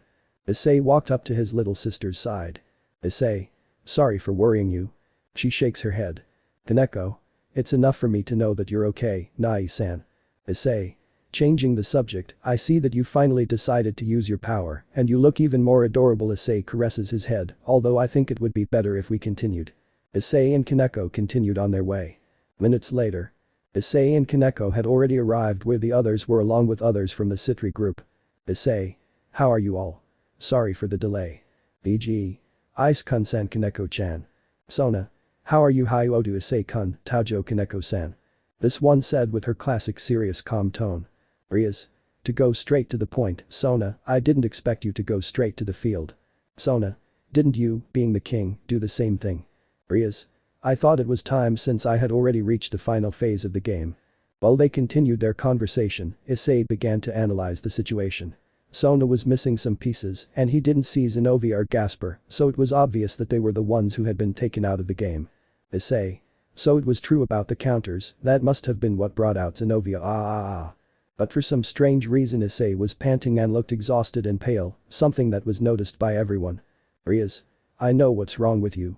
Asia quickly went to heal Issei with her th, but he still looked tired and pale, so Rias was going to use a Phoenix tear, but Sona stopped her. Sona. That won't work, Rias, the tear, or Asia's th. After seeing the end of the 2 games against Riser, I realized that Hyoudou-kun was the type of person who would give up or back down, to the point of being defeated. Everyone remembered that despite his disadvantage, Issei continued fighting. Sona.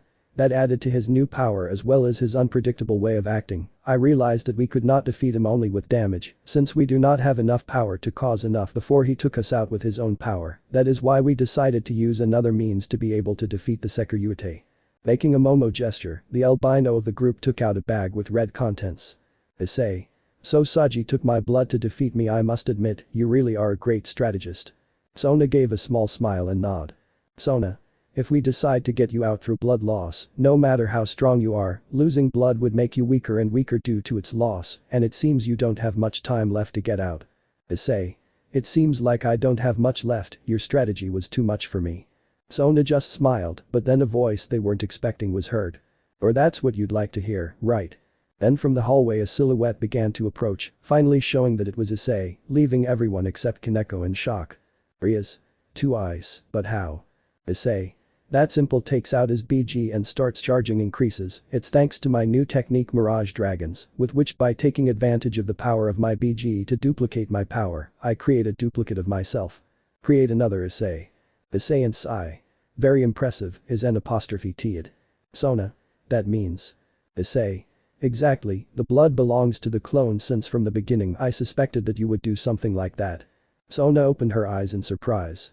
Issei. I knew it from the beginning, I already knew that you were an analytical person, and with a prodigious mind unlike Ria's, I knew that you would quickly realize that in a direct combat, they could not defeat me, so you would look for another method, and knowing Saji's SG I suspected something like this, which is why I also preferred to keep Ascalon with me to get rid of their lines, the DMs I only wanted to test them in combat, in other words, your Peelan would not have worked on me. While Issei was speaking, the clones were charging 7 boost each. Sona. What are you trying to say? Issei. It's just like you said Kichu, I'm an unpredictable person and sorry to say it like this, but against an unpredictable fighter, strategies and plans are useless. Sona was in total shock. The clones transfer their power to Issei and then disappear. Issei. And I can assure you that this victory will not be a mirage, he ends with a wink. While in the living room. Auden. That brat is impressive, it only took him one technique to dismantle the Citriaris' strategy. Azazel. I already said it and I will repeat it, the Issei factor was what would determine the victory of any of the groups. Anon, HMP, that was to be expected of him. Seraphol. Icon is impressive, concentrate Seraphol, remember that he is on the opposite side of Sotan, but. Rose. Impressive, besides strength, she also has great skill. She is someone analytical enough to be able to predict what her opponent would do and cancel it without problems. Auden gave the Valkyrie a sly smile. Auden. What's up Rose?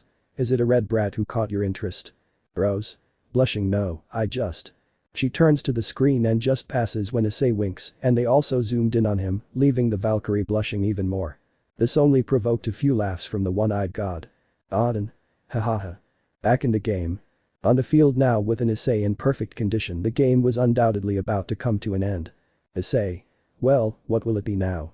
Sona finally came out of her shock. Sona. You are definitely someone impressive, Hyoudou-kun. Issei. And that's not even over yet, just like this game, since you still have another play. Rias. I know what you're talking about. Issei. It's simple, it's very strange that Kichu came here, it doesn't go with her way of being, she wouldn't risk so much, therefore this must be a projection. Everyone opens their eyes. Kaneko. Nai-san is right, I can feel it, that's not the real Kaichu. Sona. You really are very amazing. Issei. Of course I'm not just strength and power. Rias. Okay then Kaneko, guide us to Sona Asia and Isware is ice. While where Tsubaki and Kiba were clashing the blades of their weapons, suddenly a red flash comes in being Issei with Ascalon, who stops Tsubaki's Naginata. Issei. Kiba, you go with Butchu, I'll take care of her. Kiba. Ice-kun, but. Issei. No, but you are the knight and it is your duty to protect your king before anything else. Issei said it in such a convincing tone that Kiba accepted and left with Rias, Kaneko and Asenia. Ddraig. You really did it because you don't want to be around the retard and the blonde, right? Issei. But of course I would rather watch a marathon of MLP than be next to those two, well then you would grant me this peace. Tsubaki. Okay. So the clash of blades between the pawn and the queen began because Tsubaki's weapon was longer, keeping Issei away. Until he is in a quick movement with Ascalon, he deflects the Naginata and approaches Tsubaki, who responds by kicking Issei, who dodges it and has to jump to avoid a cut from Queen Citri's weapon. But in the air Issei spins to give a downward cut that Tsubaki dodges with a jump. Tsubaki. You're doing well, Hyoudou-kun. Issei. Thank you, although I would prefer that you call me by my name, it would be very much appreciated. Tsubaki-senpai, there is a wink in the last part that makes her blush a little. However, the fight continued with their clash of weapons that Issei, despite the fact that according to what was known about him he hardly ever used, was good at using his sword and at various times he managed to corner Tsubaki. A minute having passed after they started, Issei separated from Tsubaki. Issei. Well, I guess it's time to end this. Looks at Akeno. We must finish this. Our companions are waiting for us, so we must finish here. Those words made Akeno smile, and an aura of lightning began to cover her. Akeno now disappears. Then she throws a powerful lightning bolt at the bishops who tried to use their power to reverse the power. Akeno. It won't work since they can reverse one into the other. No, since what ray and light was what I used. Do Citri bishops retreat? So with the bishops out, Issei told him again. Issei. Now Akeno continues, I'll go later, finish here. Akeno. Ice-kun, but. Issei. Trust me, I can do it. Akeno. Good. So she continues in the direction that everyone else had gone before. Tsubaki. Do an apostrophe T. You think you're being too confident. Issei. It's not overconfidence, I'm simply returning the support that I've given you since I joined the team. I have faith in all of you except Asia. I also promised both Akeno and Kaneko that I would go with them, and I never break a promise. Boost explosion. Issei. Dragon Wrath. Hey, Issei lassoed his energy dragon towards Tsubaki, who just smiled at that. Tsubaki. Mirror of Alice is over. Then a huge mirror appears that when the dragon crashed into it, it was destroyed only for the dragon to come out again, but in the direction of Issei. Issei. It's but they are watching this play. Then Issei started running towards the dragon carrying augments. Tsubaki. What are you trying to do? Issei. Raise your head and open your jaws. Then the dragon followed Issei's orders so that he would introduce the Ascalon blade into the dragon's mouth. Transfer. The Ascalon blade glowed green, and then the energy dragon began to be absorbed by the sword to become a wave of aura that covered the blade. Tsubaki. But how? Issei. Furious dragon slaws. Finishing spinning in the air, Issei launched a powerful slash of incandescent red energy towards Queen Citri, who tried to use circles to defend herself, but these were destroyed like crystal, finally receiving the attack. Tsubaki. So Sona was right from the beginning. You were always the ultimate trump card from the start. Issei. This is not just for me, since I also carry the wishes of my companions, and I will make sure they are fulfilled. Tsubaki. Ria's Gremory, known as the crimson-haired princess of Ruin Akeno Himejima, also known as the priestess of the sacred lightning, Hyoudou Kiba of the sacred demonic sword, Zenobia, wielder of the sacred sword Durandal Asia Argento of twilight healing, Kaneko Taoju, a strong Nekomata, Gasper Vladi with the forbidden Baylor view, and Issei Hyoudou, the current Sekiryuutei. What else can they do, especially your Ice-kun? Thus she was covered by the classic greenish light. Queen Citri retires from the game. Issei. Off now. But before Issei could do anything, there was another announcement. Sona Citri withdraws from the game. Ria's Gremory is the winner. After finishing Grayfia's announcement, Issei was transported. Lounge. Tannen. Good job, that's how it's done, Issei. Sirzechs. He certainly never ceases to amaze. Azazel. And just when I thought he was going to stop taking all the spotlight, he takes it back in a big way. Auden. There is no doubt that he will do great things if he continues like this. Rose. So strong, skilled, and confident in her teammates. Auden. Oh, have you already identified the red brat as your future partner, Rose? She said, blushing again. Rose. Oh Auden-sama, stop asking those questions as if it's nothing. Back to Issei. Issei. Good, and now? Issei puts his hand inside his pants on the back and takes out the 3 games he was looking at. Issei. Today was a great day. Ddraig. I knew you would do this. Issei. What, they never said I couldn't steal. Issei then decided to go see the others in his group, finding them rested, and they talked about the game until a new voice broke in. Oh, so this is the Gremory group. Seeing that it was an old bearded man, Issei could only say. Issei. Holy. After saying that, almost everyone had an I'm like full while Ddraig face palmed. Ddraig. That's not holy, imbecile, that's Auden, the main Norse deity. Issei. Oh. After everyone recovered, Auden began to see the women of the group with a perverted face, which upset Issei until Auden received a blow to the head with a fan, and Issei could see that the person responsible for this was a beautiful woman with hair, white or silver, and light blue eyes with a very good figure, and Issei could only say. Issei.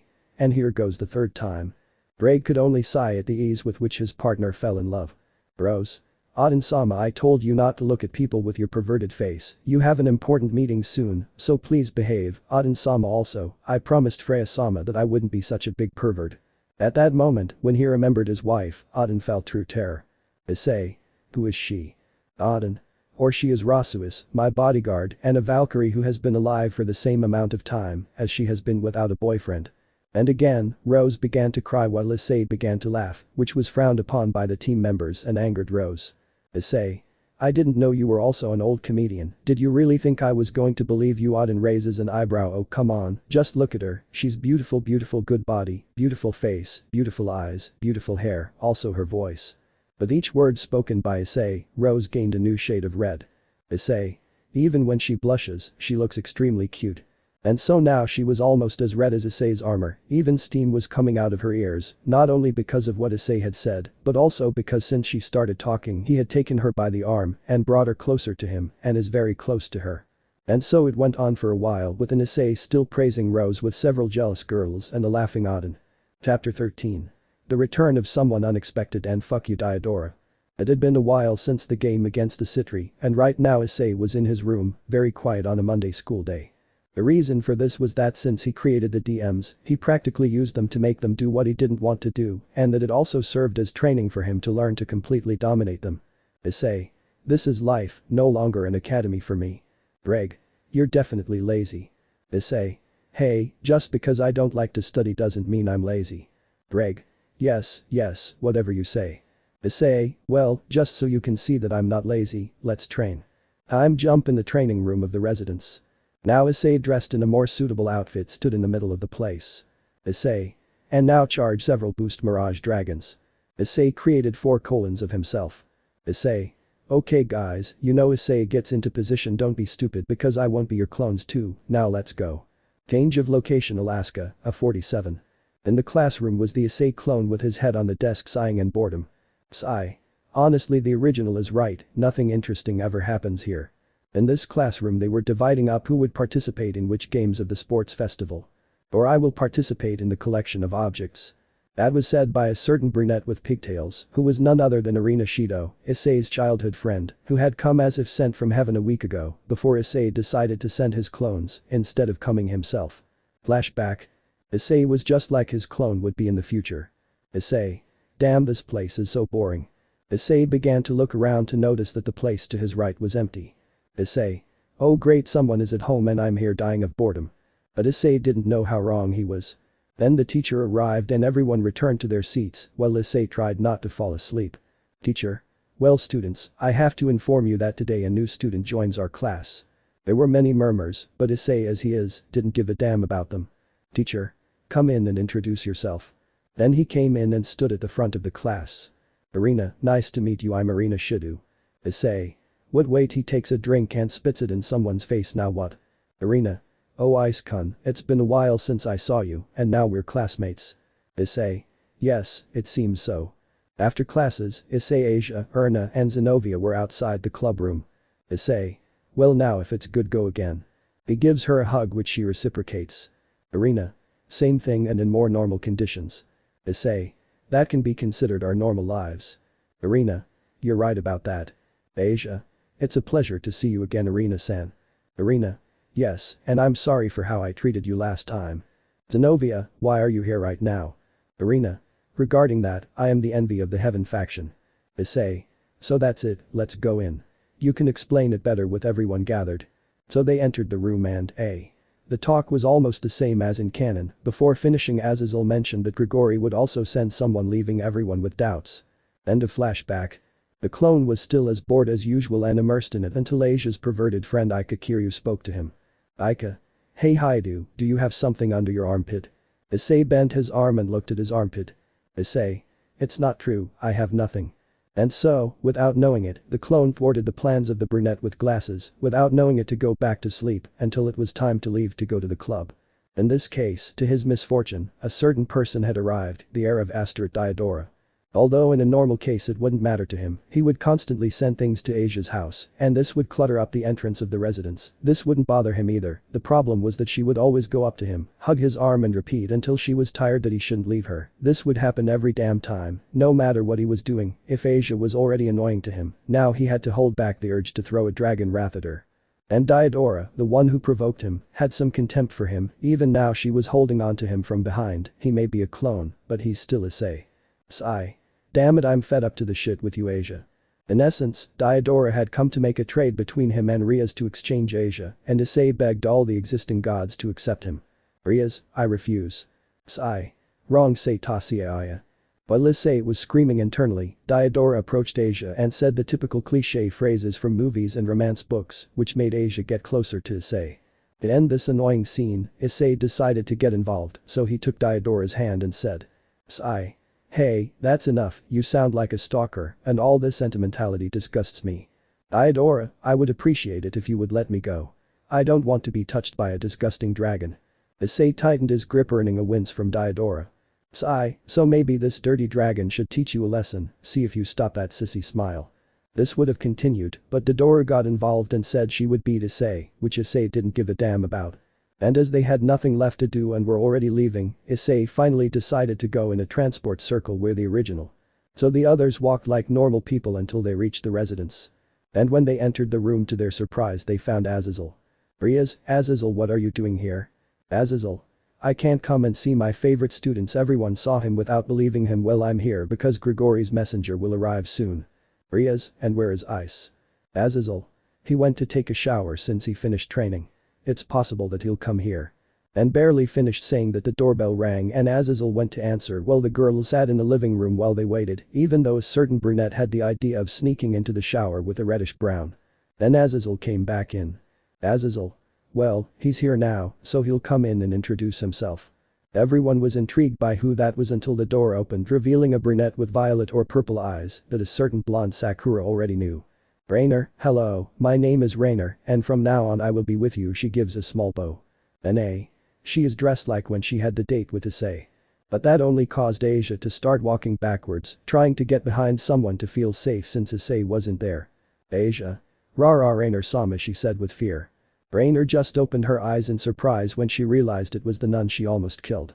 Rainer, is she here? I thought that after Ice finished that time he would send her flying. Asia, what's going on? Asia. She is the fallen of the church. It surprised everyone in the group, but Arena. So she's the one who killed Ice. And again the reaction of surprise.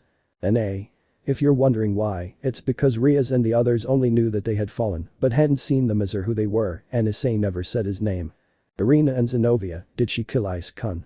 But before anything could happen, footsteps were heard coming down the stairs, plus the voice of our protagonist. Issei. What's the scandal? Issei was in a towel and with his hair still somewhat wet, revealing his well-formed body, making the women present blush. Rainer, is that Ice? Wow, he's hotter than the last time I saw him. Issei. King-chan, I haven't seen you in a while, don't stay there, come on, say hello to me. Then Issei approached and gave her a hug which made her blush more, but she still reciprocated it. Issei. I was hoping to see you again, how have you been? Rainer, you really helped me with those words last time. Issei. I'm happy to help, especially someone so beautiful. And again the blush increased. So that later you laugh like the good busybody that you are when you see your Issei flirting with another girl, you got involved. Ice, but she killed you and almost killed Asia. Issei. That's in the past, thanks to her I was able to awaken the BG, and the second thing nobody cares about. But. Issei. I said that nobody cares, anyway you want me to show you the house because something tells me that you are going to live here now, right? She doing? What, but I don't. Issei. But you, this is my house, but. Issei. My house. Already knowing that the conversation would go nowhere, Issei decided to show Rainer the house and help her settle into a room. Time jumped days later. And a few days had passed since Rainer's arrival at the residence, in which it took her time to adjust, but thanks to Issei not so much, although Asia is very scared of her because of what happened and that the majority loves Asia very much, except you know who. They never tried to do anything to Rainer for two reasons. 1. The alliance was still relatively new and this would upset her, and 2.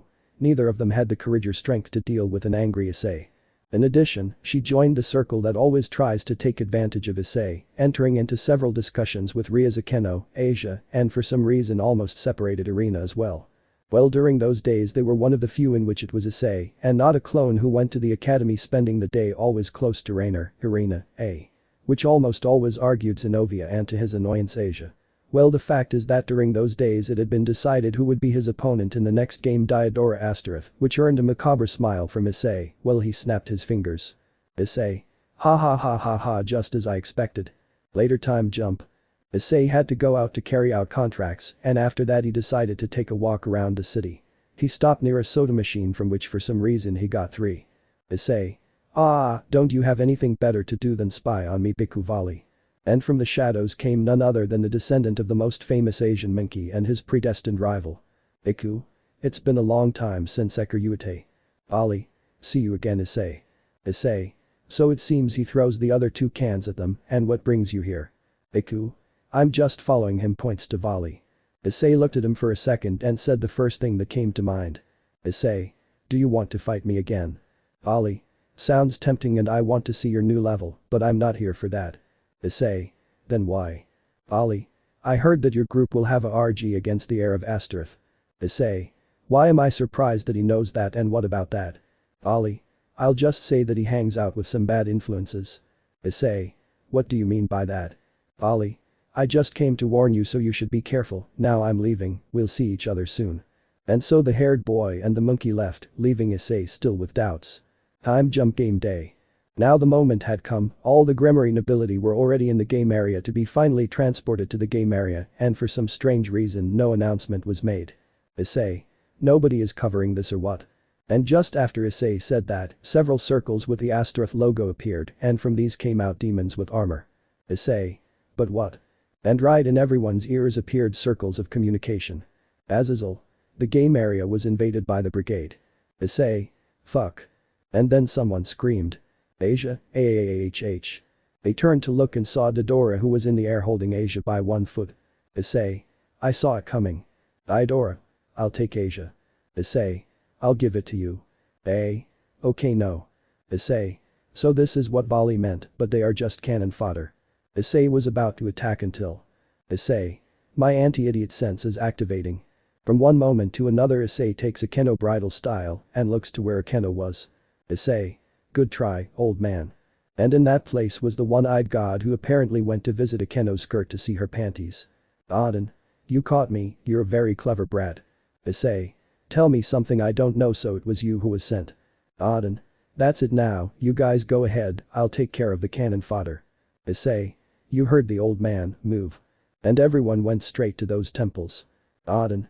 Every time I see him I wonder if the king is the heiress or the red brat. Further along the entrance they could see that the road divided into two, one to the right and one to the left. So they decided to split into two groups, one with Ryaza Keno, Kiba and Gasper on the left, and Issei Kaneko and Zenobia on the right. They continued like this until they reached their first temple, and in both of them a screen appeared with the face of Dodora. Issei. What a shitty programming, is N''T their Dragon Ball Z. Dodora. Greetings and welcome to this game. Ryaz. Dodora, how dare you kidnap Asia and join the brigade. Dodora. Nobody cares about your opinion, Gremory. Now this is my game, it will be you against my pieces in each temple, only a maximum of 2 people can fight, and the same person cannot fight in the next temple. On the right side they will fight with my towers and left against my nipples, which. Issei. What? Dodora. Pawns, I meant pawns who are all promoted to queen, and finally they cannot advance until both sides win. NA.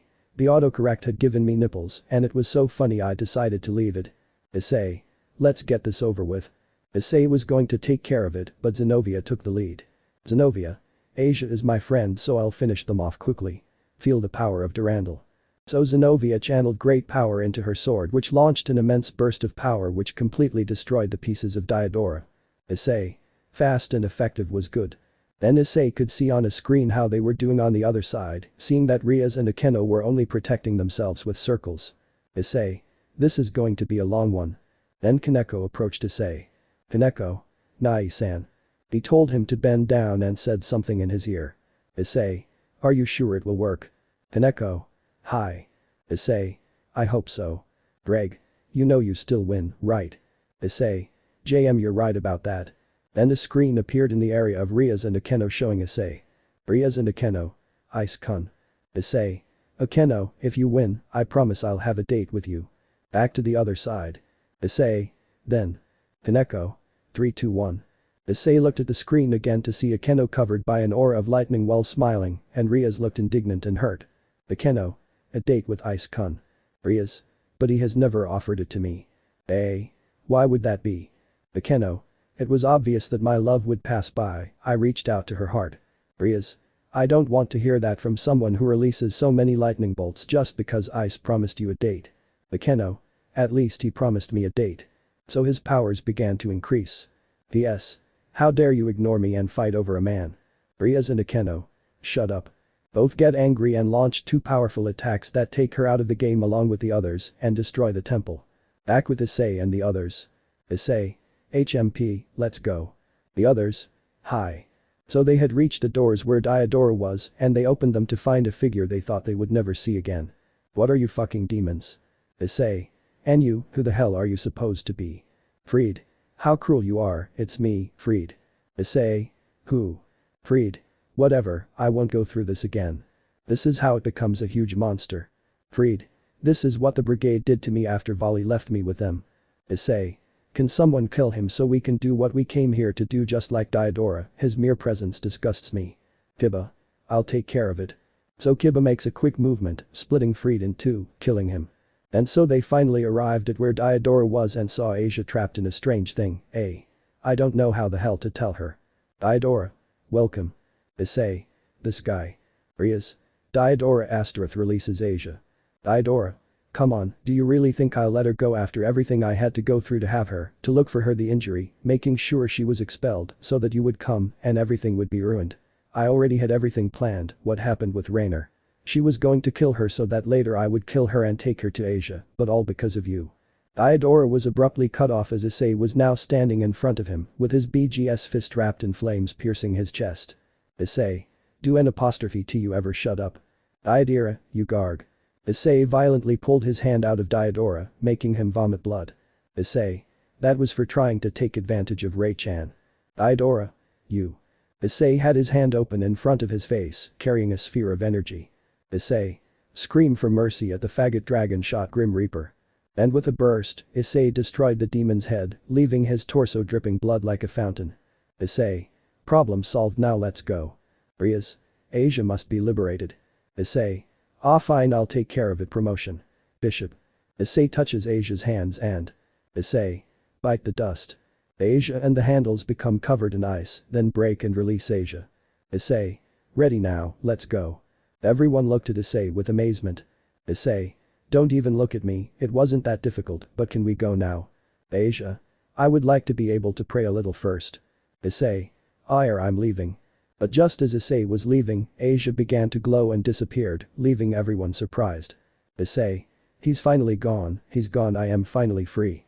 But before Issei could celebrate, a voice was heard. I knew Diodora was just garbage, and now the invasion is failing too. It was then shown to be a chestnut in armor. My name is Shalba Beelzebub. I disregard Beelzebub and have come here to kill the false Mayu in there. Issei. Great, another crazy angry because he doesn't have what he wants. Zenobia. Where is Asia? Shalba. She was sent to the dimensional rift where she only awaits disappearance. Zenobia was going to attack, but Issei stood in front of her. Issei. Hey, nobody cares about your problems, and since something tells me you won't leave peacefully, I'd better finish you off once and for all. Shalba. Who do you think you're talking to, servant? Issei. With a dead man, I better show you how pathetic you are so you don't cry so much. Balance breaker. Overboost. And Issei put on his armor and in a quick movement he hit Shalba, throwing him out of the place. Shalba gets up from the ground and looks at Issei. Shalba. You will die first. Shalba tries to attack Issei, who rushes to hit him, managing to hit him in the stomach and then connect a spinning kick to his face to follow with a dragon shot when he was already on the ground. Shalba gets up and with his right hand uses a device which begins to shoot bursts of light towards Issei, who repels these attacks, although some manage to damage his armor a little so that it is repaired instantly. Issei. Was that sacred power? How is it that a demon has it? Shalba. It was created by the brigade to be able to use the power of our enemies, and our greatest weakness now dies. He continues shooting, but Issei dodges it until it reaches him, but Shalba uses his other arm, in which he catches a strange circle from which a powerful attack comes out that sends Issei flying. E.g. Ice Kunai-san. Shalba.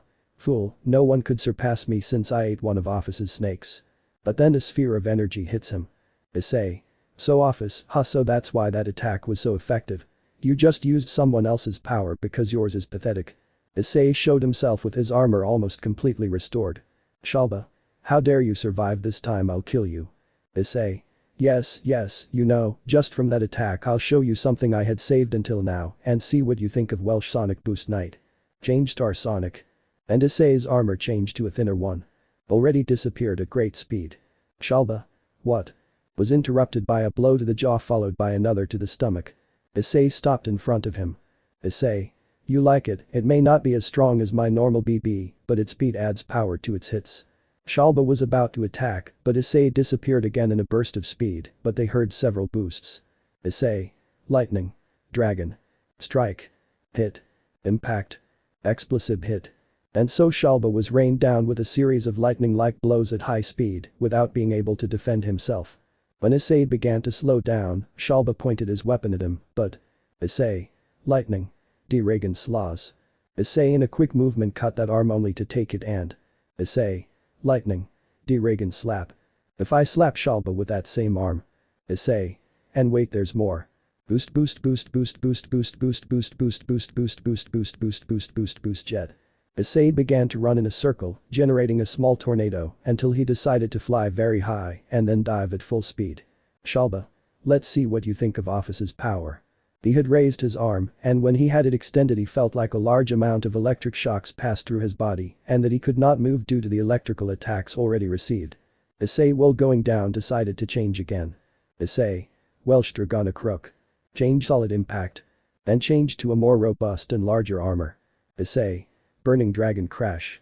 And Issei was wrapped in fire, which, plus its thickness and the speed it was carrying, caused a powerful impact greater than that of a bomb.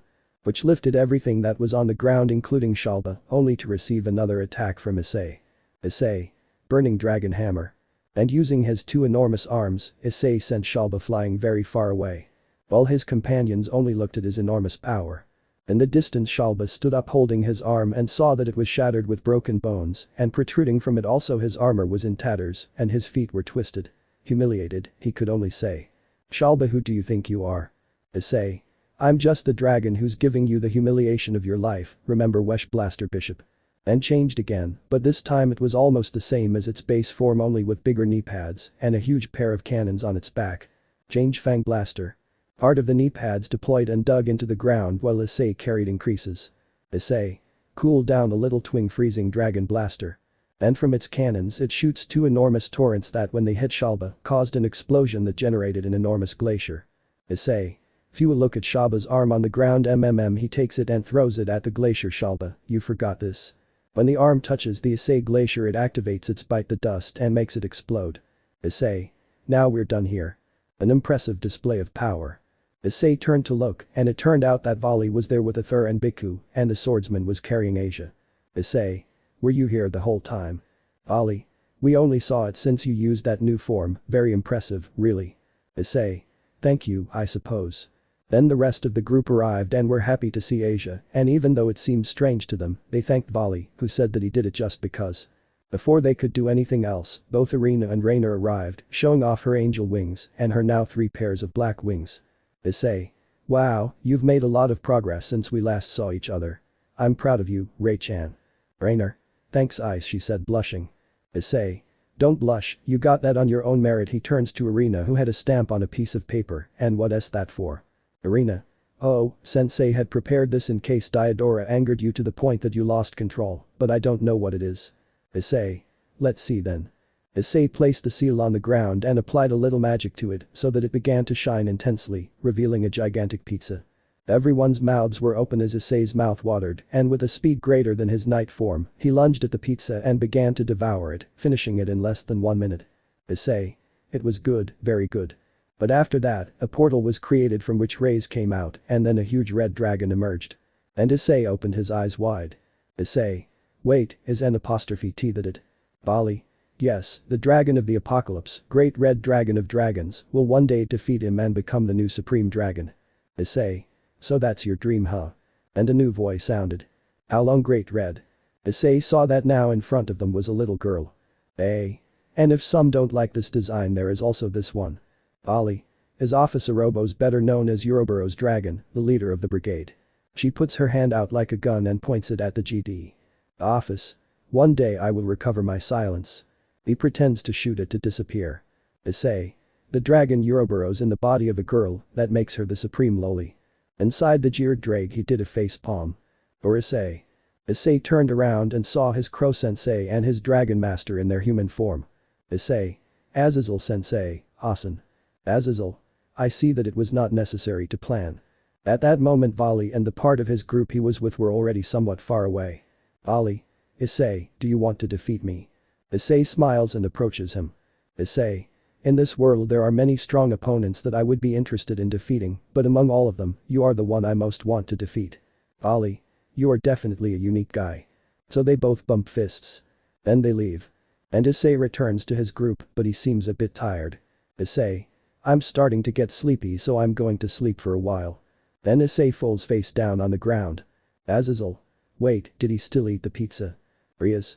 Azazel, what was wrong with that pizza? Azazel. Nothing dangerous, just a lot of muscle relaxants, chlorine form and anesthetic, but don't worry, being a dragon, the effect will wear off in a while. Then Irina approaches him and bends down to watch him sleep. Irina. He looks cute while sleeping. But then Issei, being asleep, takes her arm and holds her close, causing her to blush greatly. Irina. Ice-kun. Issei, asleep. I'm going to touch your jelly. She blushes more and her wings begin to flicker and she, very desperate, begins to pray. Then Rainer approaches, jealous. Rainer. Why, she does. And it seems that Issei, while asleep, reads her mind because he grabs her with his other arm, so she blushes but smiles and shakes the sleeping red-brown mechie while Irina continues praying. This earns laughter from men and jealousy from most women. Chapter 14. Past and preparation for the real challenge. After dealing with the assholes of the brigade and Issei almost getting rid of Asia, a few days had already passed. And right now Issei was training with his clones who were using the BB just like him. Issei. And let's go.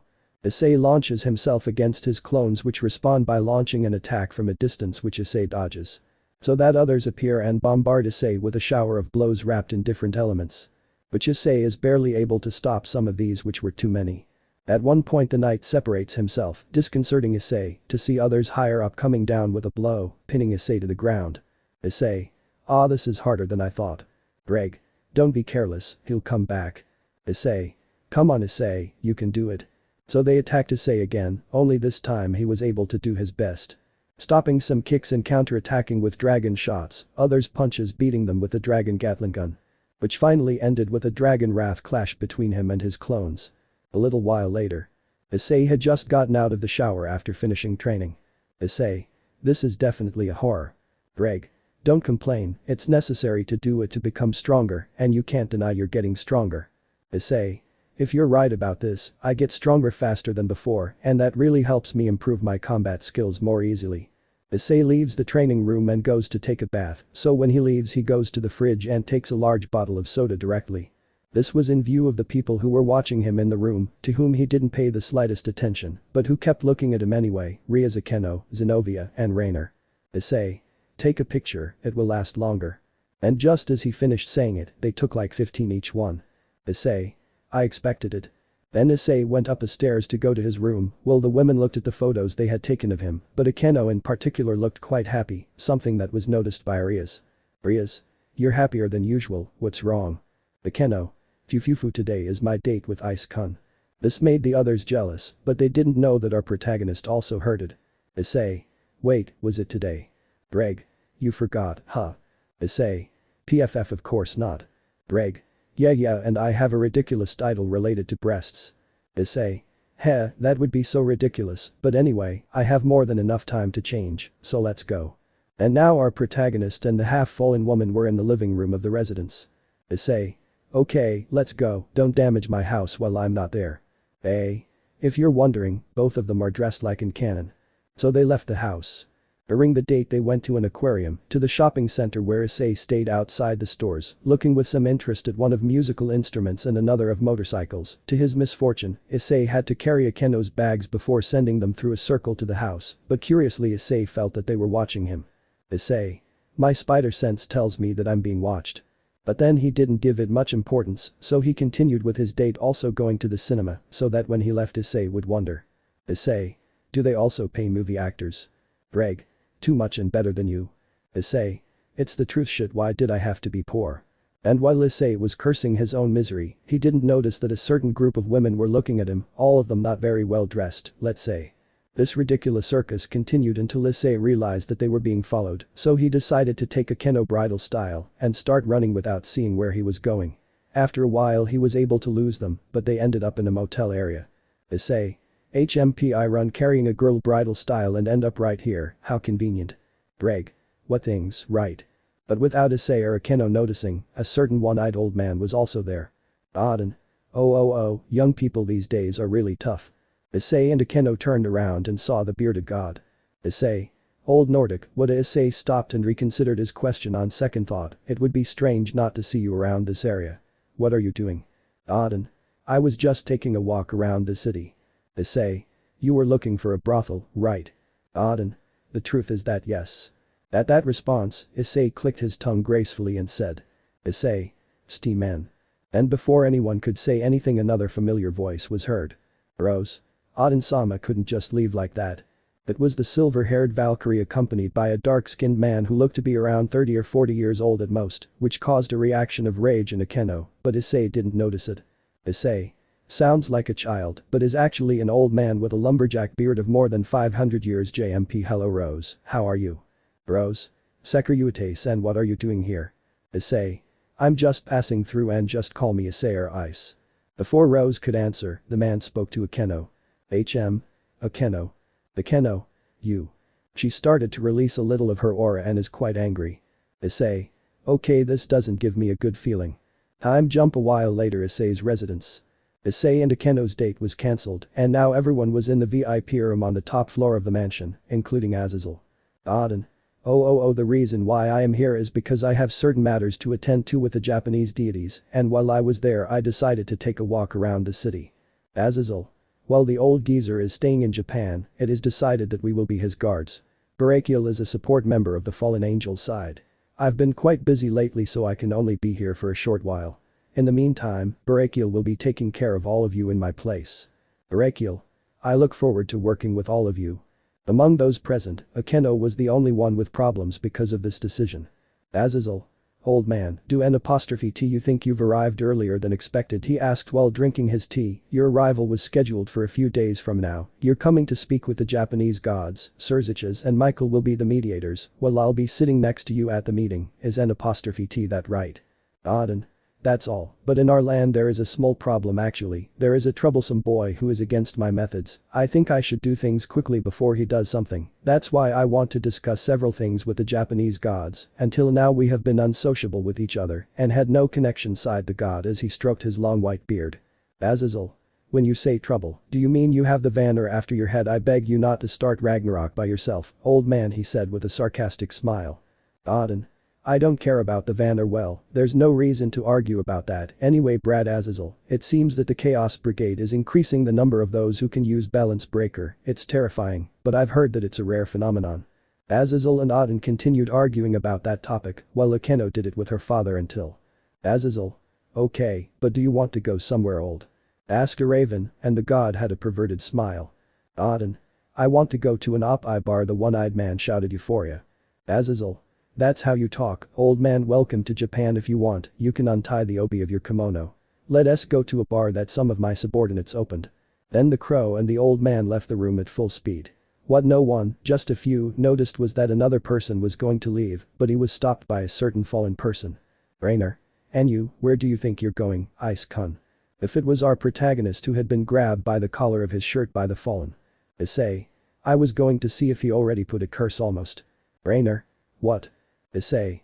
Come on, Issei thinks I know Ray-chan, if you let me go, I promise I'll have a date with you. At that moment his eyes lit up and he let go. Issei. It worked. The brown-haired boy was about to leave until he accidentally heard the conversation between Akeno and Barakiel. Barakiel. Why were you with the Sekiryuutei in a place like that? Akeno. It's my life and I decide what to do with it. Barakiel. I say this because I'm worried I won't let. Akeno interrupted him. Akeno. Enough, you can't decide anything for me, you're not my father. After saying that, Barakiel left and Issei brought it closer to Akeno. Issei. Akeno-san. She would pounce on Issei and hug him. Akeno. Don't say anything, just let me be like this. Issei wouldn't say anything and would just leave things as they are. Days later. Several days had passed since they had to take care of the old man. This included following him to every place he went, and right now they were in the old man's carriage, driven by an 8-legged horse called Sleipnir. Both Issei and some others were inside it while others watched over it from outside. Issei looked bored out the window until the old man asked him a question. Auden. Hey red snot, I would like to know, what part of a woman's body do you like the most? Issei. And why is that? Auden. Just answer. Issei. Well, it would be her breasts. Auden. Oh interesting then. Issei interrupted him as he felt he would regret it if he didn't. Issei. Don't even think about giving me a ridiculous nickname related to breasts. Before the old man could say anything, Rose interrupted. Rose. Auden-sama, you are God, you shouldn't do such things. Auden. You want to leave me alone, it's because of these things that you can't get a boyfriend. Rose. No, why I? Then she would start crying and Issei.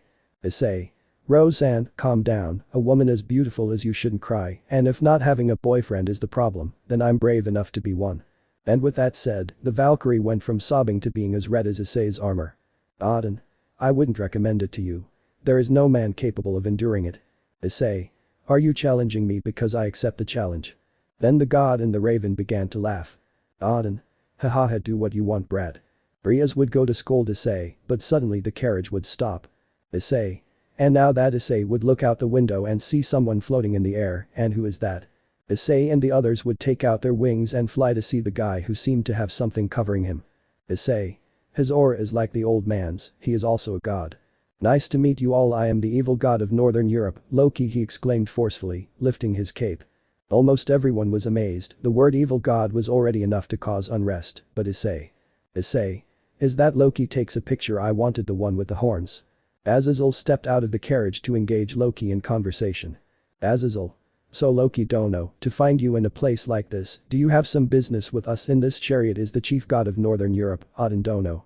You are acting with knowledge of this, are you not? The evil god crossed his arms and answered the question. Loki. Not too much, our chief god left our organization to get in touch with other factions, and that's something difficult to bear, declared the Loki. Azazel. You are quite arrogant to speak, Loki said, the Crobago speaking without manners, clearly noticeable anger in his voice. Loki. Phew ha ha ha, retarded laughter. Is this the governor dono of the fallen angels? Normally I wouldn't want to meet you or the demons, but there's nothing I can do along with Auden and the others, you must receive my punishment. Azazel. So it's okay for you to contact other factions, that's contradictory. Loki. It's okay if it's to destroy it, I don't agree with having peace, your religion was the one that entered our domains and spread the Bible. Azazel. You don't have to complain to me, go and tell that to Michael or another descendant of God, he exclaimed, scratching his head. Loki. Anyway, it is a problem for father to negotiate with the gods of the Far East, then we will not be able to have Ragnarok. What do you hope to obtain by negotiating information regarding Yggdrasil? Azazel. I want to ask you something, he raised a finger. Are your actions connected to the CB Wait, if I remember correctly, you're an evil god Sama known for his lies and deceptions. Loki. It sickens me that you put me in the same bag as those terrorists, I came of my own free will, Ophis has nothing to do with it, he responded, annoyed by that question. After hearing that answer, Azazel released some tension. Azazel.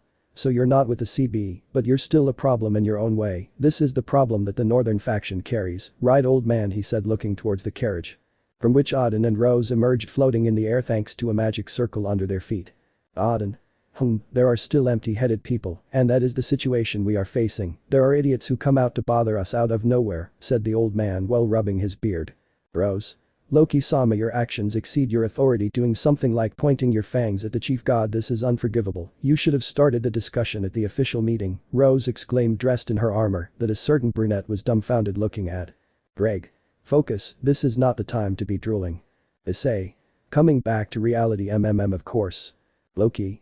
A mere servant should not get in my way, I'm asking Auden, are you still planning on continuing to do something that is outside the Norse world? Auden. If talking to Sirzechs and Azazel is 10,000 times more interesting than talking to you, I want to know more about Japanese Shinto, they are even interested in our Yggdrasil, after we make peace, I'm thinking of exchanging our culture by sending messengers to each other. Loki. I have confirmed your plans, he put on a superior smile, what a stupid way to act, let's have a demonstration of power here now then. Loki began to unleash all his hostility towards Auden, making everyone feel uneasy about his power. Azazel. We can take that as a declaration of battle, right, he asked for the last time. Loki smiled at Azazel's warning. Loki. Take it as you wish. It was the result of a dragon shot from Issei already in his BB. Issei. I'm getting fed up with so much nonsense. Loki emerged from the smoke without a scratch. Loki. I've heard about you Sekiryuutei, they say you're one of the strongest to hold the title, so show me what you can do. Issei. You'll see charge several boosts Dragon Gatling Gun. Issei launches a huge burst of shots that Loki tries to stop with one hand, which he initially succeeds in doing, but is then pushed back by the attack. Boost boost boost boost boost boost boost boost boost. The blast increases its power and number of attacks until Loki could not continue and they all hit him again, creating a layer of smoke from which he emerges again with only a few scratches on his hand, but they heal instantly. Loki. You're really good, but not good enough. Issei. That was just a sample of what I can do, you haven't even seen half of my power yet. At that moment the rest of the group would get behind Issei.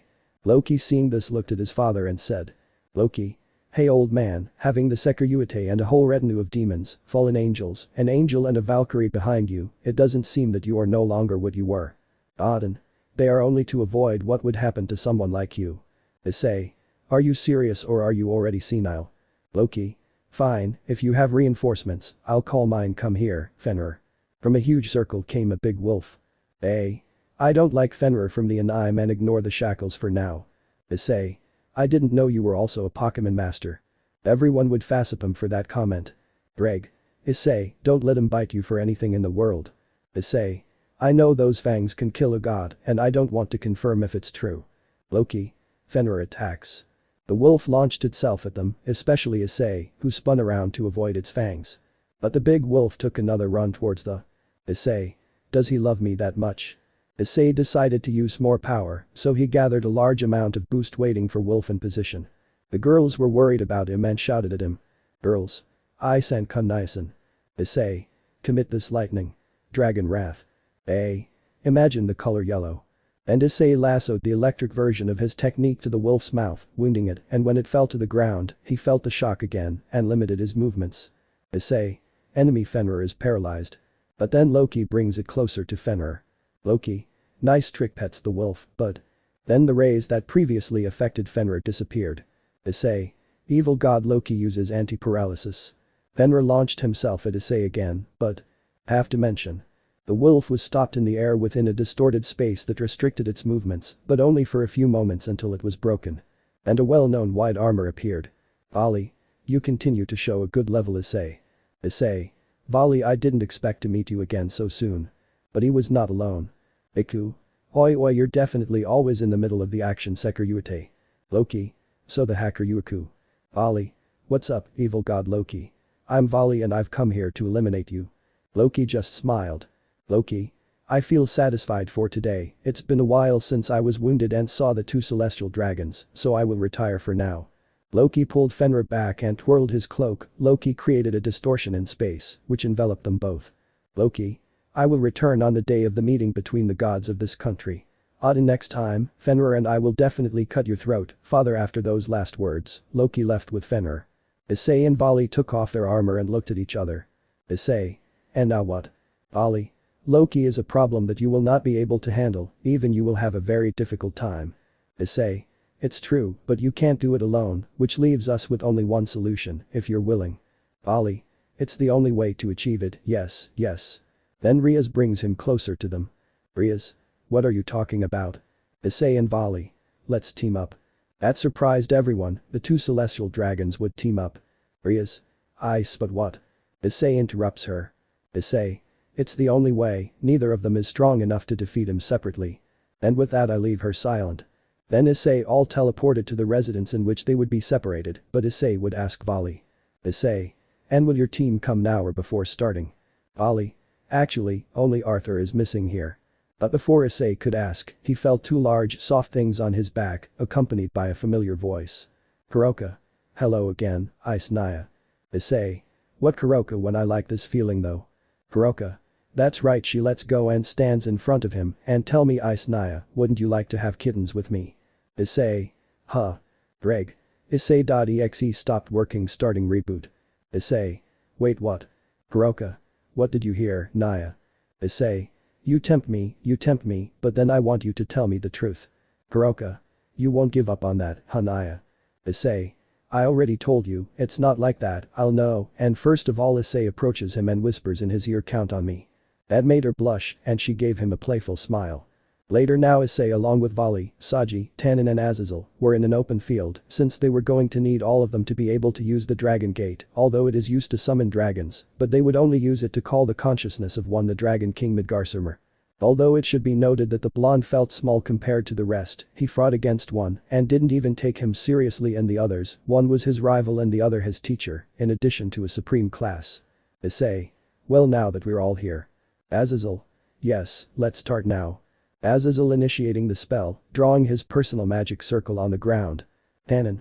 But, will this guy really come even I've only seen him 2 or 3 times she asks, sighing in exhaustion. Azazel. If the 2 celestial dragons are here, then he will answer whether he wants to or not, he answered while finishing drawing the last parts of the spell. Issei. Is it a difficult dragon asks now interested in Midgardsormr. At Issei's question, Tannen narrowed his eyes. Tannen. That guy is lazy, he practically never moves, he is one of the creatures that will appear at the end of the world, he will remain asleep until his role begins, he came to the surface on occasion, but even in those moments he returned to sleep, several hundred years ago he declared that he would continue sleeping until the end of the world came. Issei. Hey, can I ask you another question? Tannen. Speak. Issei.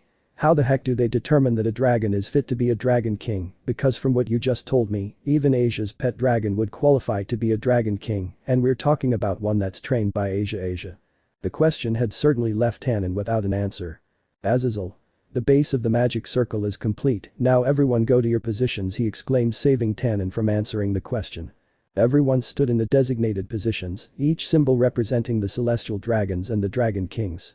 Once everyone was in their designated positions, Azazel proceeded to the last step. Flush. The glow began to flow through the magic circle, the symbol under Issei began to glow red, Vali's white, Saji's black, Azazel's gold, and Tannen's purple. Ddraig. The symbol reflects the color of each dragon, they are not here right now, but the blue represents Tiamat, and the green represents Yulong. Upon hearing the name of the dragon Issei, he remembered something very important. Issei. Without a doubt when I finish with Loki, I must go back to look for that treasure whatever it is. The magic circle was active, but several minutes passed and there were no responses. Issei, is he really coming? He asked bored from his place with his hands in his pockets. The answer was not long in coming, as a projection began to appear in the center of the magic circle above them. Both Issei and Saji were open-mouthed at what they saw. A figure of gigantic size appeared in the projection, its eyes seeming to encompass the entire white space. Issei. It's huge he exclaimed in shock upon seeing such a creature this dragon is bigger than Great Red. The dragon had a head like Tannen's, but its body was different, being elongated like that of a snake. It was the best I found. Tannen. This guy has the largest body of all the dragons, he must have 5 or 6 times the mass of Great Red he explained after seeing Issei's expression. Issei. You're telling me this thing is between 500 and 600 meters tall, hysterically pointing at the gigantic dragon. Saji, for his part, was about to pee his pants and foam at the mouth from the shock until he turned pale. Then those present could hear a loud and strange sound. Midgardsormr. Go. Issei. Snoring as he's sleeping he shouted, no longer able to continue being surprised. Tannen. Ah sigh as I thought, he's asleep, hey Midgardsormr wake up. Then there was a change, the eyes of the gigantic dragon opened slightly. Midgardsormr what I feel is the nostalgic energy of a dragon, the gigantic dragon opened its enormous mouth to yawn. Issei thought with some fear that by opening his mouth, Midgardsormr could swallow Tannen and everyone else with ease. Saji. Sekiryuutei. Midgardsormr. Oh, but if it's Tannen, it's been a while the dragon spoke in a relaxed manner, then went to see Issei and Vali. Midgardsormr. Even Ddraig and Albion are here also Fafnir and Vritra is at the end of the world already. Tannen. It isn't, we invoke your conscience in this place because there are some things we want to ask you. But then. Midgardsormr the dragon went back to sleep. The large vein of anger appeared on Tannen's head and Issei's as well. Issei. Seriously, he fell asleep again oh, where are his ears Issei asked Azazel. Azazel. There, I think I pointed. Issei. Good he approached the place where Azazel pointed, inhaling hard until his chest inflated and wake the fuck up, he shouted at the top of his lungs right in Midgardsormr's ear. Lazily he opened his eyes again. Midgardsormr since when did you become as angry as Tannen Ddraig said the dragon without interest so, what do you want to ask me? Tannen. I want to ask you about your brother and father. The expression of confusion on Issei's face was obvious, so Azazel went on to explain. Azazel. To begin with, Midgardsormr is a dragon created by Loki, although he has enormous power, due to his giant body and lazy attitude, even the Norse gods did not know how to use him, so they ordered him to sleep in the depths, they told him to at least do something when the end of the world came. Issei. That's the reason why they call it the sleeping dragon. Indeed it is a huge sleeping dragon, said Issei, in the same way that made him think that he needed more information, not only about Loki and Fenrir, but about the Norse world as well. Midgardsormr, so it's about Wanwin and Poppy. Okay, Poppy and Wanwin are beings that don't interest me anyway. But Tannen answers me something. Tannen. What's going on? Midgardsormr are an apostrophe T. Ddraig and Albion going to fight the great dragon, looked at Issei and Vali with his enormous eyes. Tannen. No, this time they plan to join forces to defeat Loki and Fenrir. Midgardsormr smiled upon hearing that answer. Midgardsormr. Haha, interesting, I was wondering because the two of them were standing together without fighting. After saying that, Midgardsormr went on to answer Loki's question. Midgardsormr, Wanwin is more troublesome than Poppy, you won't survive if you were to be hit by his fangs, but he has a weakness, the magic chain Gleipnir created by the dwarves can capture him. They will be able to seal his movements using that. Issei. I guess from Midgardsormr's point of view, Fenrir must look like a little puppy. Azazel. We've already considered that, but reports from the north indicate that Gleipnir didn't work, so we thought we'd ask you for another method. Midgardsormr. Maybe Poppy enhanced Wanwin, if that's the case, then ask the dark elves living in a certain land in the Norse world, if I remember correctly, their elder knows a technique to increase the power of dwarven items. I will send the location where the elder lives to the SG of Ddraig and Albion. Azazel pointed at Vali. Azazel. Send the information to the hacker Yukio. Vali. I already have their locations. Azazel activates the world map using holographic vision. Issei. Wow, dragons are better than WhatsApp. Typing on his mobile phone, Azazel makes a hologram of the globe appear, Vali points to a part, then Azazel sends that information to his comrades. Tannen. Ho, you really know a lot, he said with admiration and surprise, more surprise than admiration, to the enormous dragon. Midgardsormr. Yes, when I came to Earth, the dwarves and the elves took care of me. Tannen. So how do we take care of Loki? Midgardsormr. Yeah, I don't think there'll be any problems with Daddy if they use Mjolnir against him. Listening to Midgardsormr, Azazel puts his hand under his chin. Azazel. In other words, we attack him as usual, but I doubt Thor the god of thunder will lend us his Mjolnir, even if it's that old shit Odin who asks him for it. Ali. I doubt Thor will give it to us, that is a weapon that only a god can use. Midgardsormr. If that's the case, then ask the dwarves and dark elves I mentioned before, they must still have the replica of Mjolnir they received from Odin. Azazel. Your knowledge has saved us from Midgardsormr, I express with genuine gratitude. Midgardsormr. No, talking like that is sometimes fun, well, I'm going then, I'll sleep again, Midgardsormr gave a giant yawn, the vision was beginning to fade. Tannen.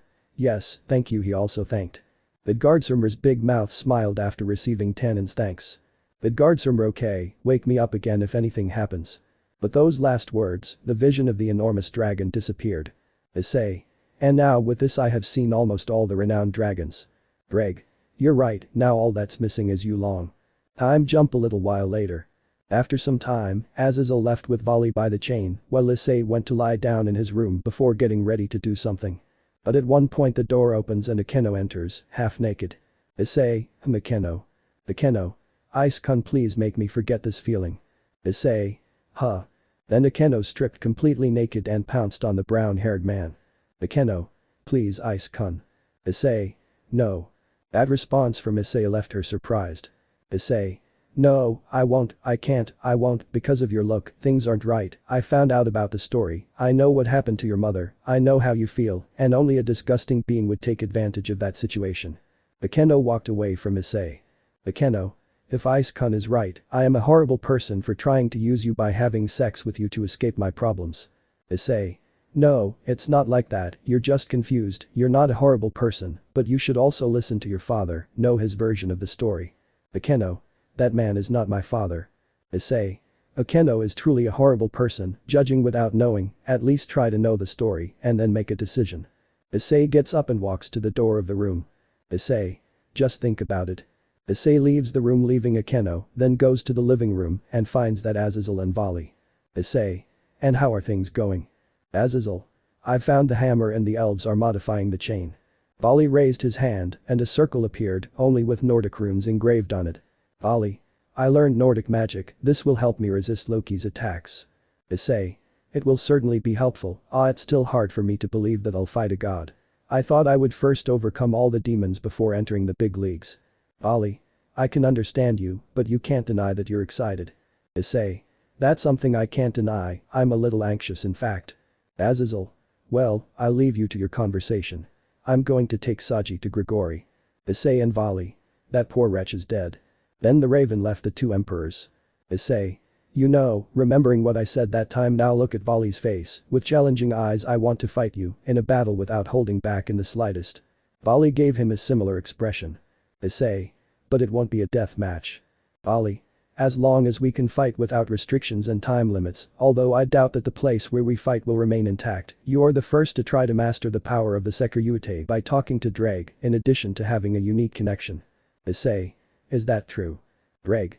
That's right, I said it before, remember, you're the first host who's talked to me so much in all of history, you don't drown in my power too much, and you're always looking to improve, and you look like me when I was younger. Vali. All the other hosts used the dangerous power they obtained from Ddraig as they pleased, in the end they drowned in it and perished in battle, he said, continuing what Ddraig was saying. Albion. Users like you are the most troublesome, when we face them they don't show many openings, he said, now being somewhat thoughtful about Issei. Ollie. You're right Albion, and just now I just thought of something, in the future it might be interesting to have a battle similar to the raiding game between you and me. Issei. Sounds good, I exclaimed, now excited. I will become stronger and we will have our fight. Vali, me too, and I will look forward to the day we face each other again. Issei. Okay, but come normally, not like a terrorist. Ollie. HMP, I can't promise that, laughs a little. Issei. TSK, hahaha, he laughed at his rival's attitude. This may be the most promising pair of celestial dragons in history, as they are able to put their fight aside to talk as if they were lifelong friends. But then. It's wonderful without a doubt, I can feel the youth in you two. Out of nowhere, Odin appeared between Issei and Vali. Odin was deeply moved by the conversation between the two young celestial dragons. Odin. The red and white of this generation are quite unique, those of the past were all wild horses, creating chaos anywhere, starting the battle between the red and the white selfishly, while destroying everything around them, to then die activating the Juggernaut drive whenever they wanted. Think of the large number of islands and mountains that were lost, he said, giving a deep sigh at the last. Rose. Certainly, one of them is an unpredictable dragon, and the other is a terrorist, which makes them a very dangerous couple, but you are calmer than I expected. I believed that fighting immediately was the way of the Sekiryuutei and the Hakuryuukyou. Certainly Issei and Vali were perhaps the most unique celestial dragons that could have existed in history. Odin. By the way, Hakuryuukyou, which part do you like the most, he asks Vali with a perverted look. Vali. What are you talking about, was what he said when he didn't understand the question, tilting his head to one side. Issei. What the old man means is, what part of a woman's body do you like the most? Odin. The Sekiryuutei here loves breasts, that's why I thought you would also have a fetish like that, he said, stroking his long beard. Ollie. Unthinkable, I'm not the perverted dragon, he said with an irritated expression. Odin. Come on, you're a man too, there must be a part of a woman's body that you like, and besides, he said it without taking it seriously, he points to Issei. Ollie. I don't have much interest in that kind of things, but if I had to choose, then I would choose the hips. I think the line that goes from the waist to the hip is the part that symbolizes the beauty of a woman. Odin. I see, so that makes you a. But this was cut by Vali. Vali. Don't even think about it, old man. And at that moment everyone had a deja vu. Issei. Go 2 times in one day. Odin. Cough, as I thought, young people are good. He suddenly changed his playful and mocking way of speaking, sounding like a real old man. Issei. What do you mean? Odin. Not much, until this moment, the old man in front of you believed he could solve anything with his wisdom alone, he began to say while stroking his beard, but you know, that was just the pride of this old man, what really matters is the potential of the young Hihoho. I began to realize that at this moment, how foolish I was. My pride is what created Loki, and now because of that pride, the young will go through difficult times. The look in his only eye reflected regret. Issei. Old man, would it be nice to just take it one step at a time, he said, giving his opinion, even though he hadn't understood everything the old man said. Odin, on the other hand, put on a surprised expression. Odin. Kukuku, being young is good, it revives the old, if you are right, that is very true, he exclaimed with a satisfied face. Odin and Roswis were about to leave the room, but Issei stopped the platinum-haired girl. Issei. Roseanne, I need you to come with me for a moment, would you mind if I borrow her for a few minutes, old man? Odin. Not at all, in fact, take it, I'll give it to you so I can have a quiet time without it. Rose. Odin-sama, she said, complaining and blushing. After a while, Issei followed by Rose. Rose. What do you want from me, Sekiryuutei-kun? Issei. What I want to ask of you is. Chapter 15. Taking down a god, beyond the limit. The time had come, the long-awaited moment, the battle against a god. Issei. So I'll have my first fight with a god. I feel something. Ddraig. Nervous. Issei. That's right, this is the fight he's been looking for a long time. Ddraig. I understand you, but remember not to trust yourself in this fight, besides being a god he is a cunning one. Issei. I know this time I'll have to go with all my arsenal. Ddraig. You know I'm with you, so don't hesitate. Issei. Of course. Then Volley appeared beside him. Volley. Are you ready? Issei. Phew, of course. Then Issei's clock rang. TTTTTT. And a part of the sky began to crack and the god along with the god-killing wolf came out. Issei. Game start. At that precise moment, the entire Citri team except for the blonde Issei attempt used a barrier spell to send them all to a remote place in the underworld where they could fight with everything without holding back. Loki. So this is the place you chose for your graves. Issei. You're wrong, this is the place where the Ragnarok you so desire will fall upon you. Loki. Haha, well then show me what. Issei. Of course. Volley. Enough of the talk, let's get started right away. Issei and the others get into position. Issei and Volley. Balance breaker. Then a bright white light and an incandescent red light surrounded both of them respectively. Loki. This is wonderful, so the two celestial dragons will join forces to defeat my Loki. My heart has never beaten this way. Quickly, Issei and Volley proceeded to start the fight against Loki. Volley began to fly through the air at high speed, creating a zigzag white trail, eliminating the distance between him and Loki. Issei went straight against Loki on the ground, moving at the same speed as Volley, devastating the ground and leaving red marks like fire. Loki. A combination of red and white. I'm probably the first to have a fight like this. When both were about to hit, Loki generated a defensive barrier in the form of a sphere around him, which, although they could not break, they were able to push it somewhat far. But Loki did not stop there, as with his hand he created a large number of spheres of light, which formed blades that he threw at Issei and Volley. Volley began to dodge the blades in the air and using his magic to destroy them, while Issei did the same with his dragon Tigger, both generating large explosions. Loki looked extremely excited at the destruction and display of power of the Sekiryuutei and the Sekiryuutei. Issei charged several boosts and headed at high speed against Loki. Issei. Burning. Dragon hit. The impact was a powerful blow which was able to destroy the god's barrier and push him back where Volley was waiting to land another attack on him. Volley. Vanishing impact. But the blow of the hammer he sent the god to the ground. When the god was getting up, Issei looked at him. Issei. Lightning. Double strike. And with a double upward kick, he sent the god flying again towards the platinum-haired man who again received him with another attack. Volley. Vanishing beat. And with a powerful blow he sent the god flying again, then the two dragons used their abilities. Isekai'ed more increases, while Volley divided Loki's power, both preparing an attack. Issei and Volley. Great dragon shot vanishing pulse. Both torrents of energy hit the god directly, generating a huge explosion and a dense layer of smoke. While with the others.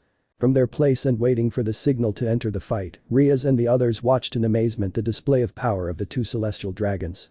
Hanan, the celestial dragons. There is no doubt that if they fight together, they form a fearsome force, were the words of the dragon proud of Issei's power. It was a thought that everyone present shared. Issei and Volley were extremely powerful. Iku, I must say I feel somewhat surprised, he exclaimed from where he was, focusing everyone's attention on him. Volley and the Sekiryuutei fight in a coordinated manner, without even making signs to each other. It's as if they had fought together all their lives. Kiba. That's something almost natural about Ice-kun. He can fight with anyone, with whom he can come to an understanding, and they are quite similar in some aspects, which makes it easier for him. Everyone nodded at that as it was something very typical of the reddish-brown. Riaz, we can't lose sight of Fenrir, she exclaimed, more focused on the wolf than on the fight. Which for some reason had not moved and was just looking at them. Riaz, if he moves, it will be the signal for us to enter, is that clear? Hi, cried Riaz's servants, but Arena. N.A., Raynor is there, but she is closer to Issei than to the group, and she is also more under Barakiel's orders. Back with Issei and Volley. Both stood with their arms crossed watching the place where they attacked the god until they heard his laughter. Loki. Ha ha ha ha ha, the god emerged from the smoke without wounds. They are undoubtedly good, but I am a god. Issei. We knew we wouldn't beat you with that. Volley. If it had been like that it would be very boring. So the two dragons launched themselves again against the god, each one throwing a blow, but he stopped them with his hands. Both did not stay there and launched a rain of blows again, but with one hand he stopped each one. Until they decided to leave the common blows and launch higher level attacks which presented more difficulty to the god to stop, so he preferred to create two defense circles to stop the attacks which worked, but did not stop there since from each circle, he launched an attack that hit each one. Issei and volley. Kuoh. The attack damaged each armor a little, but they were quickly restored so both could attack again, but this time with ranged attacks. The god used a barrier to protect himself from the attacks and then appeared near Issei and hit him with a ball of energy and launched a lightning bolt towards volley. These two were again somewhat injured but recovered quickly. Issei. It's good, although something tells me that's not all his power. Volley. If he were, he wouldn't deserve to be called a god. Issei. But even with that, he won't be able to beat us that easily. Loki. Your drive is admirable, but it's only a matter of time before you two fall to me. He snapped his fingers. At that signal, Fenrir, who had remained motionless all this time, moved forward. Fenrir's beginning to move was the signal for those behind to prepare for combat. Loki. The fangs that can kill a god will find death even with a simple bite. If you two can challenge this beast, then come and try, he exclaimed, ordering Fenrir to attack. Fenrir was an extremely powerful and dangerous being, but as Issei had shown by making him retreat without using his full power, he was not invincible. When Fenrir was about to attack the celestial dragons, Riaz raised her hand from where she was. Kuoh. Naya smiled, activating several magic circles around her. From the magic circles was ejected a large and thick chain with shackles, the magic chain Gleipnir. Due to the weight and size of this chain, it was thought that Kuoh hid it in her personal pocket dimension. Tannen. Now, he exclaimed, giving orders to everyone. Quickly, the Gremory group, Citri and Volley's team, grabbed the chain and threw it at the Fenrir wolf. Loki. It's useless, I have already taken action against Gleipnir. Loki laughed loudly from behind, sure that the chains would not affect his creation in any way, but that was not the case, since the chain began to move as if it had a mind of its own, sticking to Fenrir's body and immobilizing him. Oh. Fenrir howled in pain, causing his howl to echo throughout the area. Arakiel, Fenrir captured, he exclaimed, observing the now motionless wolf. The capture of Fenrir had been a success, leaving only Loki to fight. Issei. I hope the rest can take care of Fenrir now that he's immobilized. But the still calm expression on Loki's face generated great intrigue in Issei. Issei. You seem very calm even though we sealed Fenrir's movements. Loki instead began to laugh, then expanded his arms, the spaces on either side of him began to distort. Loki. They're smaller, but. Two figures began to emerge from the distortions that Loki created. Two wolves, even smaller, with an appearance similar to Fenrir, came out. Loki. Skoll Hadi, he exclaimed, revealing the names of those two creatures.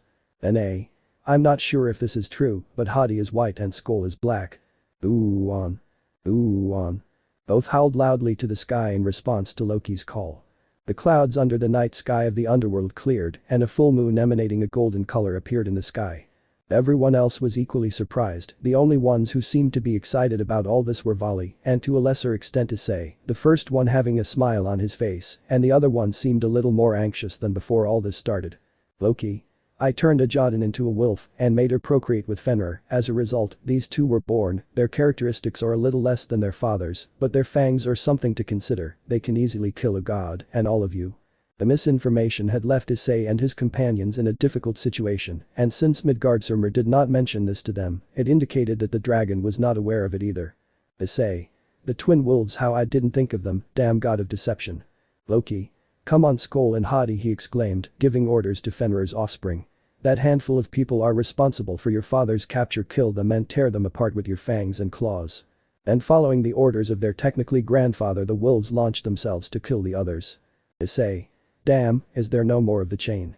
Volley. No, that was all we had. Issei. Damn it. Tannen threw a fireball at one of the hatchlings, which made it retreat, but it only showed minimal burns and then continued on its way.